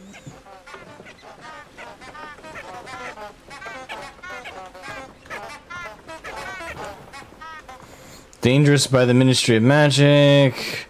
Forbidden Forest. Death Skull with a red X. Yep. We're going to the right place.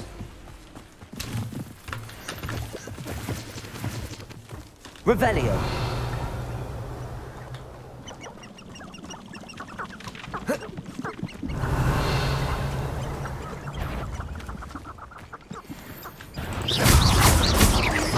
Levioso.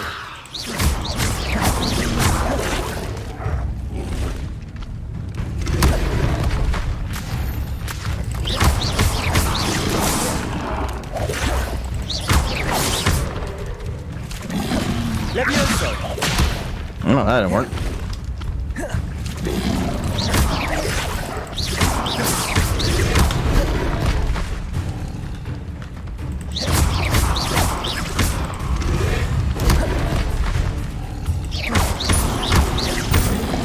Potato.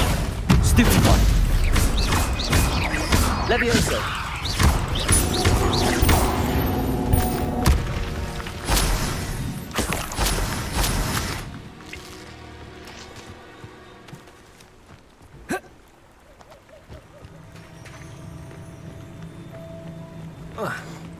Okay. So we barely made it a few feet in, and we're already dealing with pretty extensive threats. Like a gigantic frog.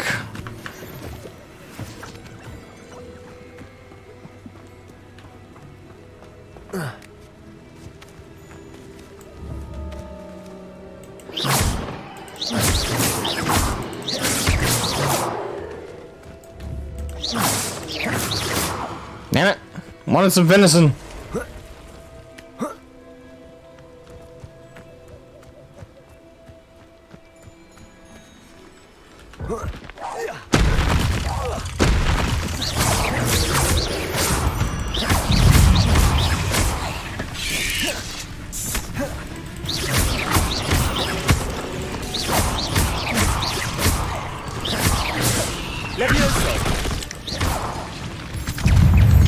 You're the one who released Treadwell, aren't you?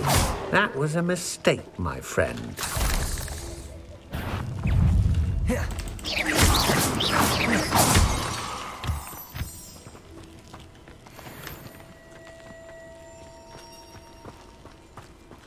Incendio.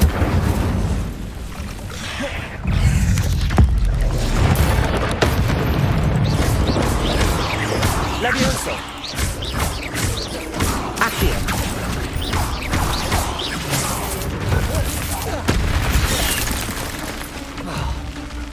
Levioso. Incendio.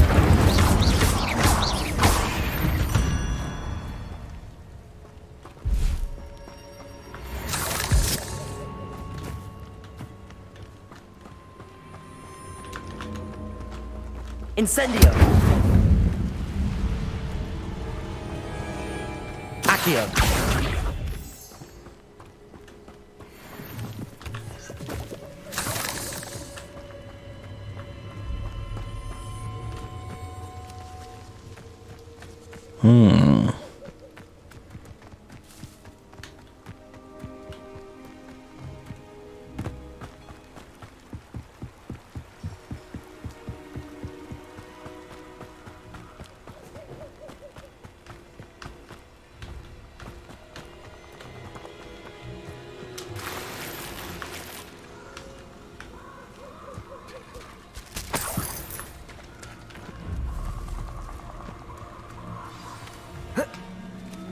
There he is, Mr. Here I Ghostman. am, as good as my word. Good. We meet again, Richard Jackdaw.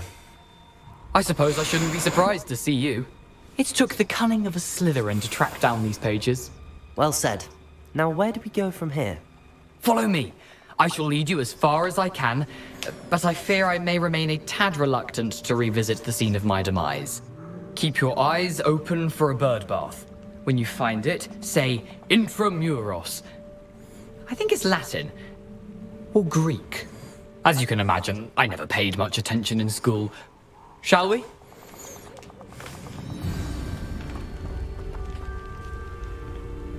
Aside from the bird bath, anything else I should look for? Indeed. A few landmarks. A stone bridge, a waterfall, and, if I recall, a lake. You'll see. You've been very helpful. Thank you. Surprising how much of this is, rather unfortunately, coming back to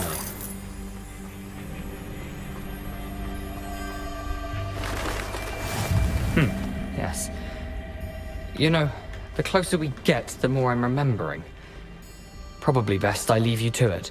Simply stick to the path and keep a sharp eye out for that bird bath. Adieu. Is that Latin? Or Greek? No. I'm pretty sure it's French, isn't it? Nothing to do now but keep going. Lumos.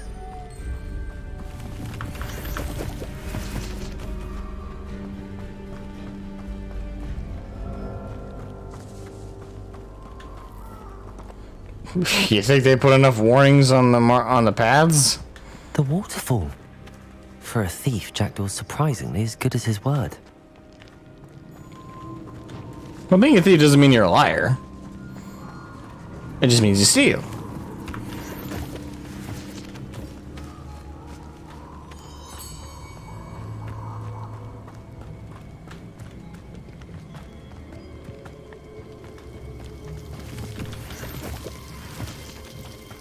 Something oddly solemn about this place. Such regal creatures, stags.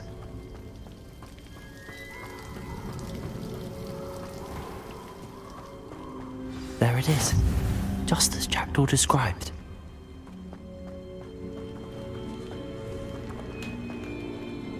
Intramuros.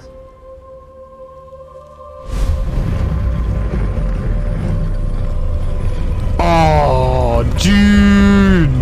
That looks awesome.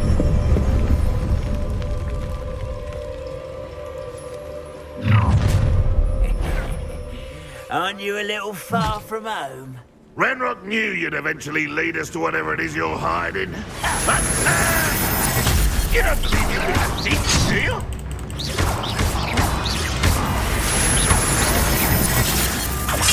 Incendio.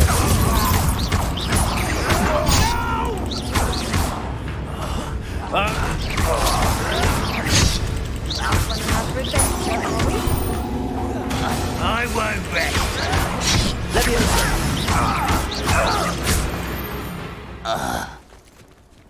No risk those loyalists will report back to Ranrock now.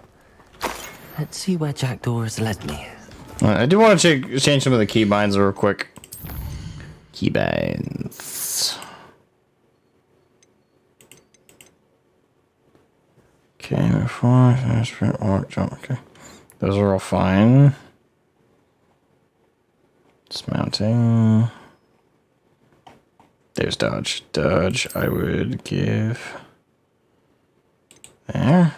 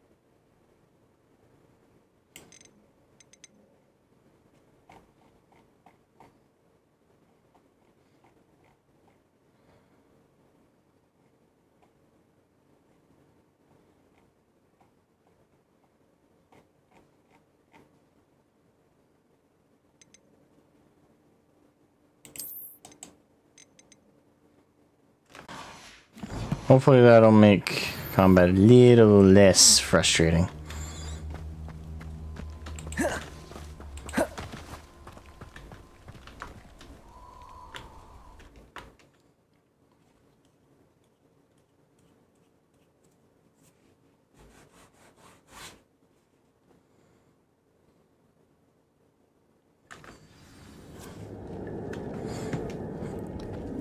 I wonder how big this place is.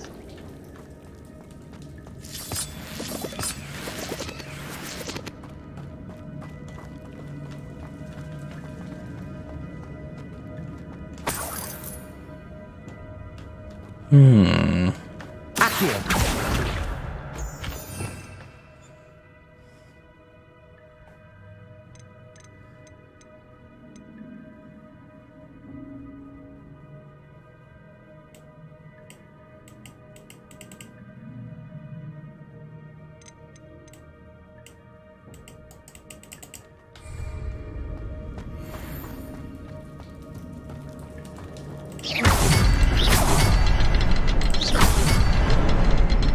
Shoot the symbol, but it doesn't stay lit for long.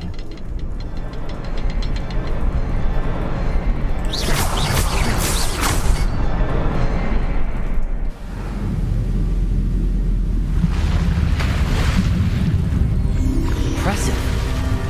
That must be where all this leads. Ancient magic.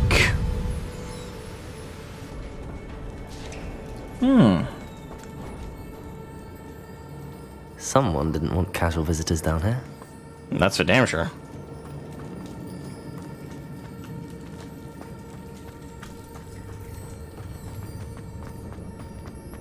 I wonder if any of my spells will help me through this.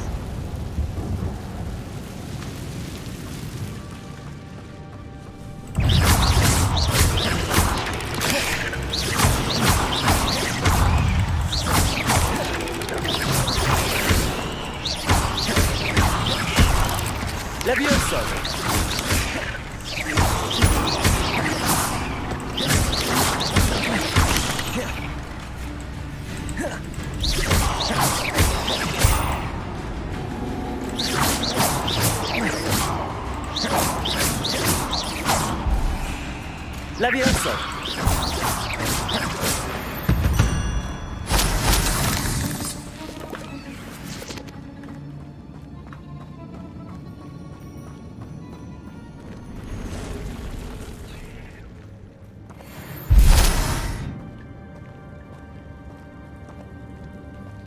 I'm not gonna touch those.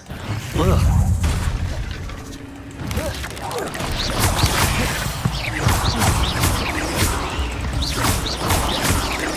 Potato!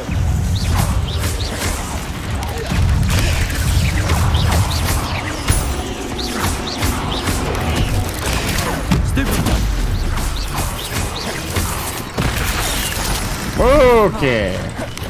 Incendiary.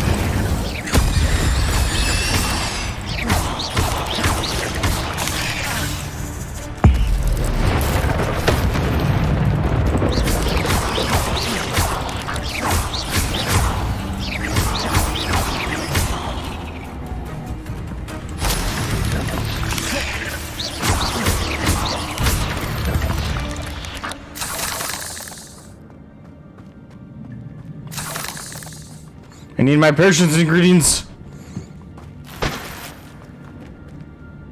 What?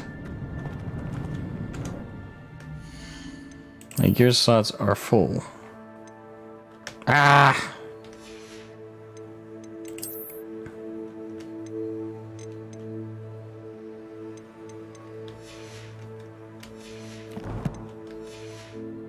I have to go to a vendor and sell some junk.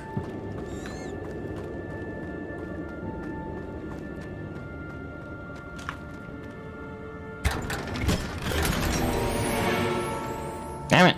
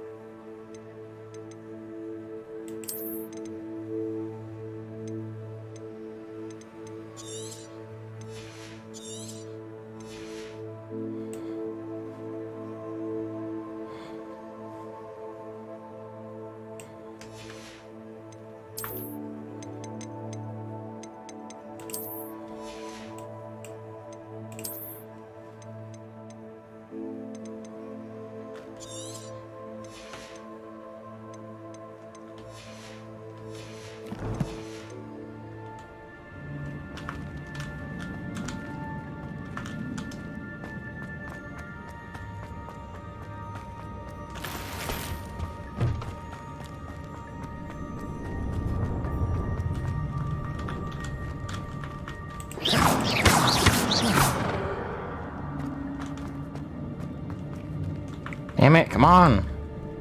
Lumos. Accio. Incendio. Levioso.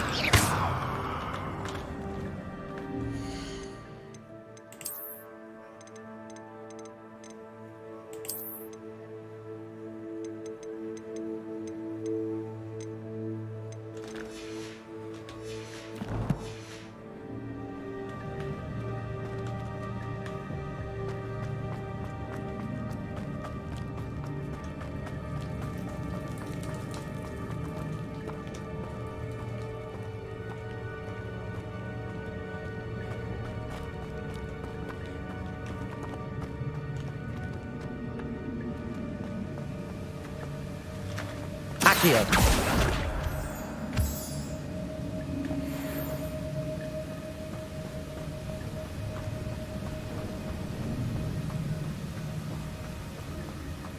If I could summon that platform to me, I could likely get on it.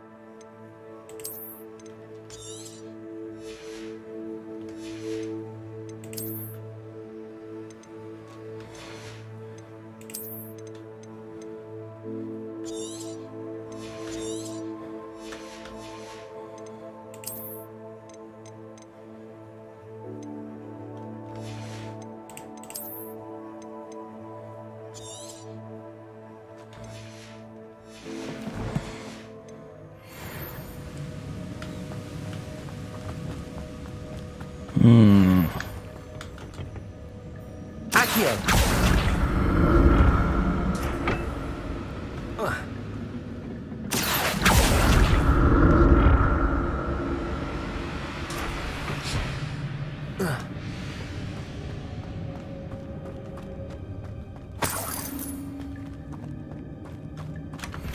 That's odd. I'd have thought Jackdaw would have been interested in this loot, but there's no sign of him.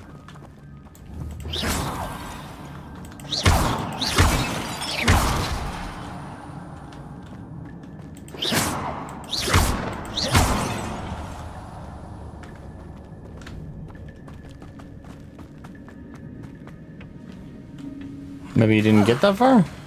I don't know.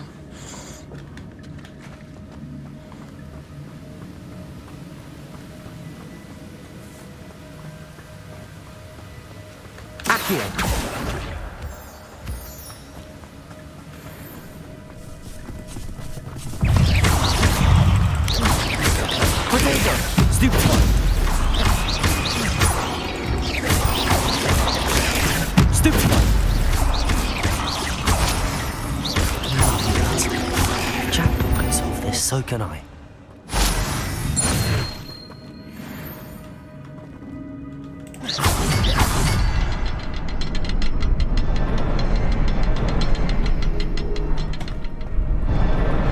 Perhaps the next symbol is hidden somewhere.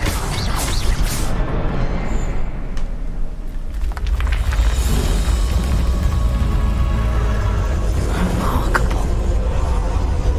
Nice.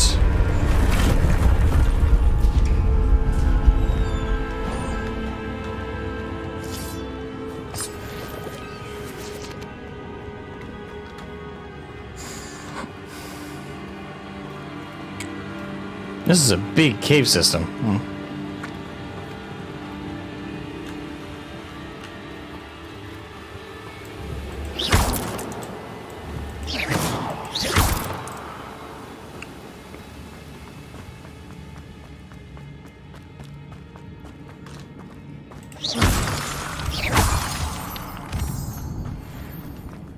It's a good thing Jackdaw didn't fall down there. Accio!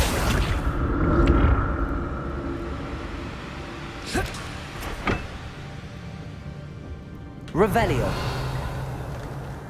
Accio.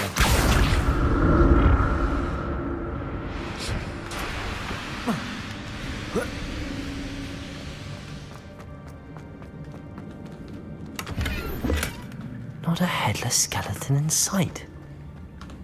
But I may as well help myself to this.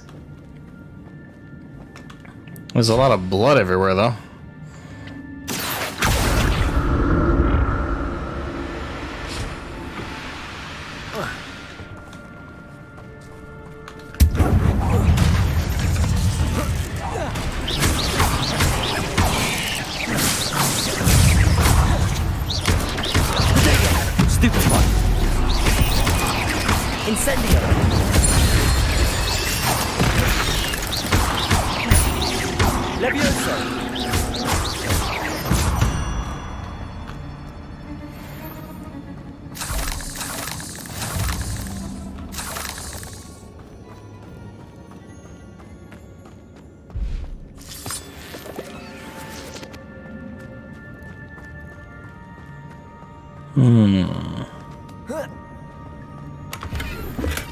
I'm glad Richard Jackdaw left a little something behind for me, but where could he be?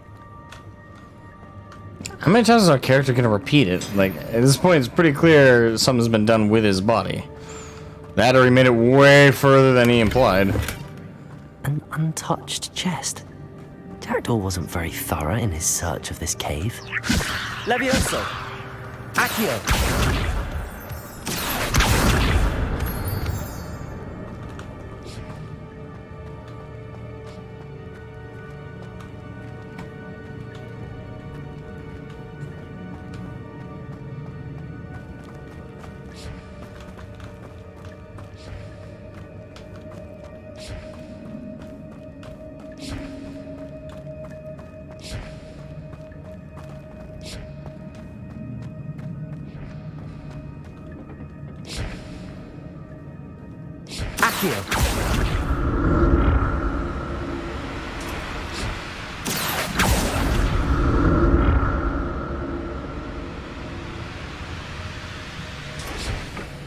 Revelio.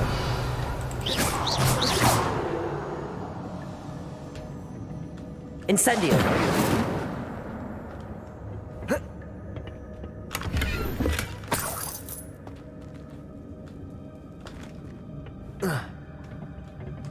Accio.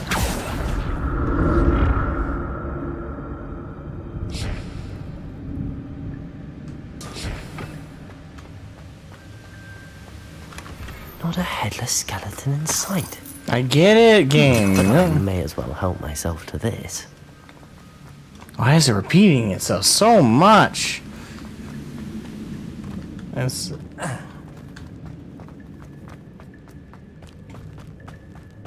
I get it. It's weird. We haven't found his body yet. Oh my god. There it is. The bridge, it's almost complete. More spiders. These can't be what beheaded Richard Jackson.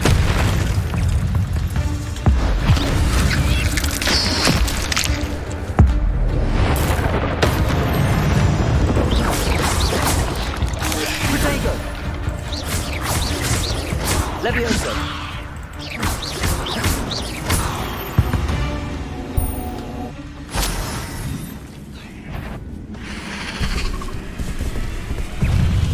Oh joy.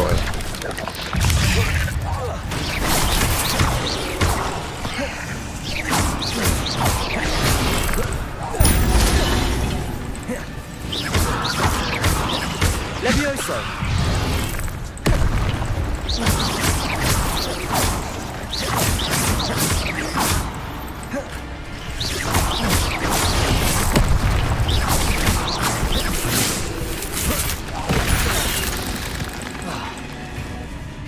Incendio.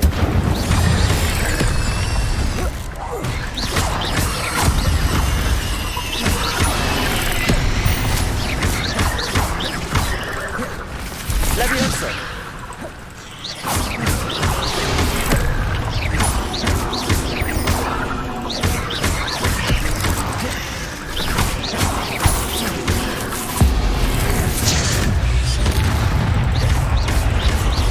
Levioso. Protego. Stupefy.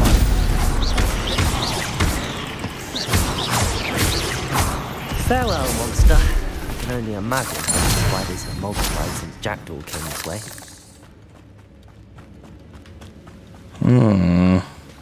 Accio.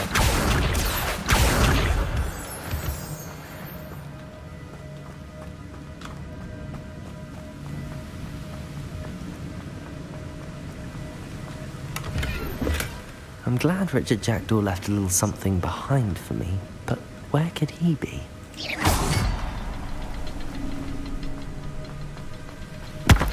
I need to look around for the symbol.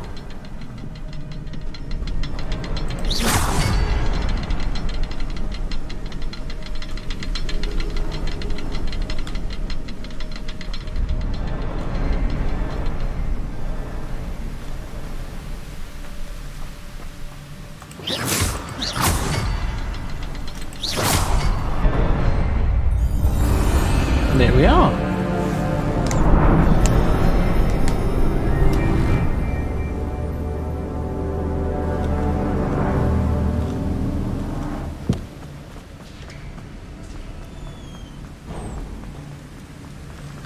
I must be getting closer to Jackdaw's remains and those pages.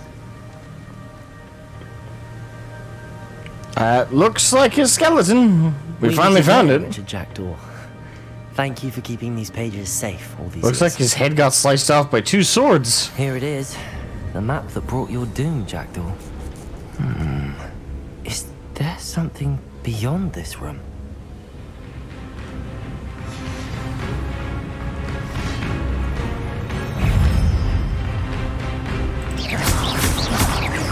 Levioso!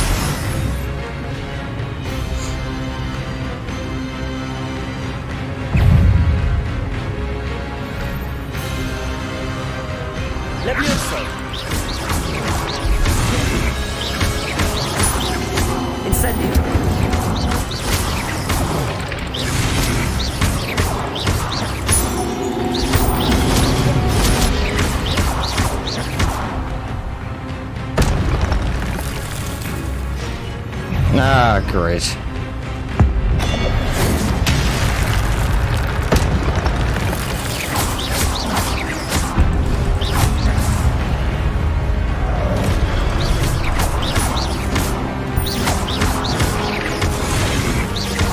Incendio!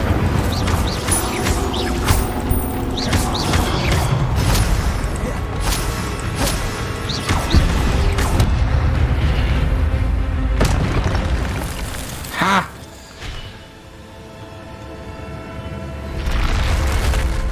But that's unnerving. What's happening? I've seen this before. In Gringotts and the restricted section.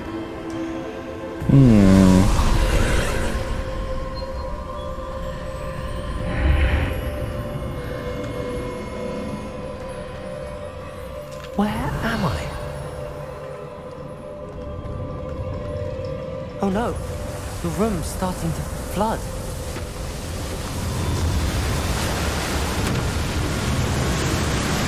How am I being Let me protected? move! What sort of magic is this? Ancient magic, apparently. Wow. Oh, okay, that's pretty cool. I can only hope this magic protects me until I'm able to make my way out of here.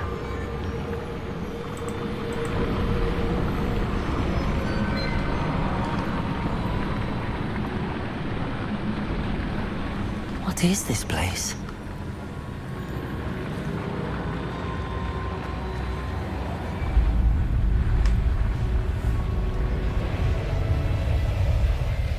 It's something.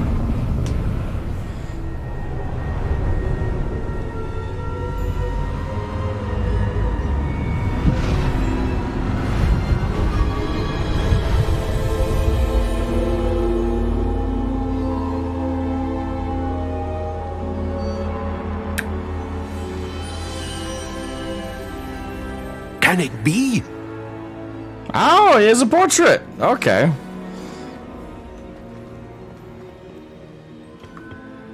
It's you. Has someone finally found our map chamber? I recognize you from the Pensives. You're Professor Rackham. I am indeed. I must confess that I am surprised to see someone so young standing before me. I'm the same age that you and Isadora Morganach were when you started at Hogwarts. You've paid attention, and might I presume you share our ability? To see traces of ancient magic? Yes, sir, I do. As you have likely realized by now, our ability gives us a unique relationship with all forms of magic. We can access expressions of magic that few others can. Opportunities will arise that allow you to sharpen this rare talent. Do not squander them. I won't, Professor. Thank you. We have much to discuss. But first, a map found in a certain book led you here. Place the book on the pedestal. I don't have the book with me, sir. That is unfortunate. I'm afraid we must pause our conversation until you return with the book. I'm a bit confused, sir. Why is this room called the map chamber? I assure you that all will be clear once the book has been placed on the pedestal. The statues and carvings in the house on the cliffside, those are of you. Are you a seer? I am. Did you know that I would be here? I cannot say more at present, except to say that your presence here does not entirely surprise me. Cryptic. Very well. I'll retrieve the book right away. Good. We shall speak again once the book is in place. Your connections to ancient magic has unlocked talents. You will receive 1 talent point each time you increase your wizarding level. You have a new talent point spent. Okay. I'm level 14, so I have 10 talent points available. It's not 14. Okay. So only now we're getting access? I'm level 14 and only now is it like, hey, now we're going to give you like a talent tree. Okay. Sure.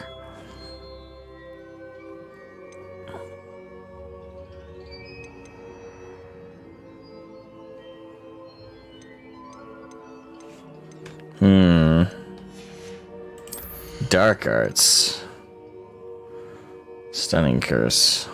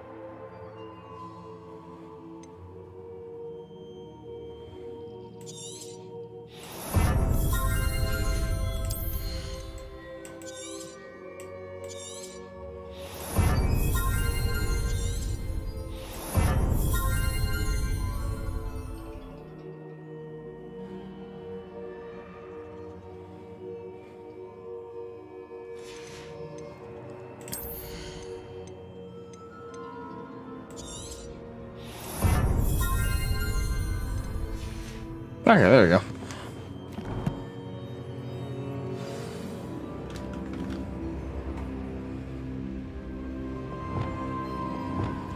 Now I have multiple tiers of spells I can do. Good. So I think I'm gonna do this. I'm gonna make one for combat based stuff.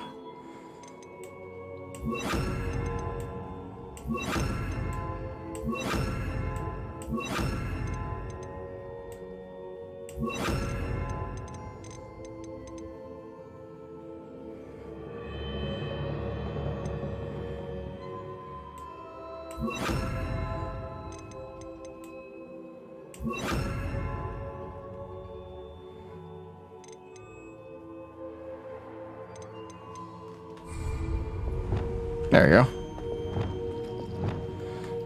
So 2 would be for combat, 1 will be for just everyday usage. There we go. Alright, now to exit.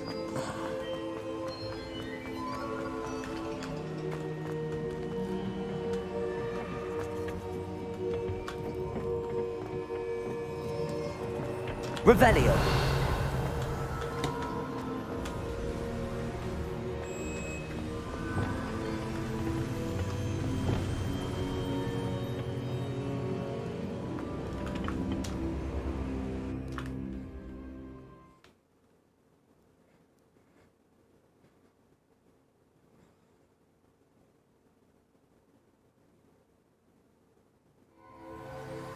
I found the pages and the map chamber. Why would I need the book? How nice to see you, my young friend. You're even here too? Damn, you get around in Asia.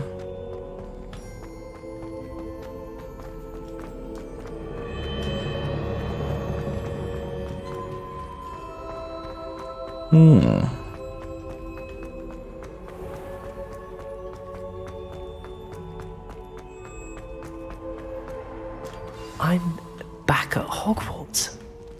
I wonder when Professor Fig will be back.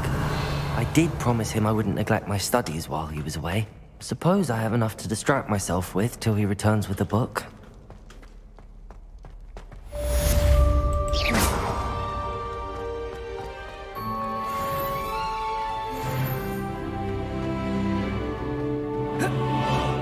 Gain a new talent point. Goody.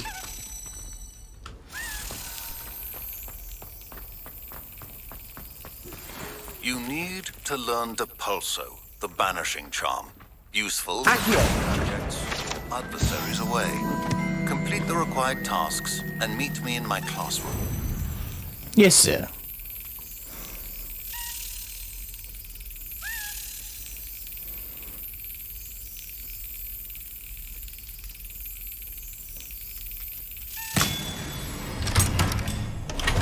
Got you, little weasel.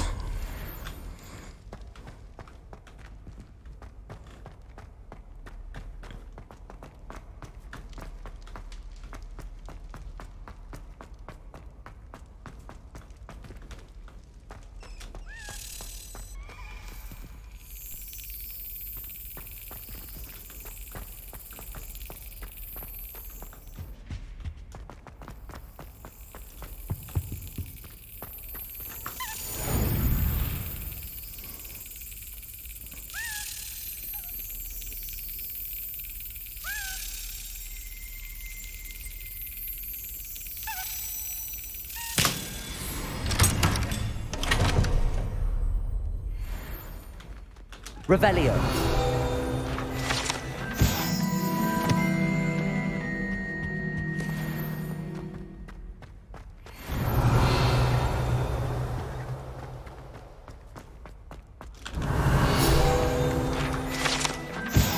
Sleeping Dragon statue. Draco dormiens nunquam titilandus means never tickle a sleeping dragon. Fortunately, this particular sleeping dragon is made of stone and will never awaken. It may be tickled in absolutely no effect. Silver lining. And everywhere else is locked. Still need to get a Lohomora.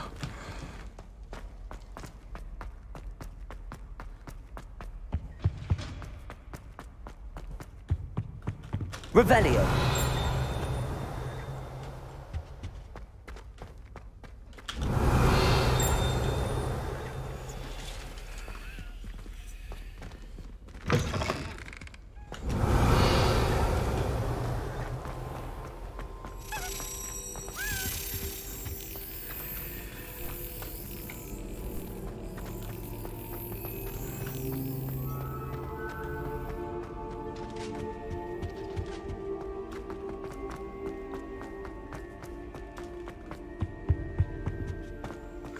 Finding a lot of these in a row. Damn.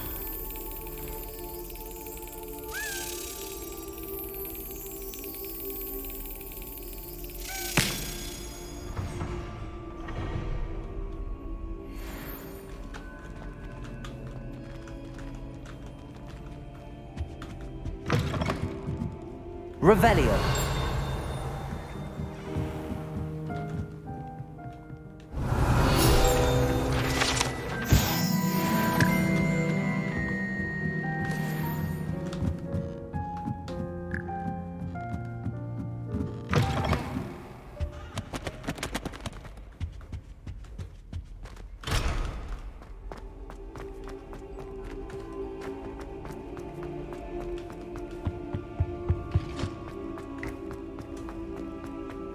Reparo. Lumos.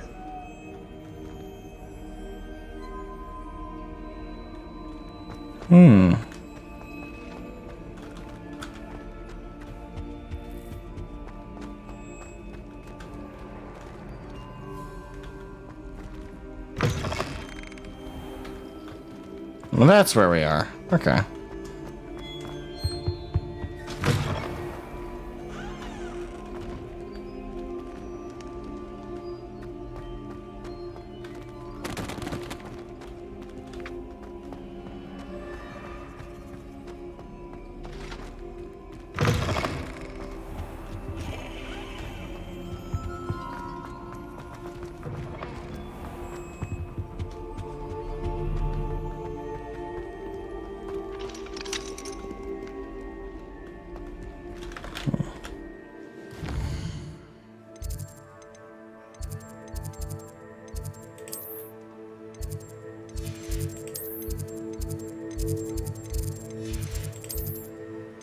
There it is.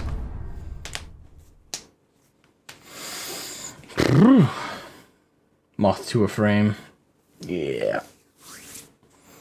Very cheeky nickname.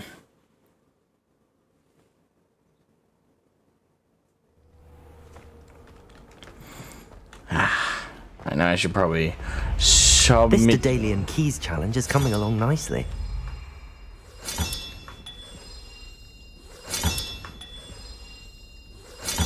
Another house token for the house chest. There you go. So I have almost half.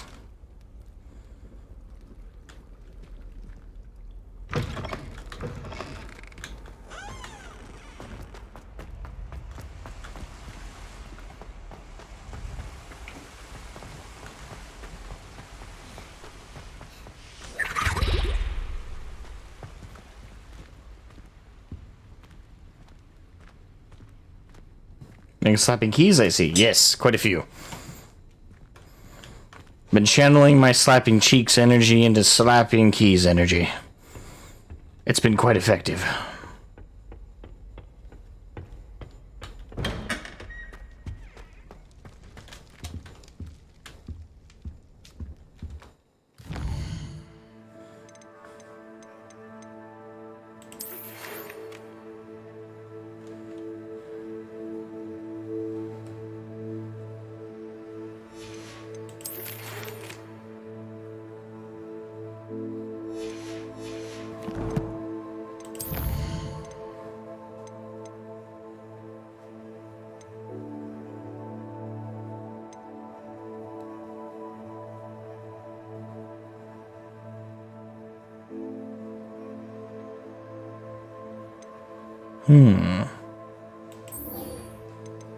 Well, let's unlock flying before we do anything else, because that would be nice to have.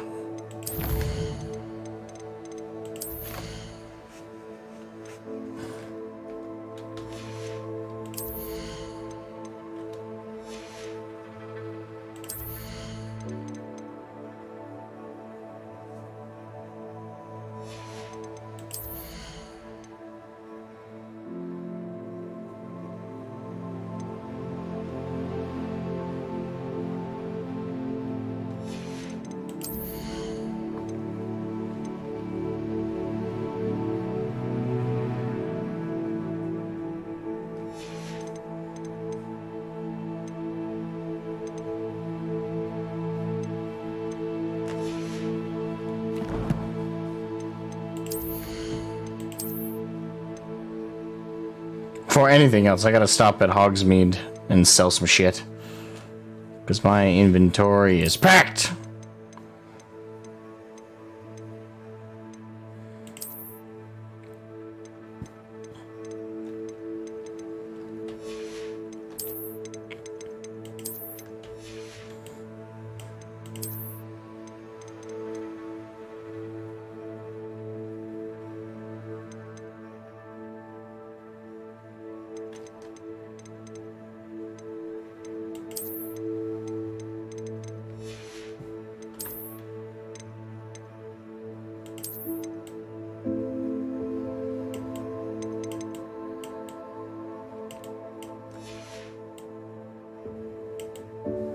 I like that robe. Fits rather nicely.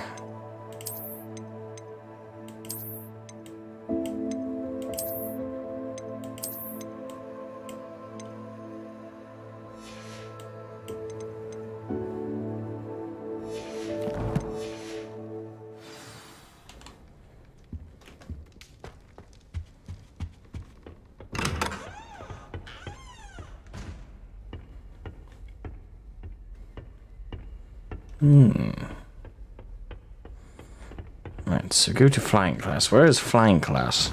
I assume outside.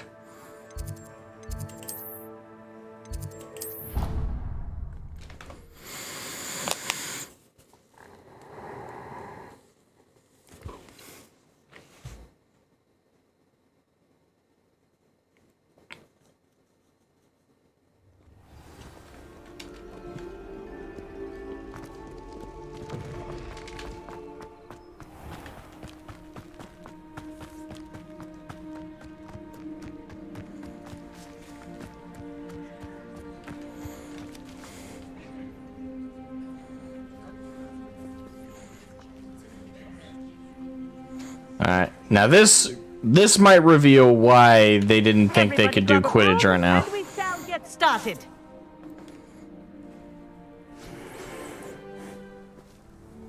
Mr. Clopton, your attention, please. Sorry, Madam Kagawa. Everyone, please welcome a new student to our flying class. Hello. The goal of today is to remind all of you how to maneuver on a broomstick safely. As broom flight is, first and foremost, a means of transportation. This, I fear, some of you have forgotten. Diving, rolling, and loop-the-loops will not be taught or in fact tolerated in this class. We'll leave that to professional Quidditch players, like the Toyohashi Tengu. Not a fan, I take it? Now, let's see how well everyone kept up with their practice over the summer holidays. For those who need a refresher, step up to your broom, say up firmly and clearly, then kick your leg over and rest your weight on the seat. Up! Thank you. Now, your turn. Up! Up! Up, you stupid ratty school broom! Up! Mine! One leg over, so there's a leg on each side.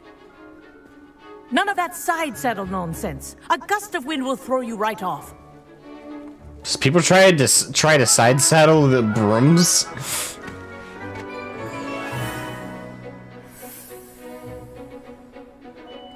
And if you hear my whistle while you're in flight, ground yourself at once. Good.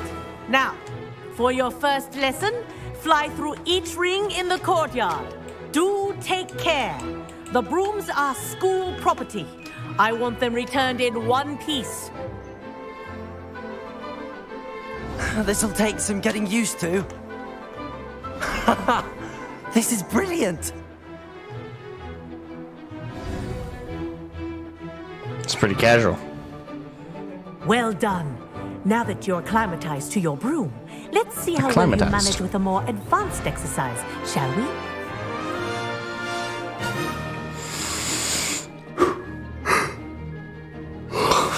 This next set of rings will take you around the grounds for more of a challenge.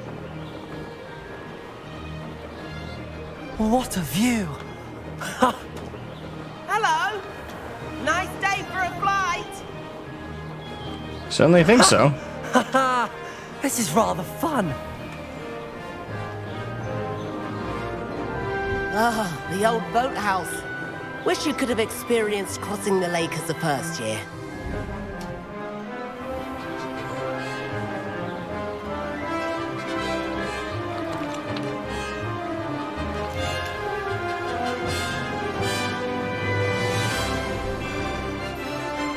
Whoa! Our aquatic resident likes to make an appearance once in a while.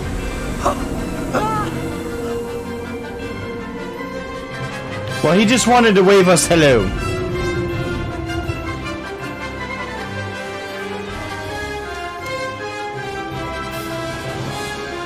Haha! Brilliant!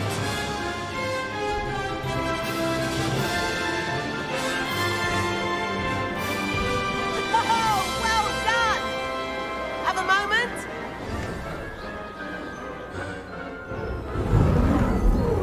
Would have been cool if we could have gone faster.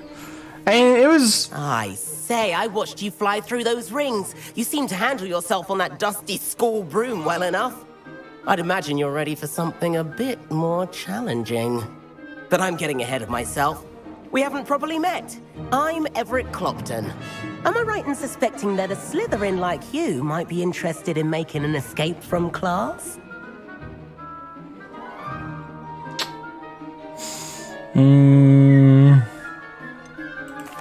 Kagawa seems strict.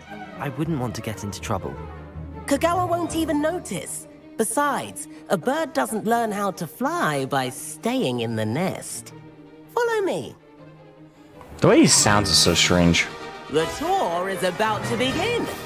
Follow closely now. Right now, we're flying over the Transfiguration Courtyard. Lovely as ever. Let's hope the headmaster isn't having tea by the window today.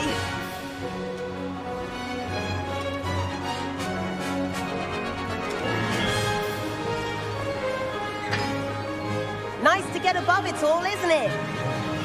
I suppose. Why is your voice so light?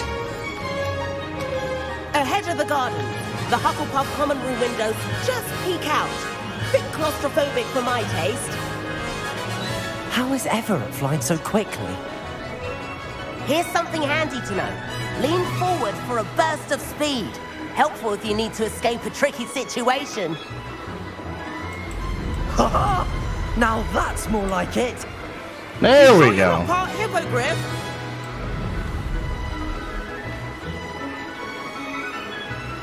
There's the famous bridge. Think of all the magic holding it up. I mean, look at it. And the owlery. That's a bit of solid architecture, isn't it? Flying tips and a jaunt around Hogwarts. This is quite the tour, Everett.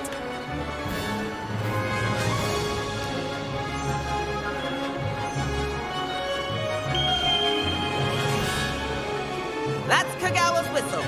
This concludes our tour. Let's hurry back.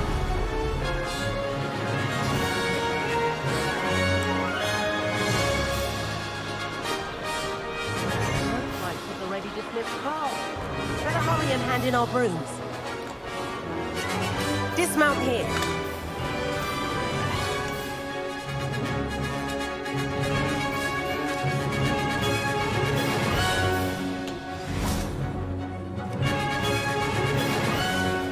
And where have Quite you the two orchestra. been?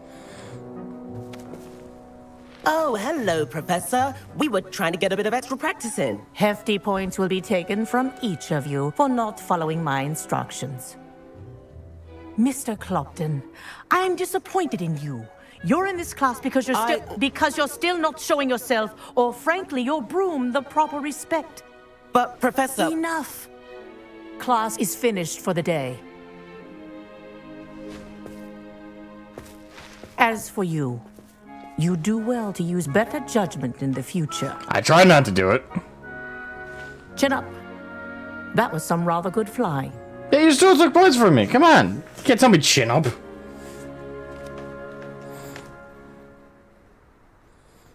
Sorry about that business with Kagawa, but you have to admit, those views were worth it. It was worth losing a few house points for that detour. You seem at home on a broom. Bet if you had a fancy model, you could fly laps around Imelda. She's Kagawa's favorite. I could show her a thing or two if I had my own broom. Hate having to return the school broom after class. Perhaps I have to purchase a broom then. If you can, you should. Wish I could. I recommend visiting Albie Weeks at Spintwitches in Hogsmeade. He's always looking to test new models. I'll keep an eye out for you in the sky. So now we have a name of a shop we can buy it from.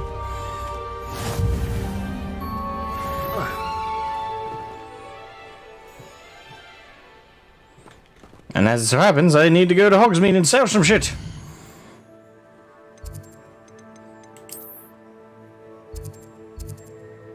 I'll go here.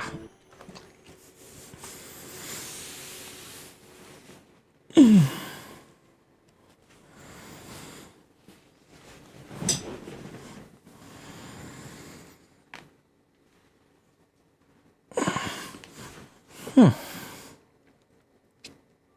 it get any more cool?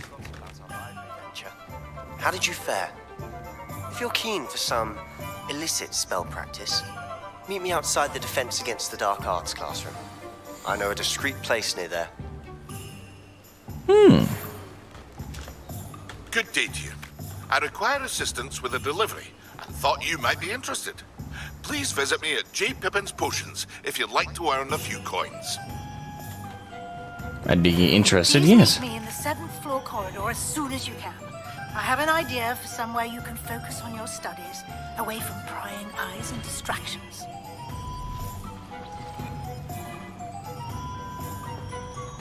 Okay. Oh, is that gonna be the quest to unlock the room requirement?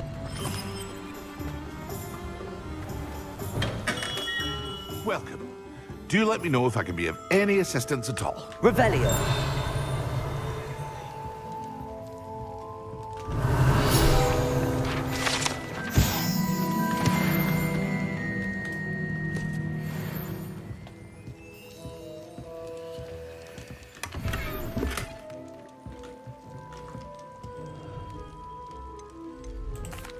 What can I do for you today? I can sell some of my shit to you. Very good. Never hurts to keep my stocks replenished.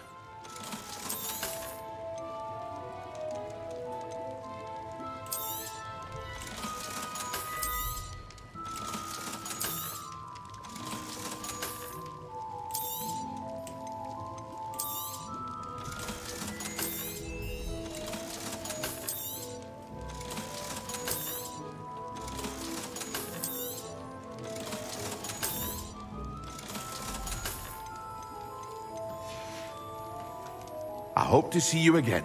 Farewell for now. Indeed. Wait, side quest. Hello, Mr. Pippin. You need help with a delivery? Yes, I do. A capable student such as yourself should have no trouble making the trip to Cambridge. It's just south of Hogwarts. What do you need delivered? Fatima Lawang ordered a few invisibility potions. I used to go myself, but lately Fatima has taken to turning every visit into an argument. Constantly complaining about the quality of my stock. But how can I maintain excellence when she orders so often, giving me no time to brew? If you take this rather irritating task off my hands, I'd happily allow you to claim the delivery fee from Fatima. I'd be happy to help with the delivery. You've no idea how grateful I am, truly. Here are the invisibility potions she requested. Hopefully she won't give you too much trouble. She's a talented potioneer in her own right.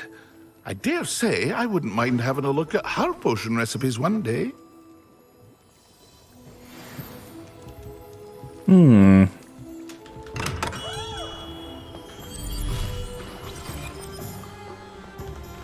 Okay, while I'm in town, gotta remember what shops were.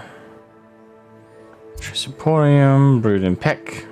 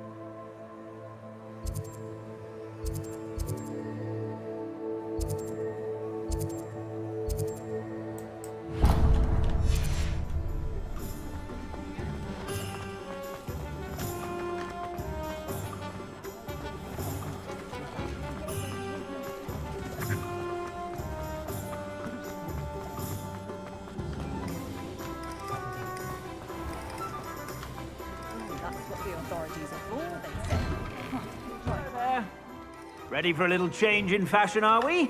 Plenty to choose from here, so take your time.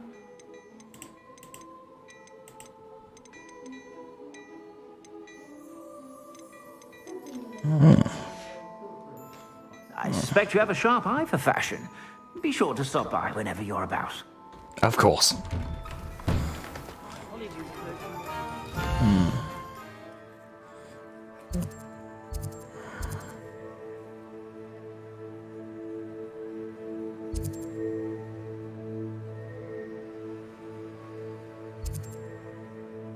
Honeydukes.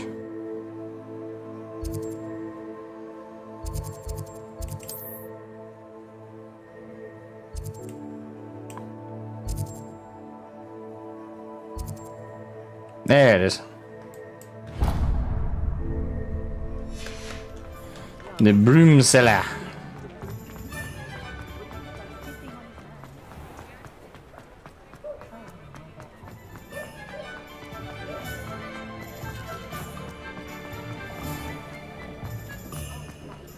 Toadstool tails always made me... Ah, new. Revelio.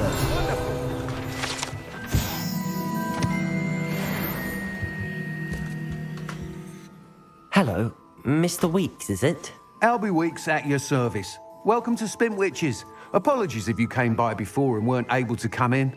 Shop's been closed since trade routes were disrupted. Had to travel as far as London to meet with my supplier. And I've only just returned, thankfully with inventory. I presume you're in the market for a new broom? Got a few rare U-weavers available. Ember Dash, Silver Arrows. Wind Wisps too. No matter what broom you choose, you'll be pleased. They're all exceptional, both in quality and performance. You said disrupted trade routes caused you to close Spint Witches? Terrible it's been. Trade routes reported as unusable. Evidently criminals are overtaking roads, threatening hamlets. I can fly safely almost anywhere, but you try flying with an inventory of brooms on your back. No easy feat. Right then, back to work. If a particular broom takes your fancy, just let me know. Do you mind sharing more about your brooms? I have a passion for them. Every detail of every model. Take Wind Wisps, well known for their quality ash handles. U-weavers are rare because some fear flying them, likely to do with the U-wand's darker reputation. Then you have the Ember Dash, known for its handsome appearance. Working with brooms every day makes me practically giddy. It's one of many reasons I cherish running this shop. You gotta respect a man who basically doesn't go to work every day.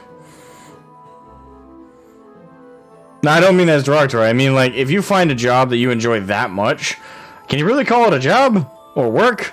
At that point, you're just enjoying life. And you're getting money out of it, too. Sounds quite the array of brooms. I'll have a look around. Thank you. That man doesn't go to work a single day of his life. Okay. So they're all the same price. And it's not showing me any different stats. That item is of the highest quality. Embadesh. Hogwarts House Broom. That item is of the highest quality.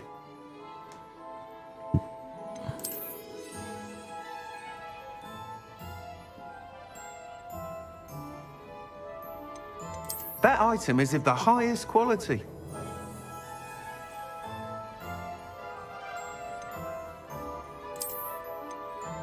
I kind of like the look of the Ember Dash. That item is of the highest quality.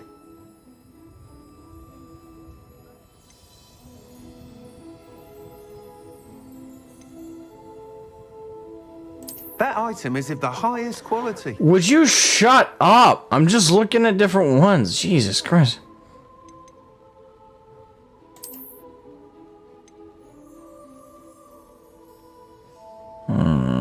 That item is of the highest quality. I'm gonna kill him. I'm gonna kill him. You'll be thrilled with that broom, I promise you. Thanks for stopping by. Whilst nearly any broom will certainly be a step up from the practice brooms in Kagawa's class, they all have their limitations. You seem to be a flyer who might be interested in, say, some enhancements? Go on. Ha! Knew I was right about you. I think you'll be quite happy with the performance of any broom at lower altitudes. But you may notice that speed consistency tends to falter as you rise. I believe I can remedy this issue.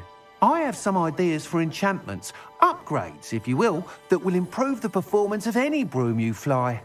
What I need is someone to conduct a broom flight and report back to me so I can perfect the upgrades.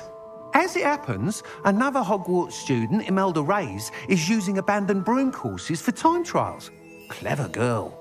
An ideal situation for collecting flight statistics. If you were to compete for the best time and succeed, then report back to me with how your broom behaved, I could complete work on my first upgrade. What say? Had your passion for brooms again. Why am I the right person for this? You took... How long have you had a passion for brooms? Since the moment I saw my first Quidditch match. Seeing flyers manoeuvre the way they do. Oh, some people continue to have their doubts about me and my ideas. I hope that won't dissuade you from helping. I know I'm onto something. Why do you need me to report to you on this broom flight? I did try to get Imelda to help, but she has some flying habits and quirks that made her difficult to collaborate with. I need a flyer with no bad habits and a knack for flying. Your classmate Everett said you're a natural on a broom. He's forever in here studying the newest models, almost as passionate about brooms as I am. If your rumoured talent for flying can help you beat Imelda's times, then having you assess the broom will be invaluable.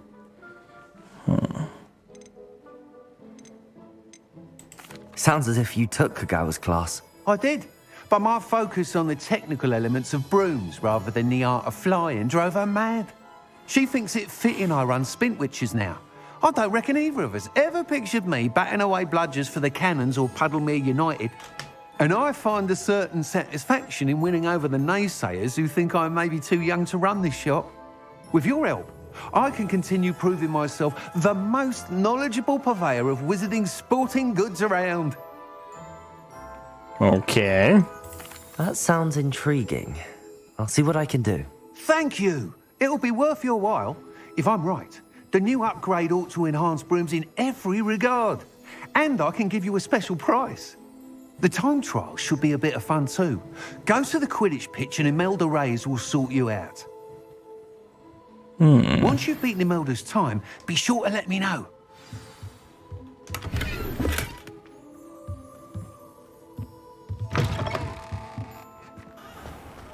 Can't help but admire Mr. Weeks' enthusiasm.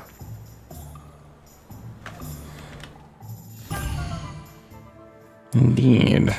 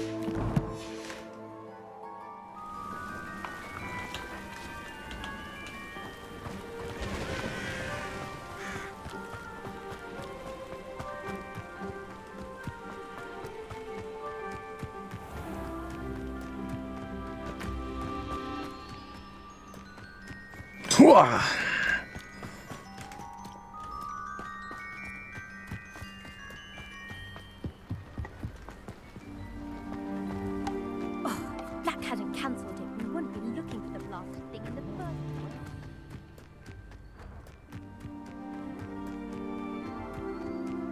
place. If it isn't Slytherin's newest broom talent. Ah, Imelda. Now I remember you. Okay. Yeah, that's the chick we talked to when we initially began the game as a Slytherin.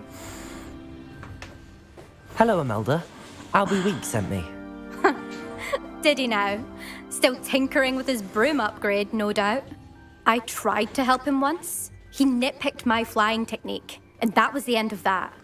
The nerve. Why is he roping you into his broom testing silliness? You've barely started flying from what I know. Caught wind of you showing off in flying class with Clopton.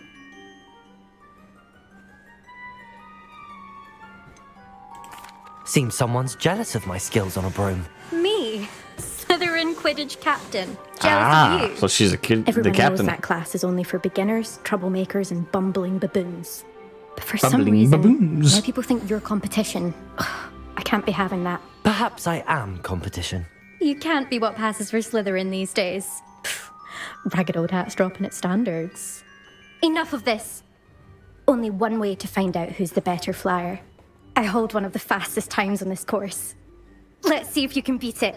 Slytherin versus Slytherin. Sounds good to me. Actually, why not? I can beat your record. I'm so looking forward to seeing you lose.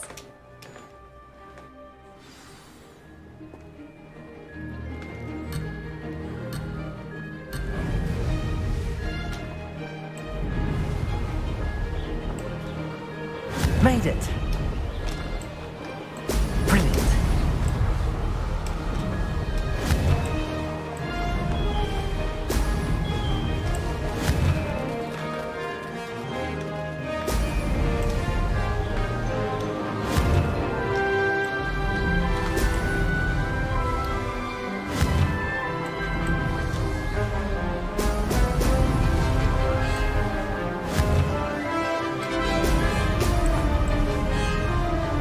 This is rather fun.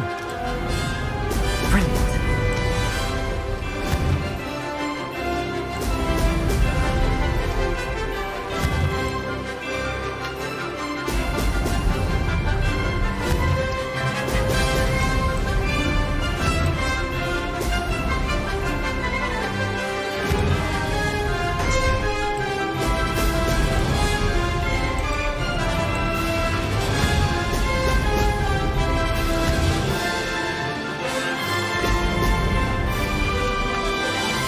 Success. Ho, ho!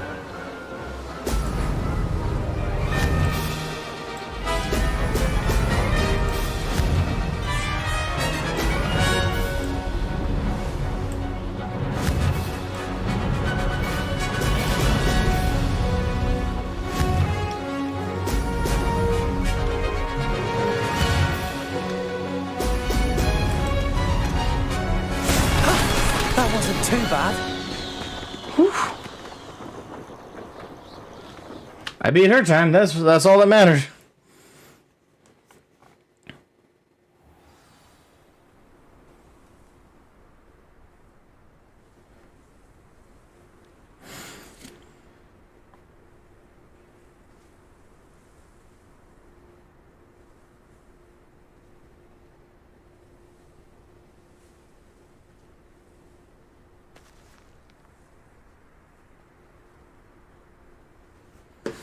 Okay.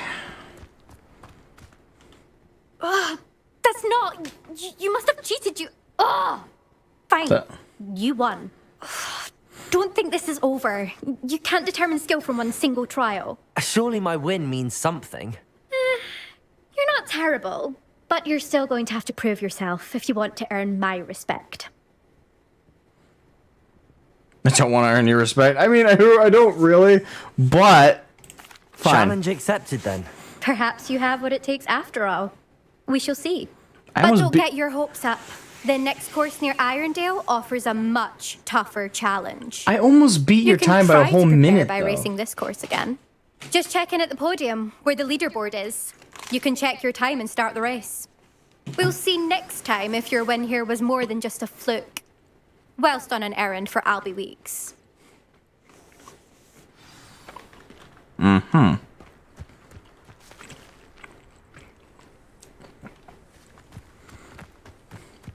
I never thought someone would ever. I suspect Mr. Weeks will be good. Top racer for too long.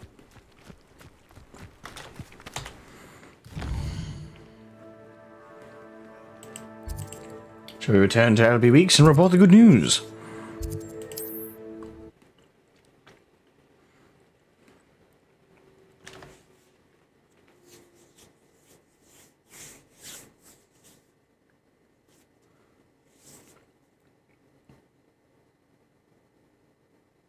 Sometimes it seems all roads lead to Hogsmeade.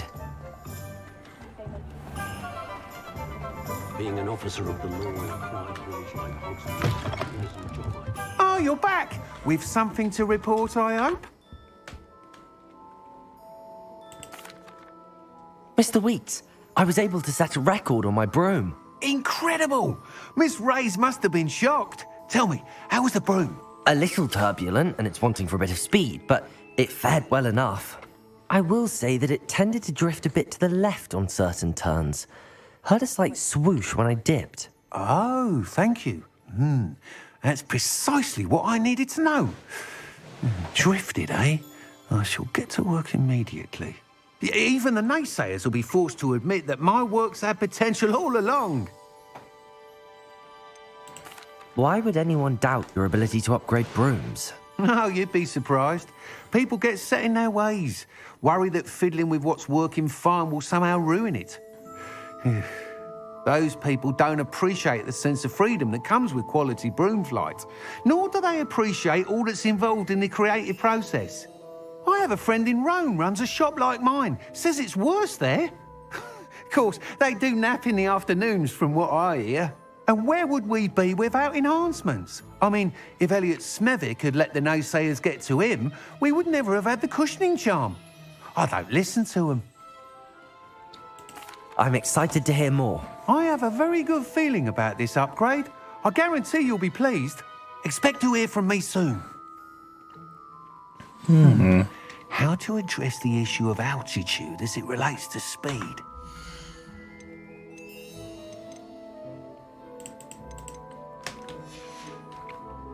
Thanks for stopping by. Hope to see you again.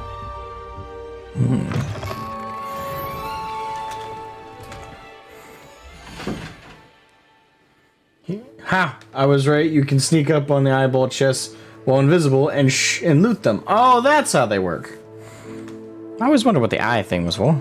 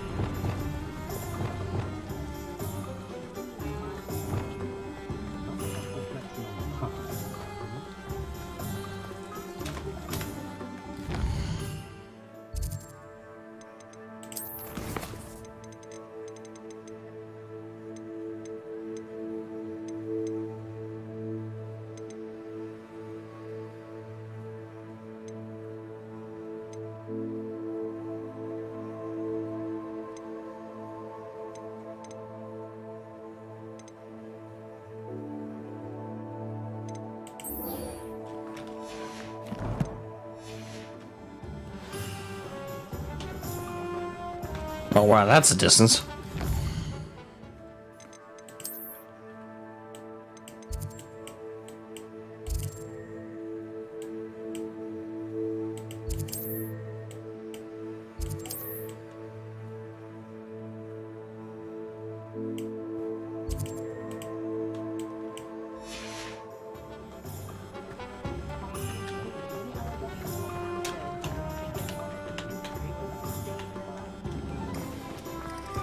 only a hairy hop. Hogsmeade, here I come.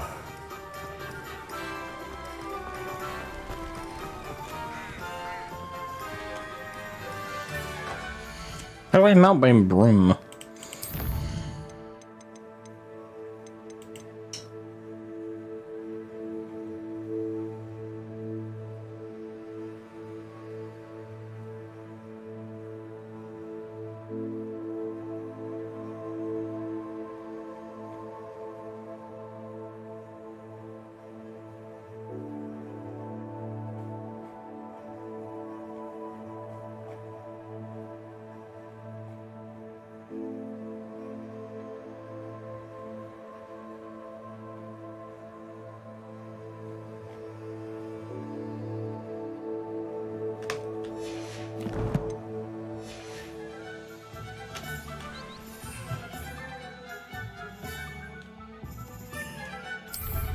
There we are.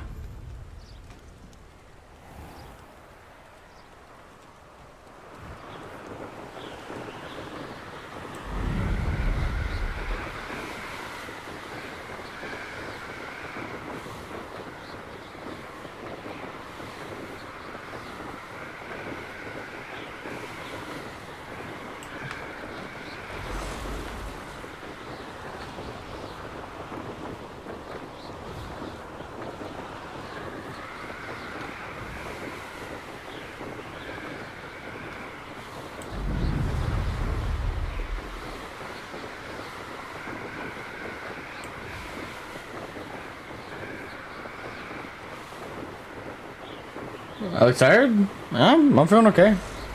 How you doing?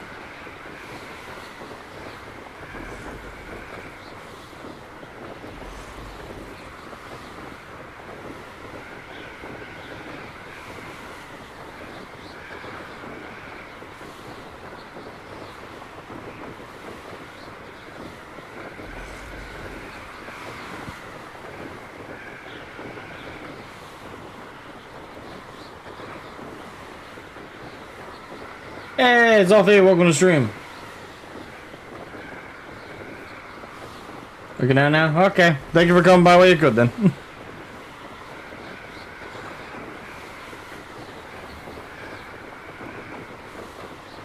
Alright. I think I always have bags under my eyes. I think it's fairly normal for me.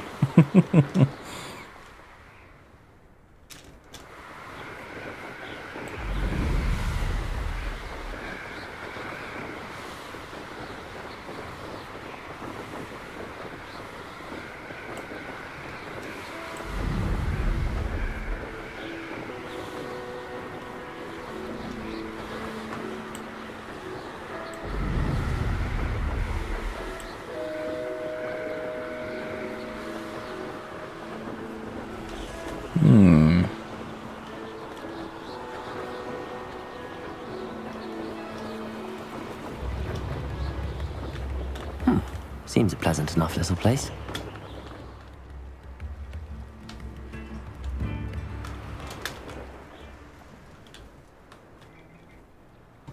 That Pippin should have been here by now.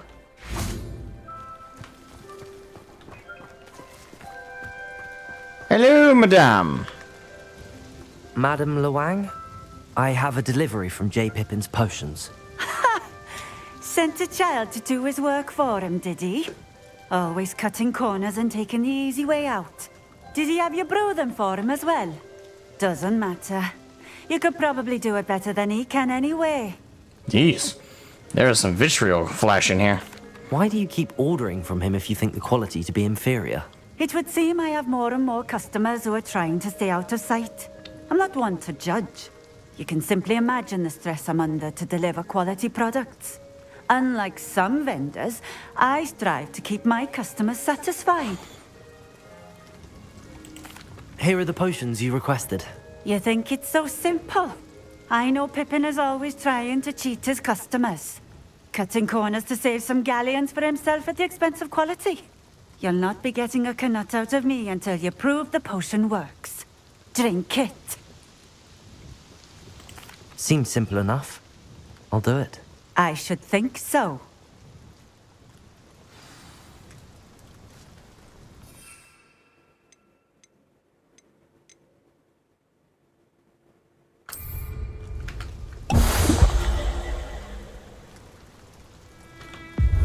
It seems to have worked.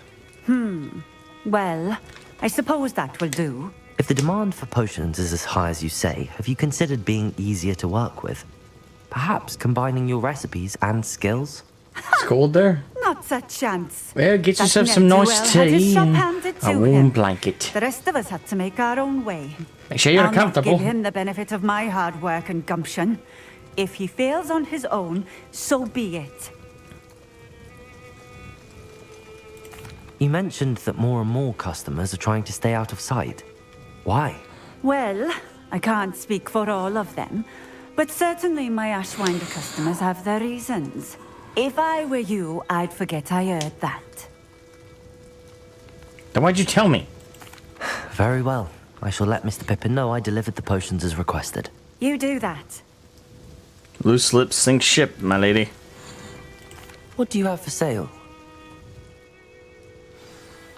What are we looking for today? A fine choice. Exactly what I would have chosen. This will do just fine. Thank you. Thank you for stopping in. I appreciate it. No problem.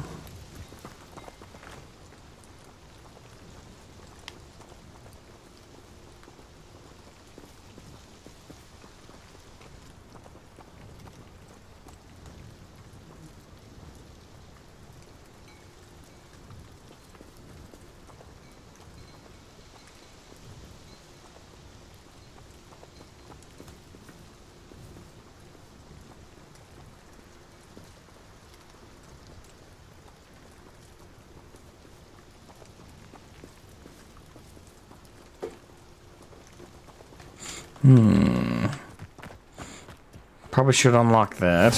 What are you up to? I know a Merlin trial when I see one. Problem is, I couldn't solve the other one I found.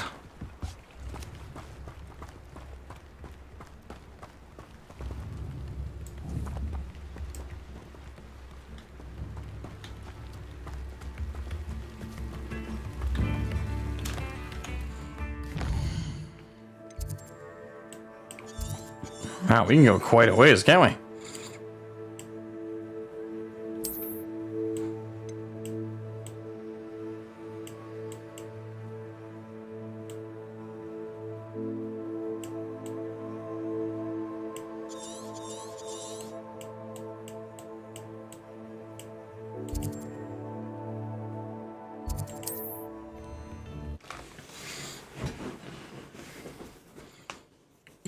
Your room isn't very inside, so it's rarely much warmer in here than than it is outside, so it's in the 50s. Not like dangerous cold, but still nippy to sitting in. Yeah, that could be nippy. I consider that spring or summer weather, but I'm sure if you're used to warmer temperatures, that's nippy. Nippy to me is 30 degrees or below. Come on in. Healing potions are a speciality here, should you need any.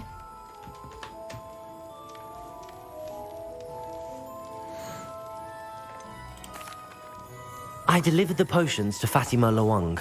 Very good. I keep hearing Fatty Lemwang for some reason.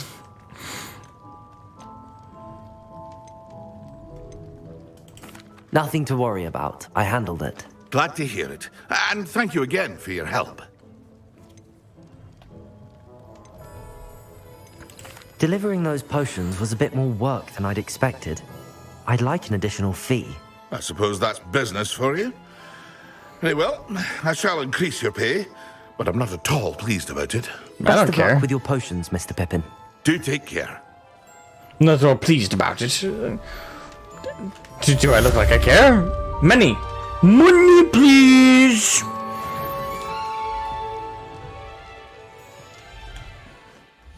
If I want to hear about your financial concerns, I'll ask.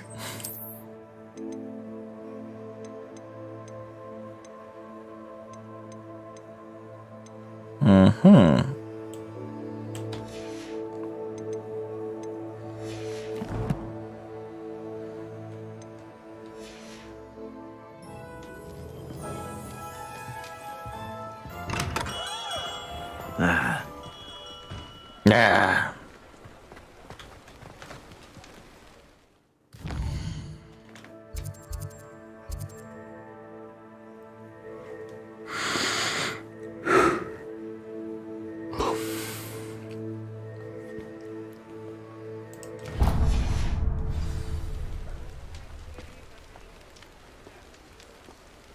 Correct. Don't send a Slytherin.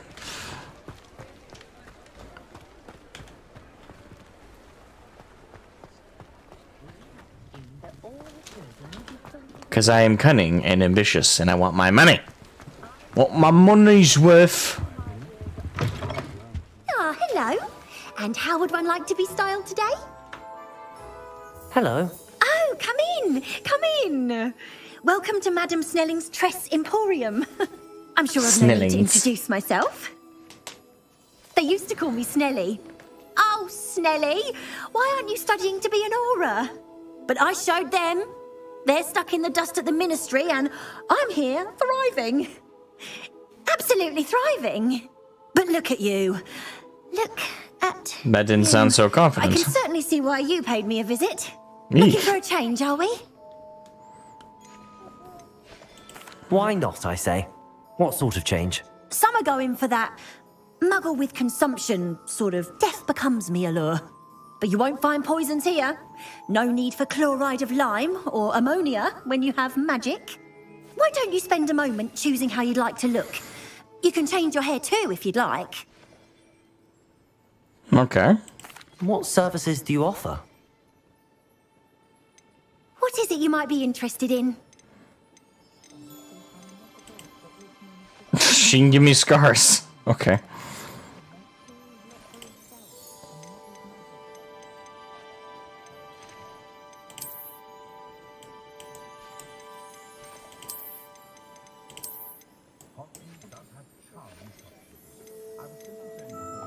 Is there any new hairstyles you can offer me? Or?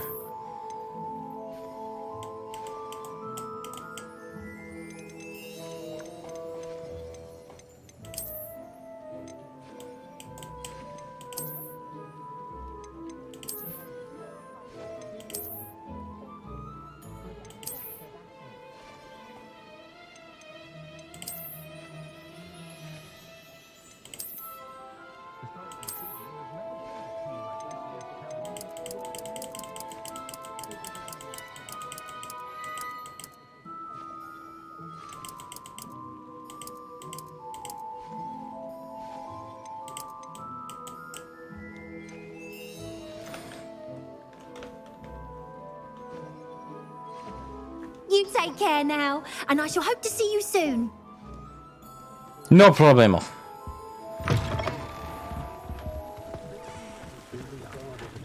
Not enough reflection on the past.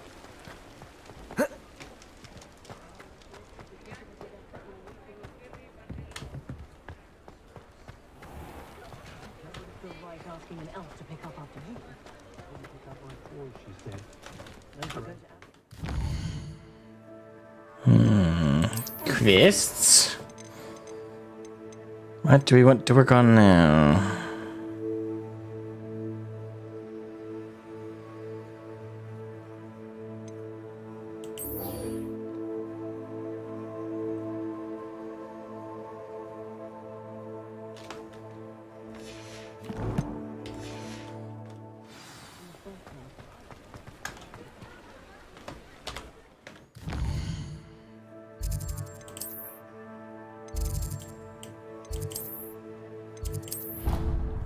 Anywho.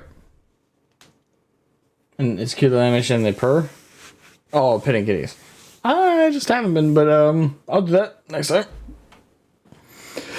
Next time I run into a little kitty cat, I'll pet it.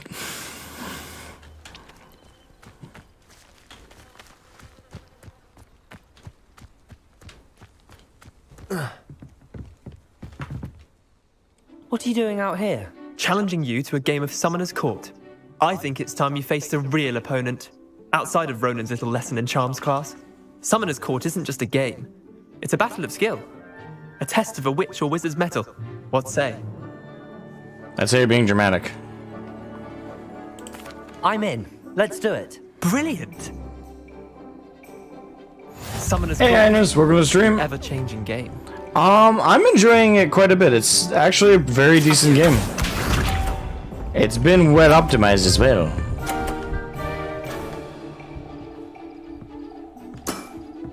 Try to beat that.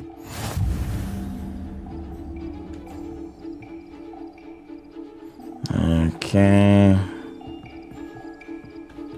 Accio.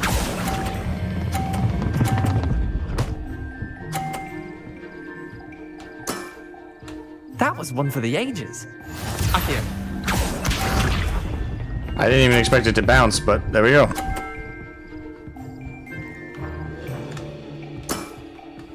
Nothing to it.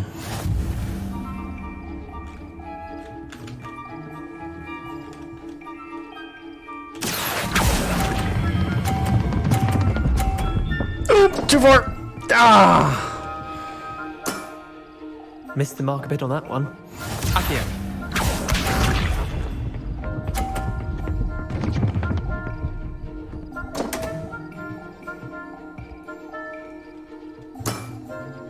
Come on, Leander.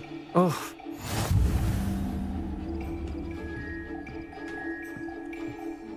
Accio.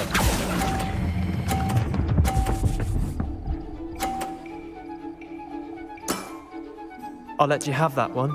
Well done. You beat me. Hey, Karen. Hello, fellow wizard supremacists. Indeed. Bit of good luck, that's all. No need to be upset. I'm not lucky, I'm simply better than you. All right, fine. You're right. You're better than me. I'll let the others know you're good enough to keep playing. The others? I lost 7 matches in a row to Samantha Dale. The others who play Summoner's Court thought that if you couldn't beat me, you wouldn't be enough of a challenge.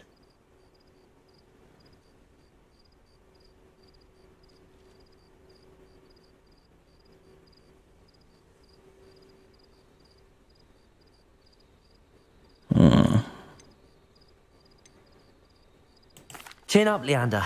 Keep practicing and you'll get better. No need to be suppose you're right. disparaging. I'll let the others know that your metal's been tested and that you passed.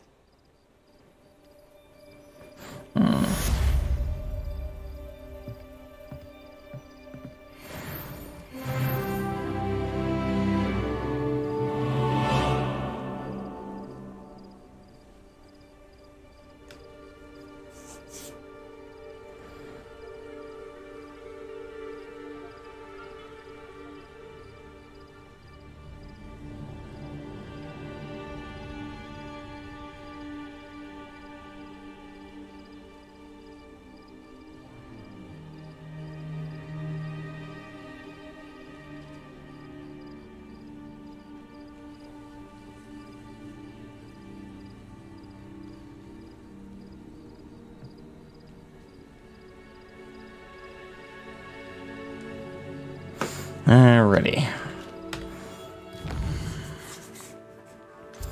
Let's see here, the rule requirement, or... Well, what's my full quest log right now?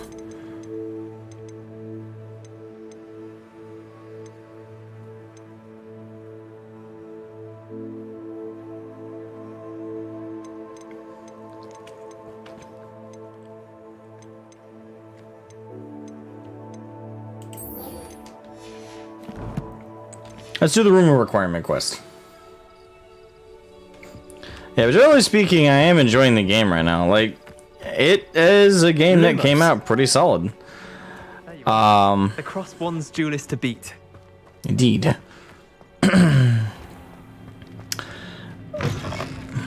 And so far, my only complaint outside of the character creator is sometimes they have a hard time with like some of the side activities, whether we're talking quests or just literal activities.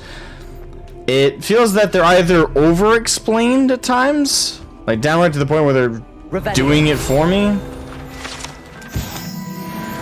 or they're not explaining anything at all. Like it's an entirely guesswork on how you figure it out or not.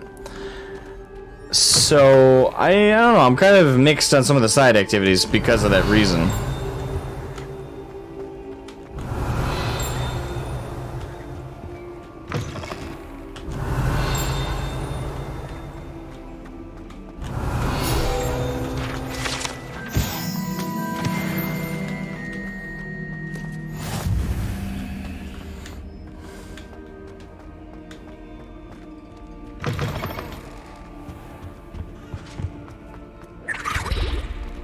Revelio.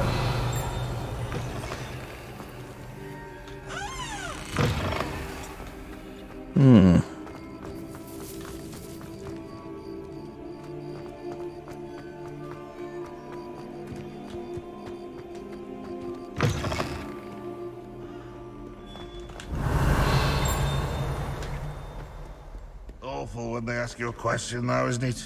Grubby little faces. I'll just die. In trouble, are we? Been up to no good? Thought as much. Bugger. Revelio.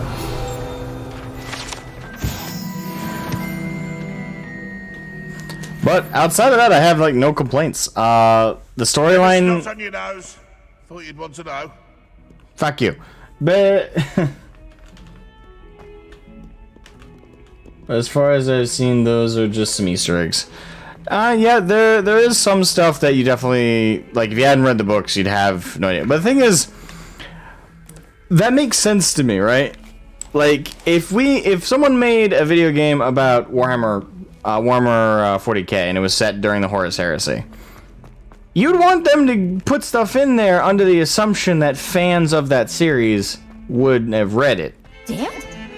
And I think it's perfectly fair to do the same for Harry Potter. It's like, okay, this is a game for Potter fans. So it's safe to put in... Now, obviously you shouldn't assume everyone who's playing it is 100% like the most hardcore Potter fan. So don't put in like the most obscure shit ever. But general stuff that most people would likely know, even if they're a casual fan of Harry Potter, yeah, by all means, go ham and throwing it in there without explanation. It makes sense to me. And you are catering to an audience at that point. But generally speaking, this game is pretty good in its own merit. I mean, so far in terms of content I've gone through that I was like, oh, I would describe as you needing to be a fan of the books to get the most out of. I don't think I've come across anything like that.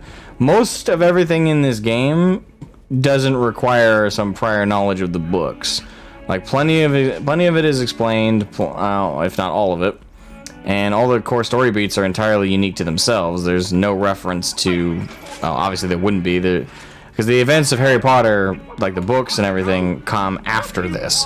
This is set in the 1800s, so kind of hard to reference something that hasn't happened yet. So generally speaking,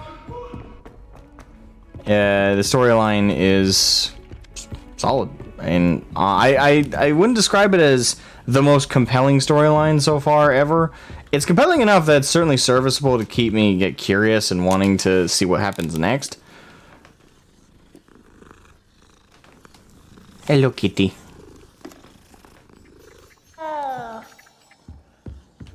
Meow. But yeah, it's serviceable, but it's not like anything groundbreaking. Like it's got the standard Harry Potter feel to it, which is what they're going for, obviously. It's a setup to a basic mystery story, like what is the secret? What is this thing? Like it's a carrot on the stick story with a core mystery around it, and the whole thing is about figuring out the mystery and figuring out the whys and the hows and the whos and the what's-its. So at least it's living up to the idea. All right, so this is the room requirement. I thought so earlier when we passed by it.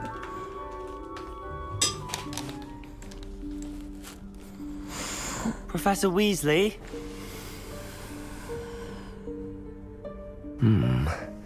Somewhere away from prying eyes.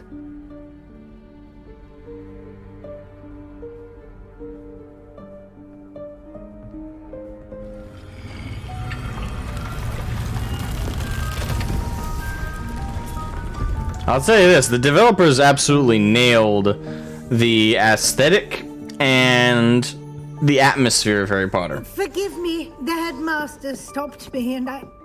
Merlin's beard. I see you've wasted no time. Well done. Shall we? After you, Professor.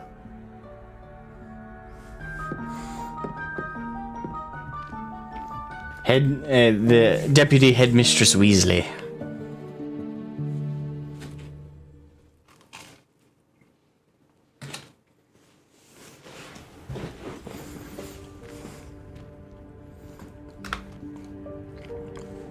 What is this place? This is the Room of Requirement. It only appears when one is in real need of it. Ordinarily, a student might stumble upon this room entirely by accident. If ever. I'd only planned to suggest to you how to find it by walking past that bit of wall, focusing on what you need. But you've managed to reveal the room on your own. While I'm here, we should take advantage of the moment. Now, where is Deke? He must have sneaked past and gone ahead. Deke, Professor. The house elf I was speaking to in my classroom your first day. Thought he might help you use the room once you've found it. There's no chance I'm clambering over this mess. This presents the perfect opportunity to teach you Evanesco, the vanishing spell. You can cast Evanesco to vanish certain objects, such as these chairs and other things here in the room.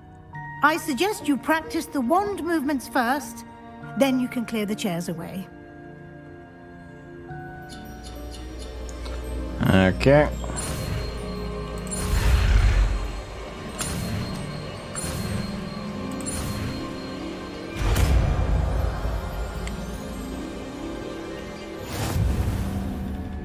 Splendid.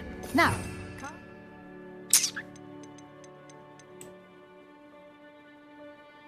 let's go on those chairs. Excellent work. You'll note that you are now in possession of Moonstone. We shall discuss its uses later. Let's move on. Where in Merlin's name is that elf? Can't you just call for him? Is that... Goodness. My old school bag. I wondered where that had got to. I can't believe it's still here. I'll just take a quick look at this. Give you an opportunity to explore on your own until we locate Deke. Yes, Professor.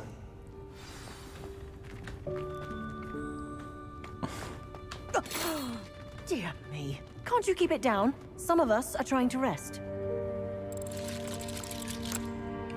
Apologies.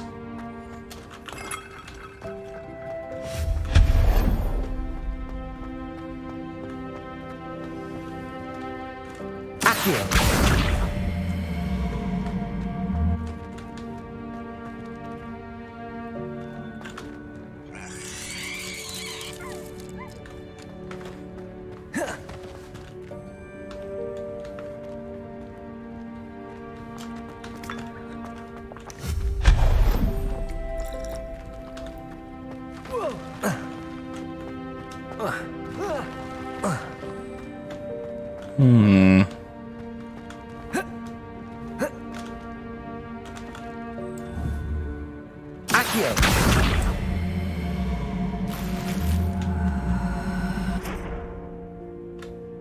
Verdant hat.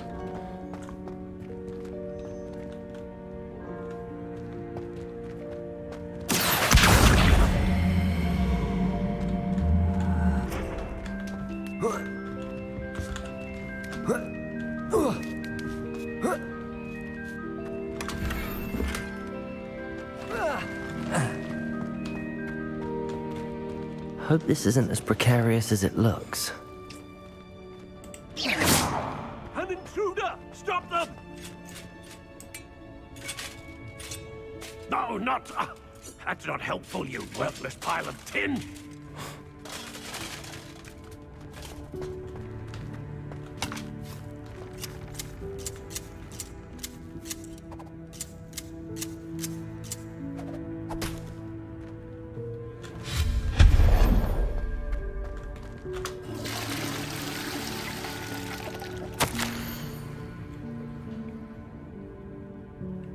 Benefit in the room thought I needed a hat. Cheeky thing. Could be worse. It could have just provided you a paper bag.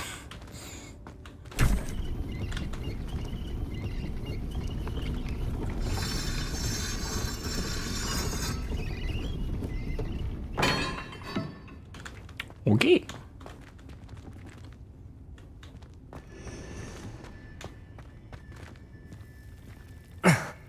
How does anyone other than a house elf manage to get around in here?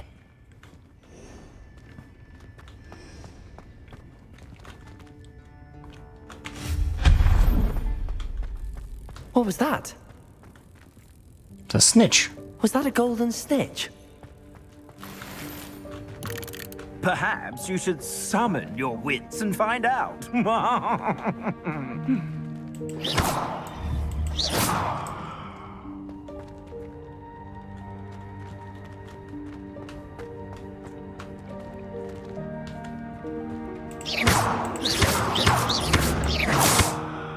Accio.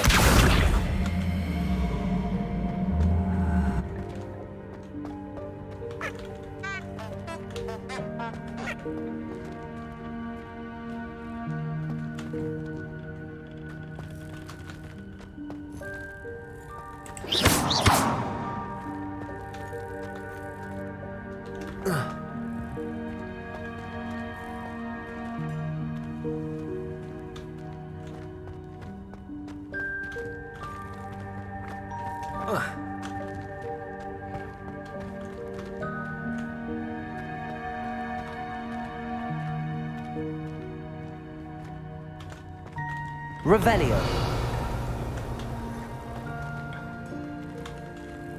Accio.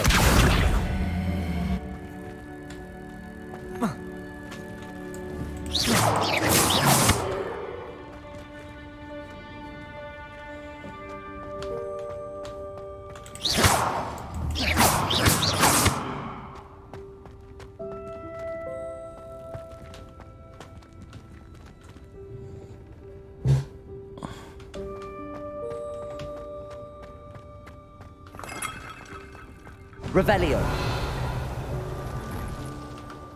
I hope that house elf can find us in here.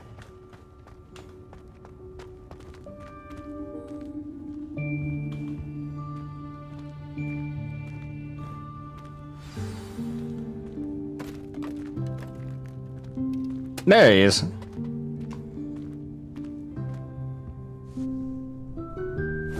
Yikes! Careful! Huh?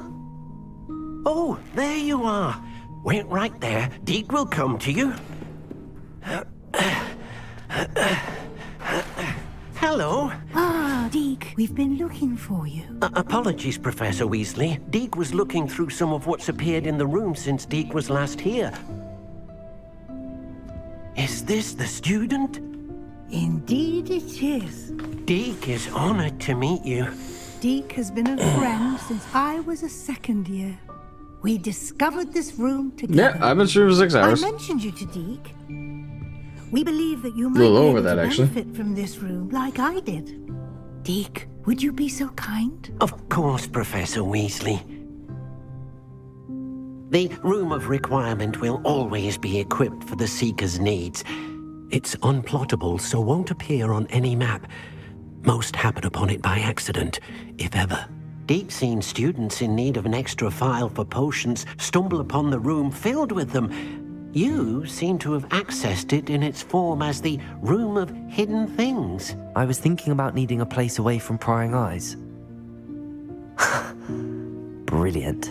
Oh, that explains it then. What I need specifically is a place where I can catch up on my schoolwork without distraction. Well then, the room can provide you with precisely that. Now, it's time to focus on what you need. Just close your eyes. Imagine the room precisely as you need it. The room will do the rest.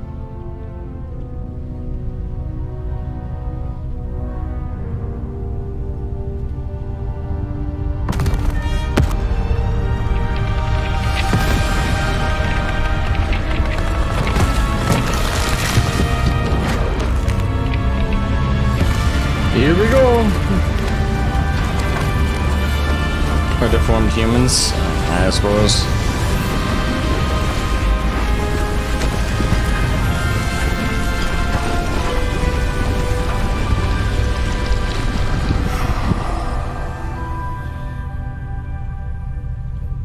You've given yourself quite a canvas to work with.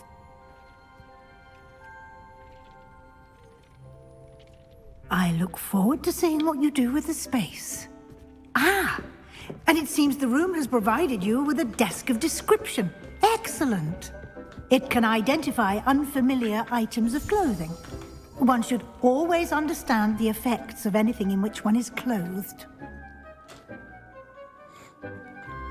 So it's how I check out the, what, like, okay.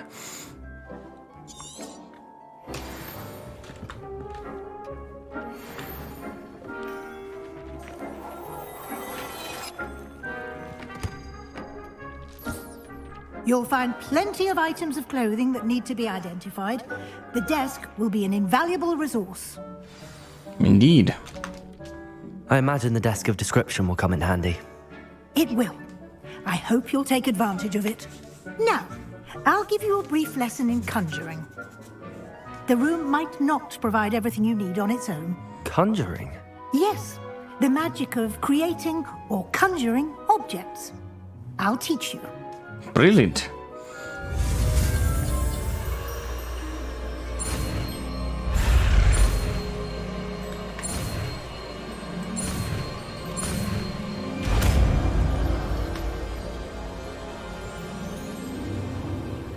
Very good.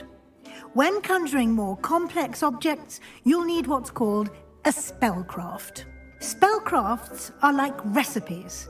They list the ingredients or resources needed to conjure a particular object. You should have acquired some for a potion station and potting table from tomes and scrolls in Hogsmeade. I did. Where can I find the resources I need? While resources such as moonstone can be obtained throughout the Highlands, it's much safer and easier to purchase them. They can also be collected by vanishing objects in the room, such as the chairs you vanished earlier. In fact, you should have enough resources for now. I see. Can I regain resources by vanishing something I've already conjured? You can indeed. Quite perceptive. Why don't you give it a try? Go ahead and conjure the potion station and potting table. You should find both familiar, since they'll resemble the ones you've already used to study magical plants and brew potions in class.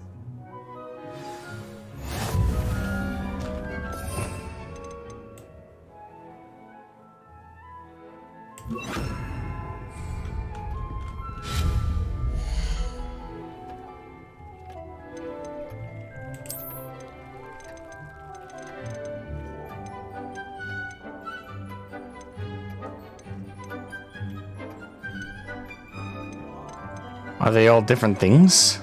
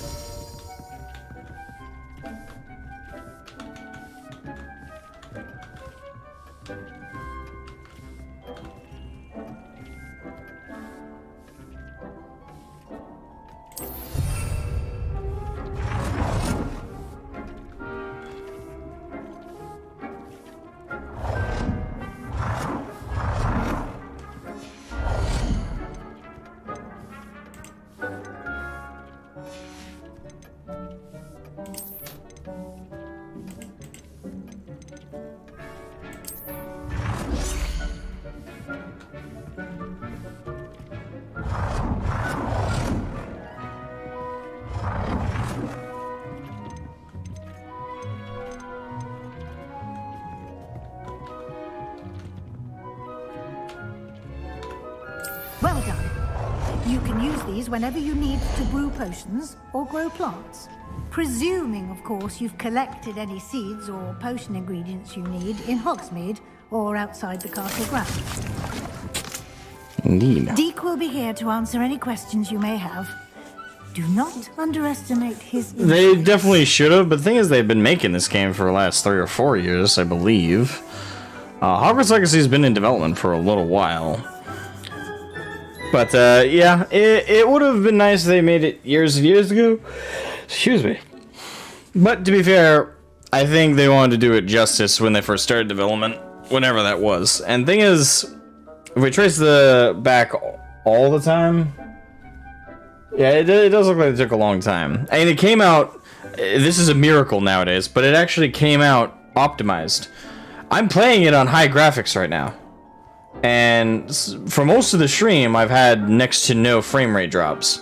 Yesterday I had a few, but I think that's because I had my browser open at the same time for seeing the stream chat, but I have my browser closed. The only thing I have open on my computer right now is this OBS to stream it, because that's a streaming software I use, and my voice mod, which is just how I filter through my mic. That's all I have open right now on my PC. And the game functions just fine. Like, I've had a couple of stutters here and there, but that's only when it usually renders in a new location or a new scene. Most of the time, it's been pretty buttery smooth. And if I don't have OBS on and I'm just playing the game, it's smooth as butter. Like, I have no problems at all. And I'm running a GTX 2080 Super for my graphics card. I don't even have the latest gen stuff. Can you tell me a bit more about Deke? He's been at Hogwarts longer than I have, and seems to know its every nook, cranny, and secret. We discovered this room together when I was a student. Deke has had a good deal of experience, both here at Hogwarts and at a previous post. I shall let Deke tell you more when he's ready, but again, you would be wise to listen to any suggestions he may have. Can I use this type of transfiguration magic outside of the room? Conjuring and vanishing are strictly forbidden elsewhere in the castle. We've charms in place to enforce that. It would be exhausting to reverse the errors in both judgment and magic. But the Room of Requirement has its own rules. I will be sure to speak with Deke if I need anything. Thank you. Good luck. I shall linger a bit longer in case you'd like to learn another transfiguration spell for use in the room.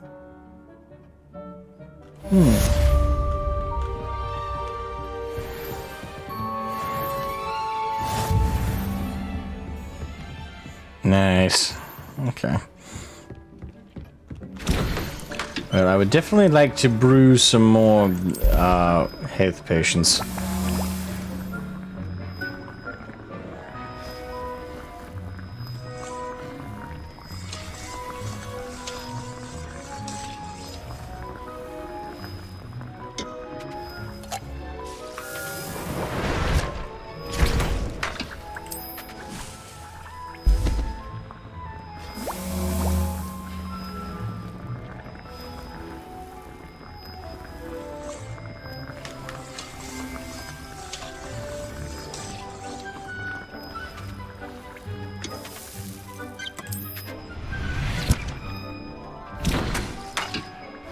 Boyle, come on, give me my health potions.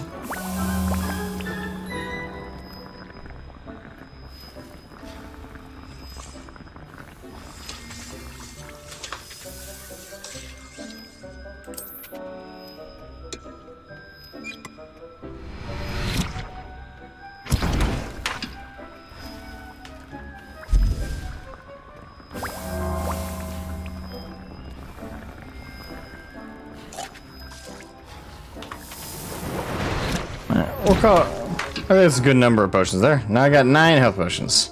That Denny's got 5 more minutes on it, so we'll come back for it. Hasn't seen this many plants here before. Really? Shame. Dick thinks you should be proud of all the potions. All 7 of them?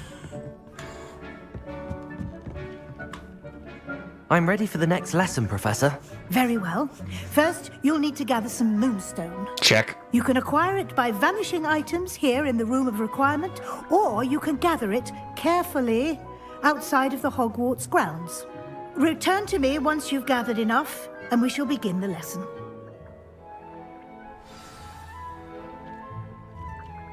Okay. I have the moonstone you requested, Professor. Good. Then we may begin your lesson. Fantastic. You can conjure more than potions and herbology tables. Conjuration can be used to decorate this space to your liking. Why don't you try it on the walls and floor? Okay.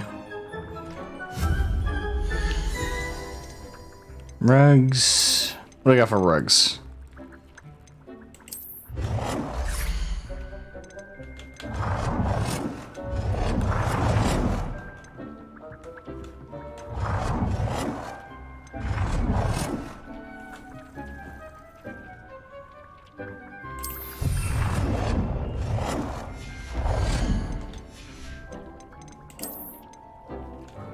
No finish, huh?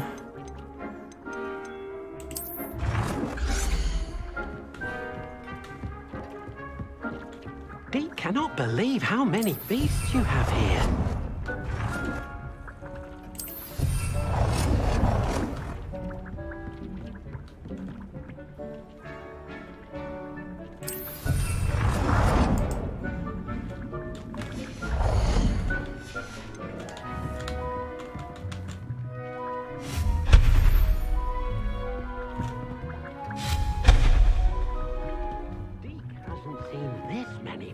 Here before?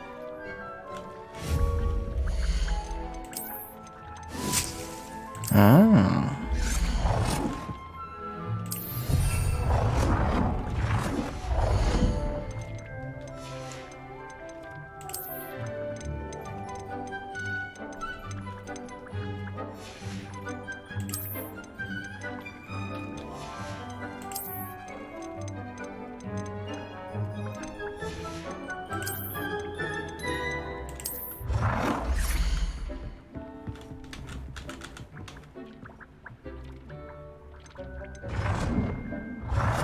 Deke thinks you should be proud of all the potions you've brewed.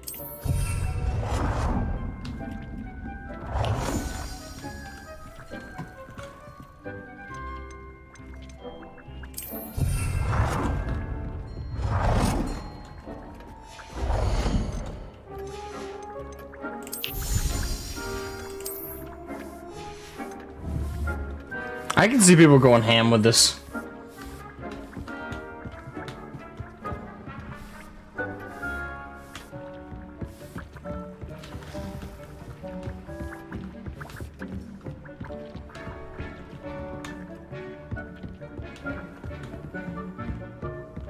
Oh, I need to conjure specifically wall decorations.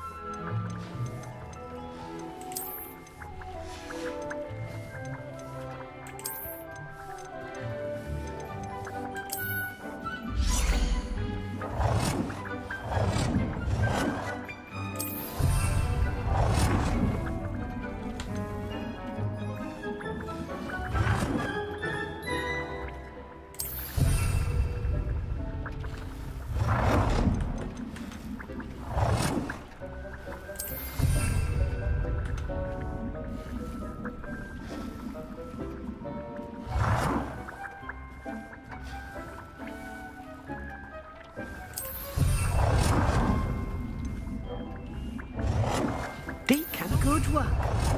Shall we move on?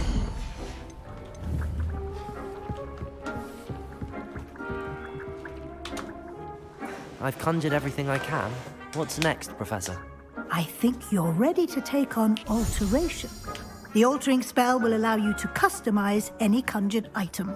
You can change the colors, patterns, and styles of your furniture to suit your taste. Let's get started, shall we? Watch closely as I demonstrate how to perform the altering spell.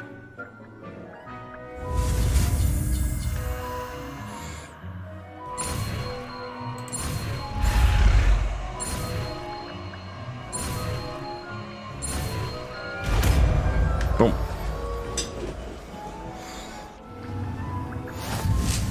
Just aim your wand at any conjured item. The altering spell to customize it. It warms my heart to see your interest in herbology blossom.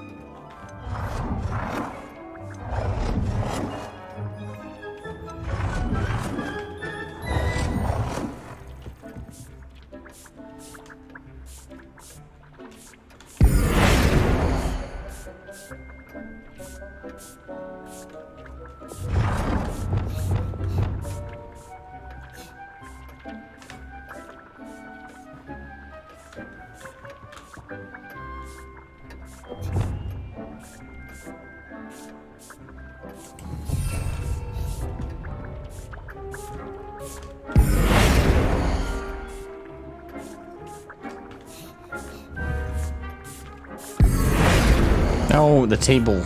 There we go.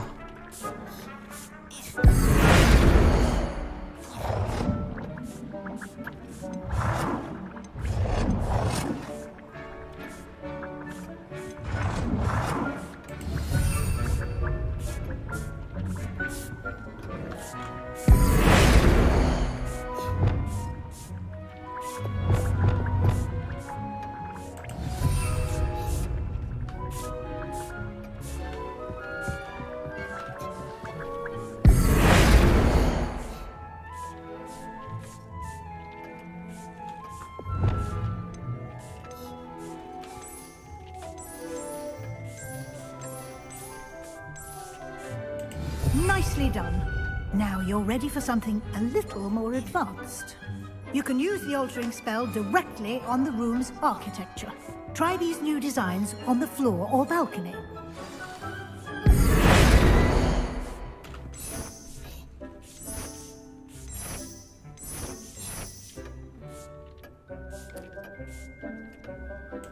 Your space might benefit from a bit of ambiance, don't you think? Deke, would you mind? Of course, Professor Weasley. Professor Weasley showed Deke this bit of magic some years ago. Deke thinks you'll enjoy it. Come and talk to Deke when you're ready. Well, let me alter some of this stuff back.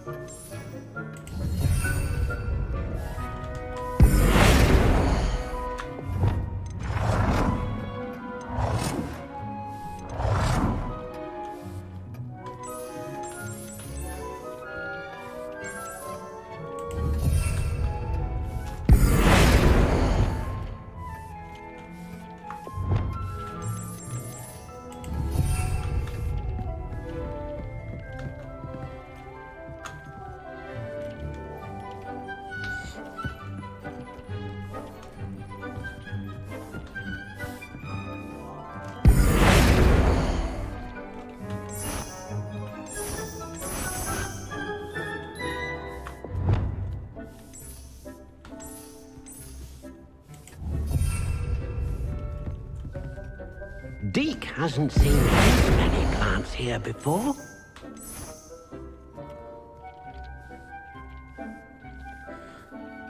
Wow. Well, that's cool.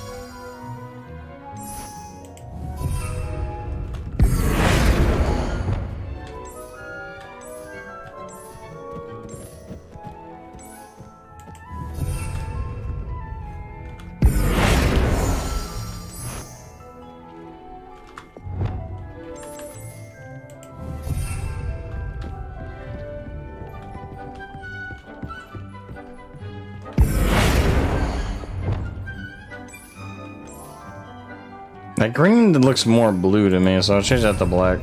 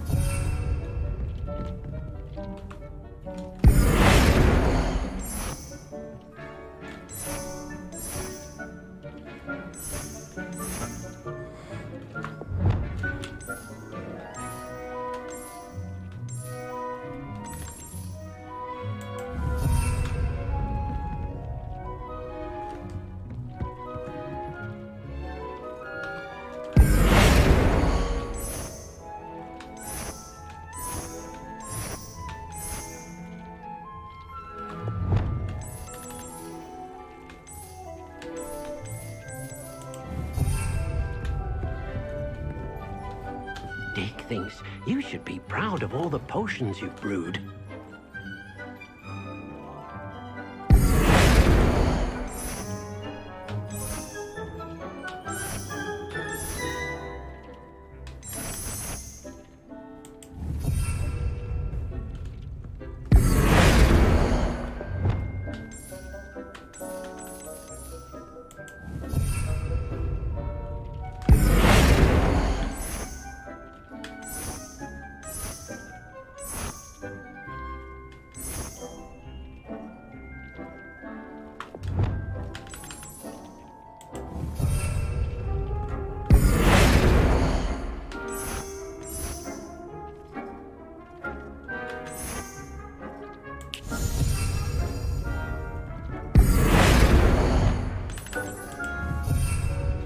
Deke cannot believe how many beasts you have here.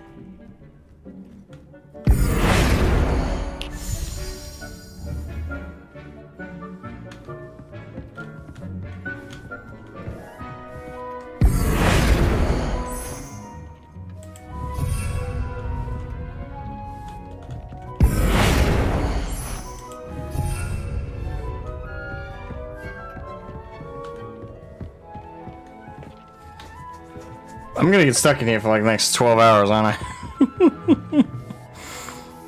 Professor Weasley said I should ask you about changing the room's ambience. Of course. What sort of overall look most appeals to you?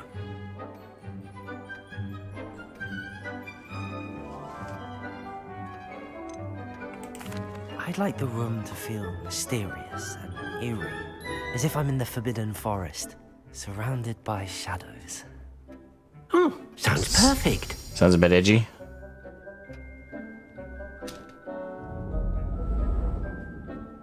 Oh.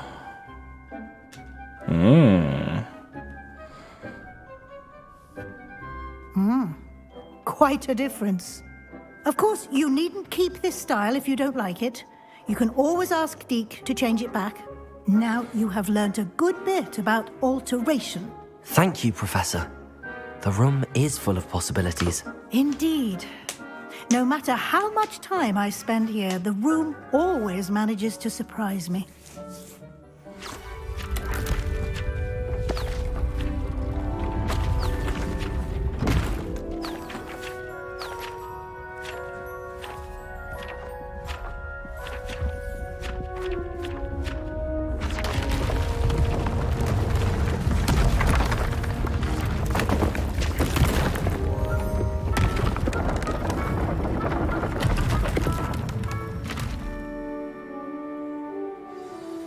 An even bigger space.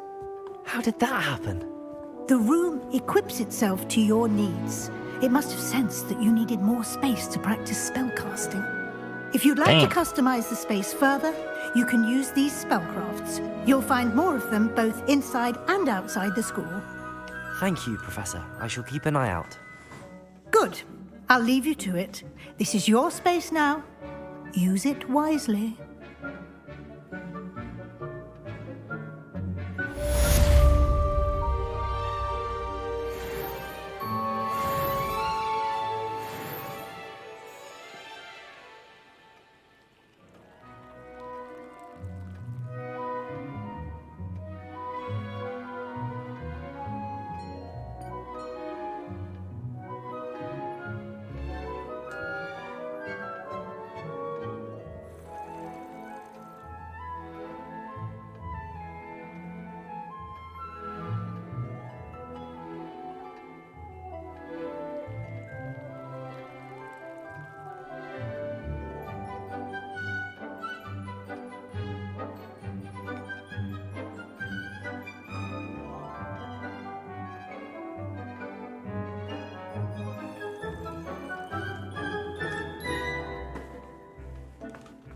Deke thinks you should be proud of all the potions you've brewed. You turned her into an incel? Uh-huh. Well, my girlfriend would not appreciate me being an incel, given our last conversation.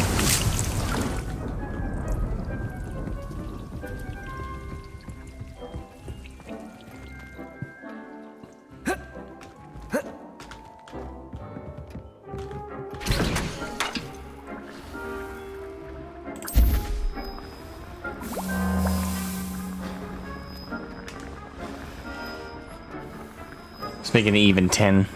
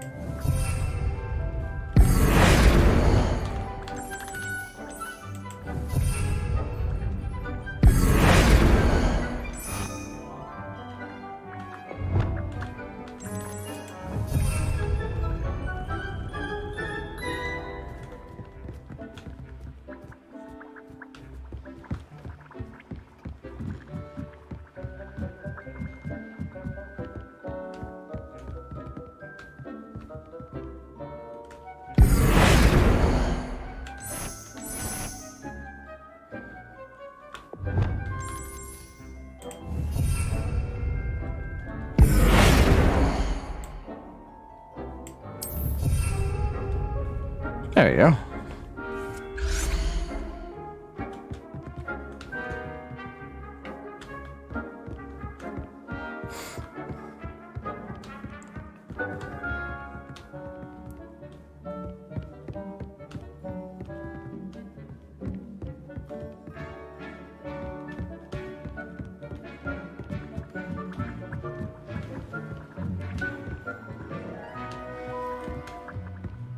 You should be proud.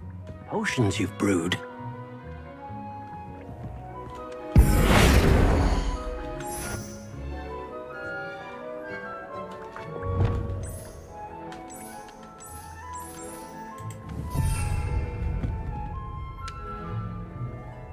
Brilliant.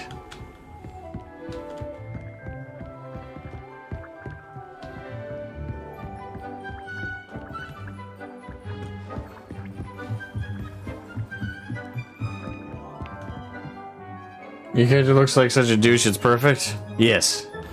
The douchiest of the douche.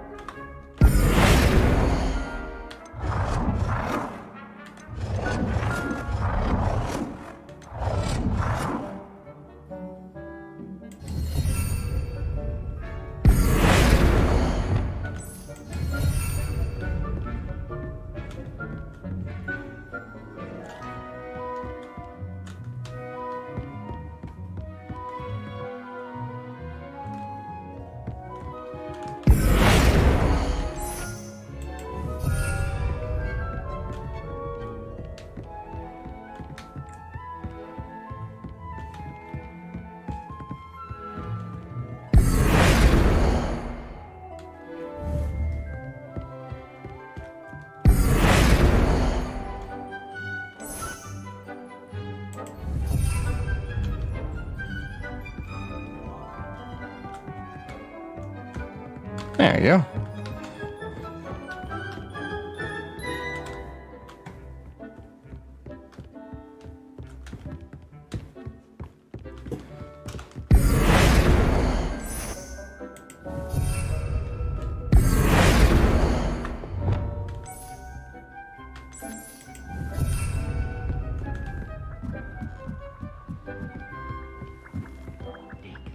You should be proud of all the potions you've brewed.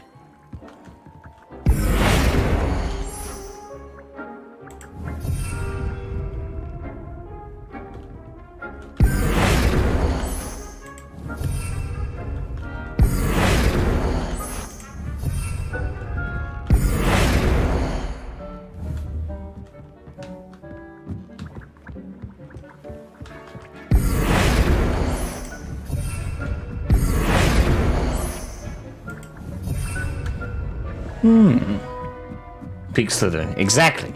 I'm trying to nail the atmosphere and vibe of Slytherin.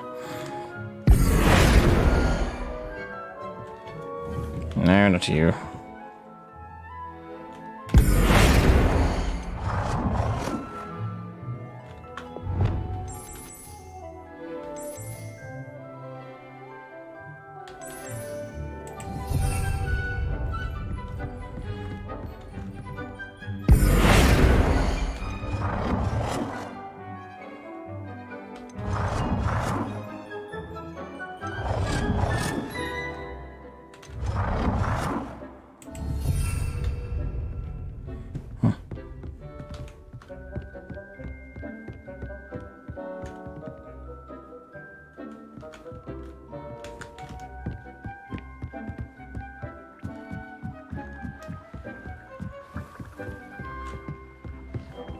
Perfect. Feels like home.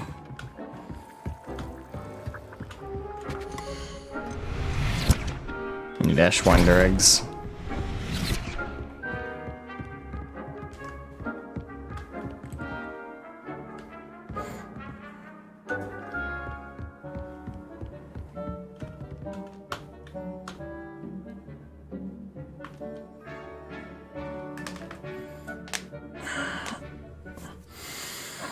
Oh yeah, I was Slytherin.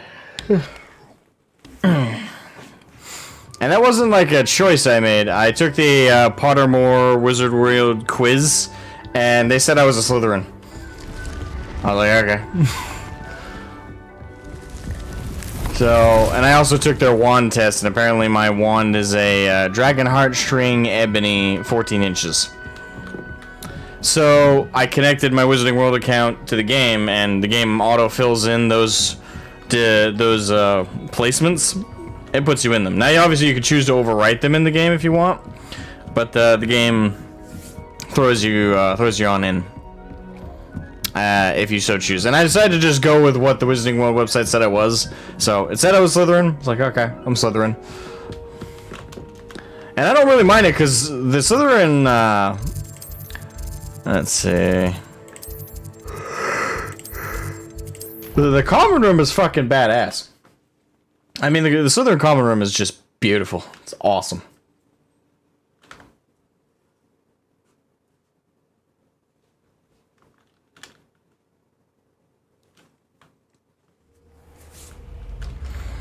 Yeah, this is the common room.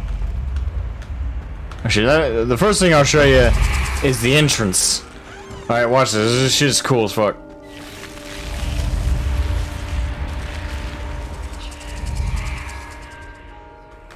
Gone. Did I say I want to go back in?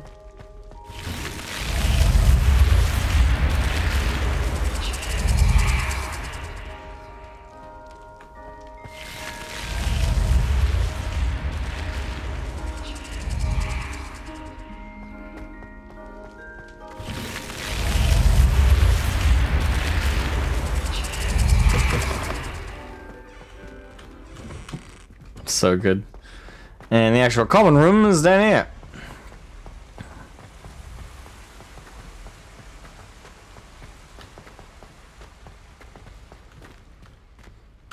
Welcome to the Slytherin common room. I took my copy of 1,000 Magical Herbs and Fungi to Herbology, and I left it in the greenhouse by the Mandrake tree. Sharp was horrified I didn't have it for his class. Said I need to get my priorities straight. Can you eat a Chinese chomping cabbage? Not that I'm going to find out, mind you. I need to get some dragonhide gloves for herbology. Nice for a basement room. Hey, I lived in a basement most of my childhood, so I don't mind. It's underneath the lake too, which is neat.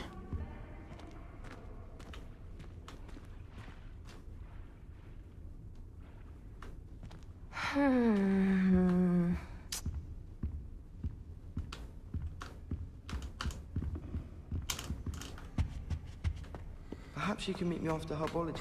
Now, watch what happens when I try and enter the girls section. Appears I won't be going up there. If you pay attention, Sharp has plenty of useful advice regarding antidotes. think people are too hard on themselves? Professor Hound, Harry. Seems that's off limits to me. Her face just contorted. Give me them pennies! I can't go up there. Nope.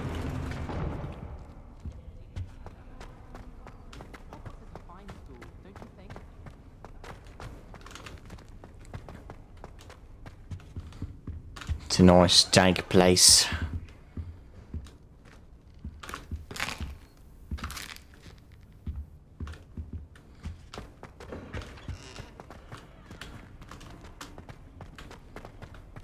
And also, I think one of the coolest things is this is actually where all like the rooms are for each of the, you know, for example, the first years are in this room, which is cool. Like the actual path to the Slytherin rooms, like the dorm rooms, it's very clearly directly inspired by the aesthetic they went with for the Chamber of Secrets movie for the Chamber of Secrets. This kind of wrought iron sewer kind of feel. But still looking like beautiful as all hell.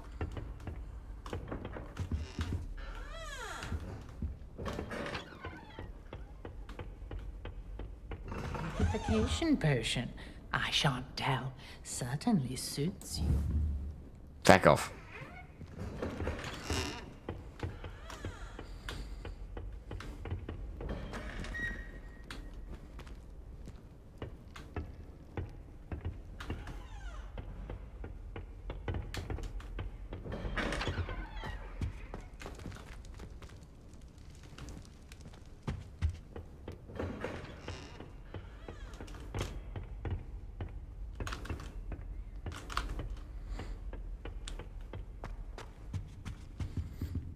It truly is a blast to kind of come into the Slytherin common room because it's nice. It's very nice.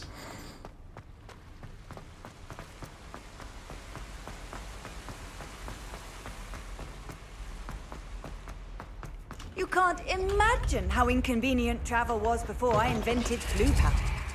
Ignatia, you've said that 100 times. Voila. Alright, so now I should start trying to open those by sneaking up on them.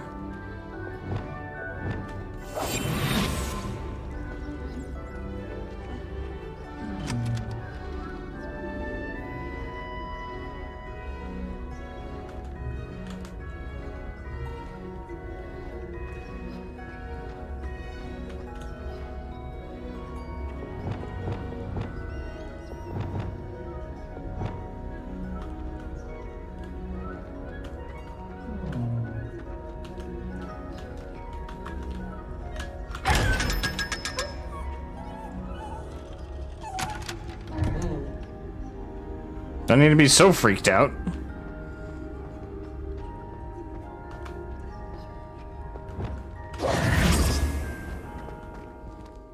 What was my favorite Potter book?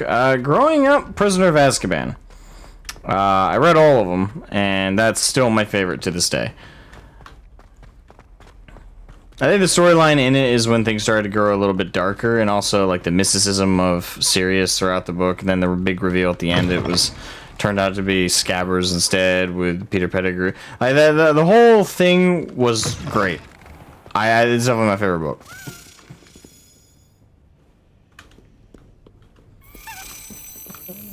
I'll lead the way, you little bugger.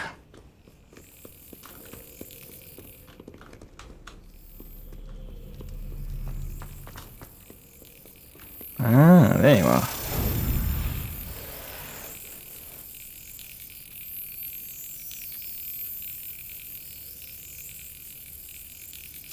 Yes. It did suck for Sirius's death. Especially after everything that happened, it did suck. But I think that's the idea, is that it was a waste. There was supposed to be more with him, and in real life, when someone dies, it's oftentimes not whether they were a waste or not. So I felt in his death in Order of the Phoenix, when that happened, as sad as it was, it did feel very real because it was just so. You felt cheated out of. Like, you felt as Harry did. You felt cheated out of such an amazing character, and wish you could have had more time with him. So. How nice to see you, my young friend.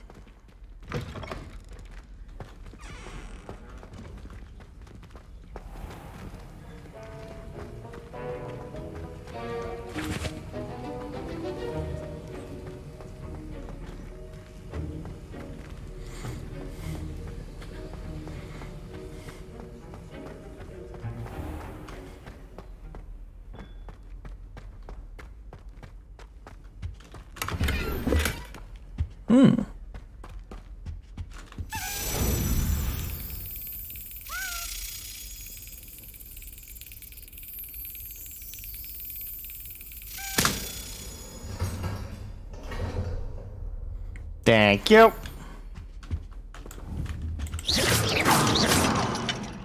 God, when am I gonna get Aloha Mora? This is a spell I'm craving at the moment.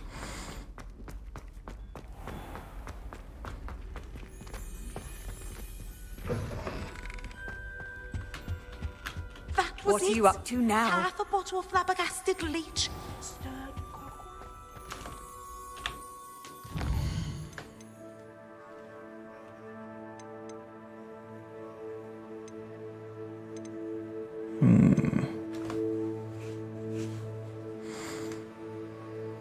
You get Confringo off that one.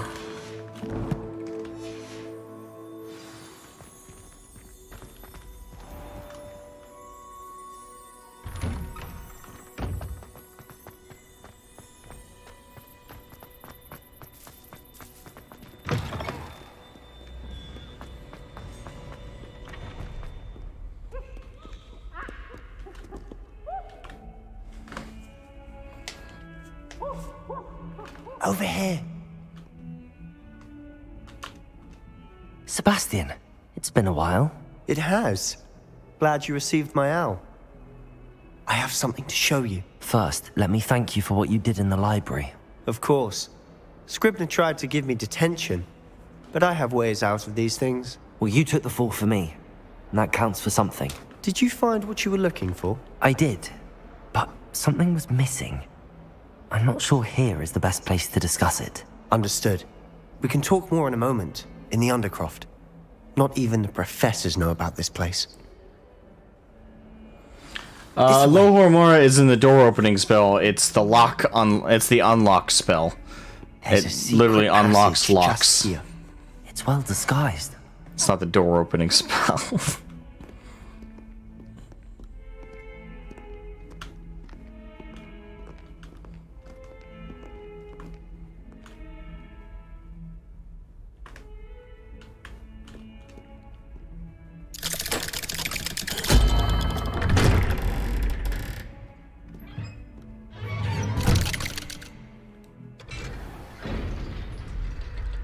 How did you find this place?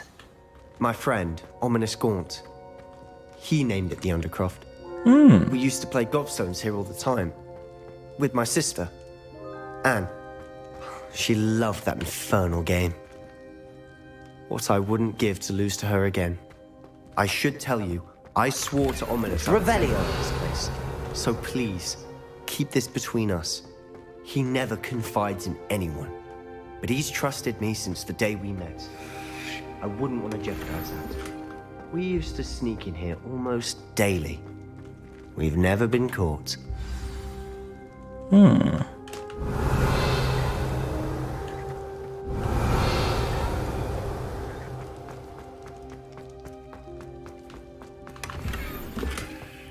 Good fedora.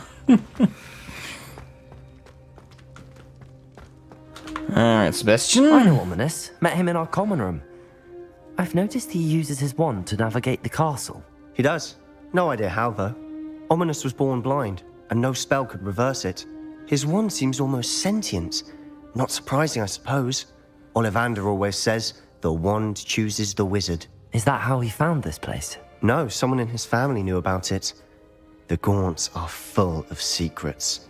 I've never heard anyone else speak of it, I've certainly never seen anyone else here. By the way, for those who don't know Harry Potter mention lore, this to no one, Gaunt especially is the Ominous. last name He has of no love lost for his family or their secrets. of But this place is Voldemort's special to him. mother's Of course. side.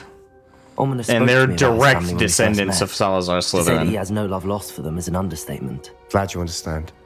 Anyway, the Undercroft has been a perfect place to sneak off to, away from prying eyes, and even practice otherwise forbidden spells. Really?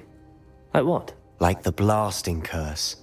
Professors say it's not an appropriate spell to teach students. A proper magical education ought to include all magic. My thoughts exactly. A spell like Confringo is only truly dangerous in untrained hands. Such spells should be properly taught, not banned. To be fair, I'm admittedly partial to more fiery forms of magic. But you should learn it. I can teach it to you safely here. Awesome. It may take a while to get the feel for it. Mimic my wand movement. The incantation is Confringo. Very well.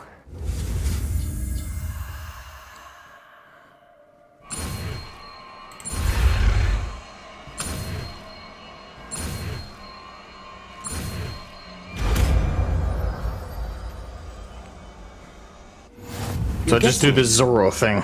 Ready to actually try it out? Stick to the targets, though.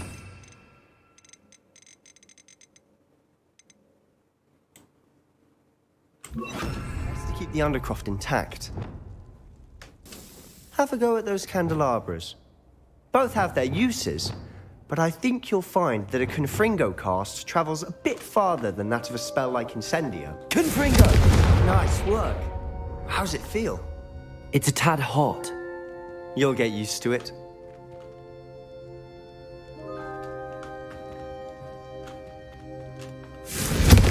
That's it! I think I've got it. Well done. So it's long range incendio. I have to say, I enjoyed that. The first time Ominous and I practiced Confringo, we singed our eyebrows. I would have paid to see that. I swore we'd never live it down. To this day, there's something about that spell that's addictive. It's almost too much. I'm ready for more spells like this. This is exactly the type of magic I've been hoping to learn. There's more where that came from. Been practicing similar spells here for ages. Although, I didn't tell Anne and Ominous about every one. Haven't been here in some time. It's not the same without Anne. I'm sorry about your sister. If there's anything I can do... Perhaps when I next head to Feldcroft, you could come along.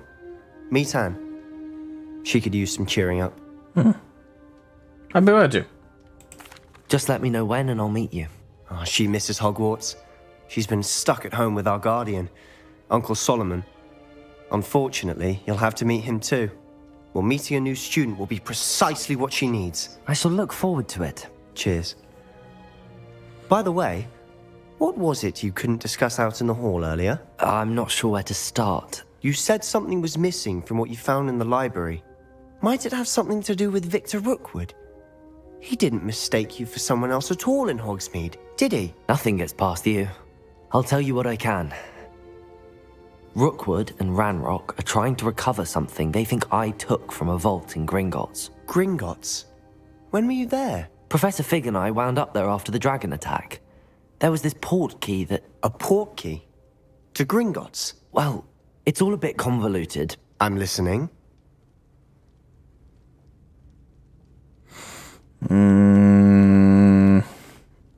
You must promise to keep this between us. I trusted you with knowledge of this secret Undercroft.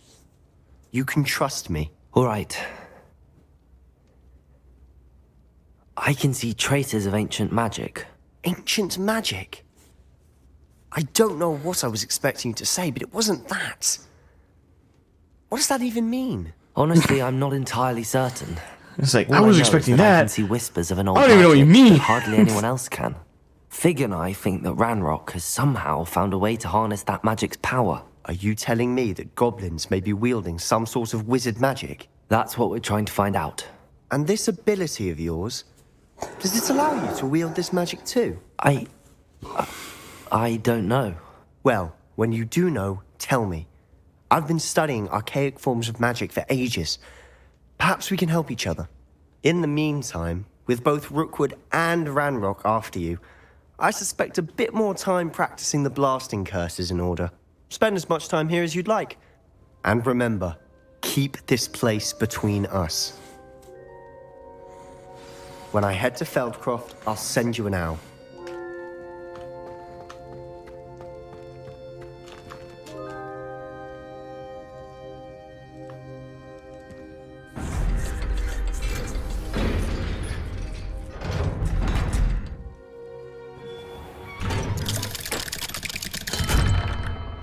Hello, Sebastian. Wait. You there? I can hear you. Oh, hello, Ominous. I was just heading to our common room. I've recognized that voice. You're the new 5th year. Did you just come from the Undercroft? How did you get in there?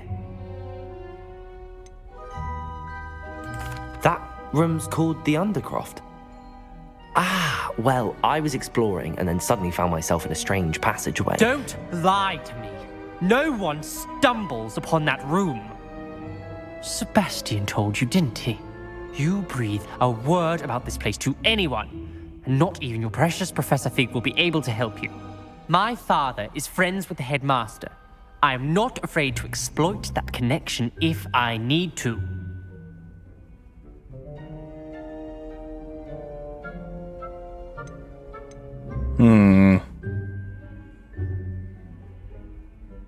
Trust me, Ominous. I won't say a word. And Sebastian is a good friend. You shouldn't immediately assume the worst of him. I don't need you to tell me about my oldest friend. Thank you very much. Ominous, I just meant... I know what you meant. Sebastian gets himself in enough trouble. He doesn't need your help. Sebastian is going to get an earful about this.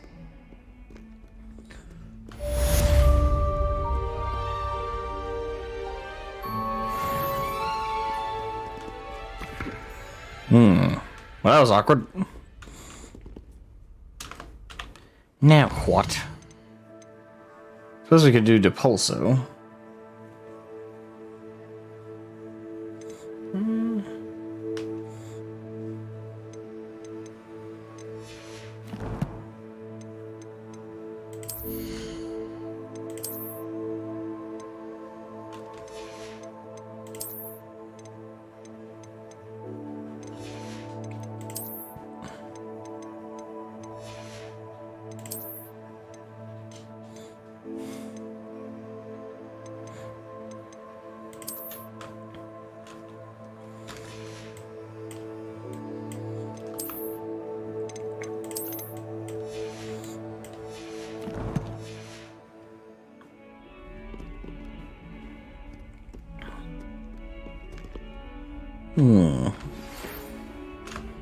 Come and see me as soon as you can. I've returned from a rather unproductive trip to the Ministry, hoping your time has been more fruitful than mine. I would like to teach you Wingardium Leviosa. It can be used to levitate objects for a short time. Once you've completed a few prerequisite tasks, do see me after class. Yes, Mom. Revelio.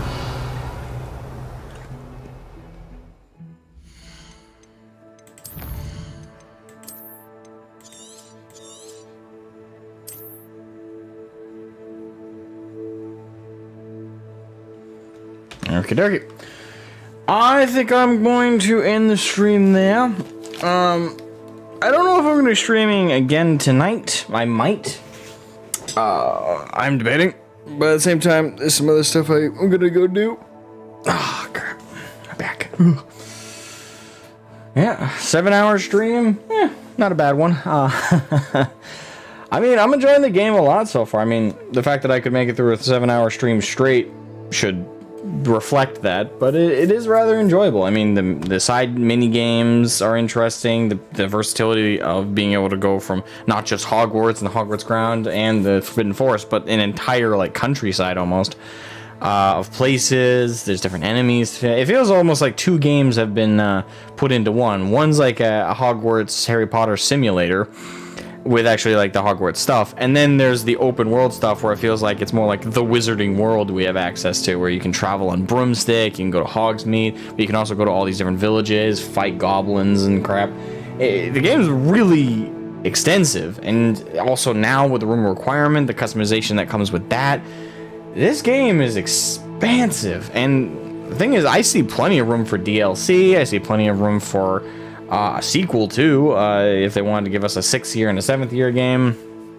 I mean, like, honestly, it's really good and well done. So credit to them. Credit to them. They have made a really solid game here. Again, there are some minor nitpicks I have, but I don't have any straight up like complaints quite yet. There's nothing that's like glaringly bad. A couple weird narrative choices so far. And there definitely doesn't seem to be that much in the line of choice for your character in the story so far. Like, you have like 2 dialogue choices for most interactions, and they kind of go down to be ass or don't be ass. And that's about it. Like, I really like complaints wise, like nothing else is really coming to me. It's just a solid game. And I'm enjoying it. I'm glad Scar gifted it to me. It's an amazing gift, and I greatly appreciate it. And I'm probably gonna continue playing the shit out of it.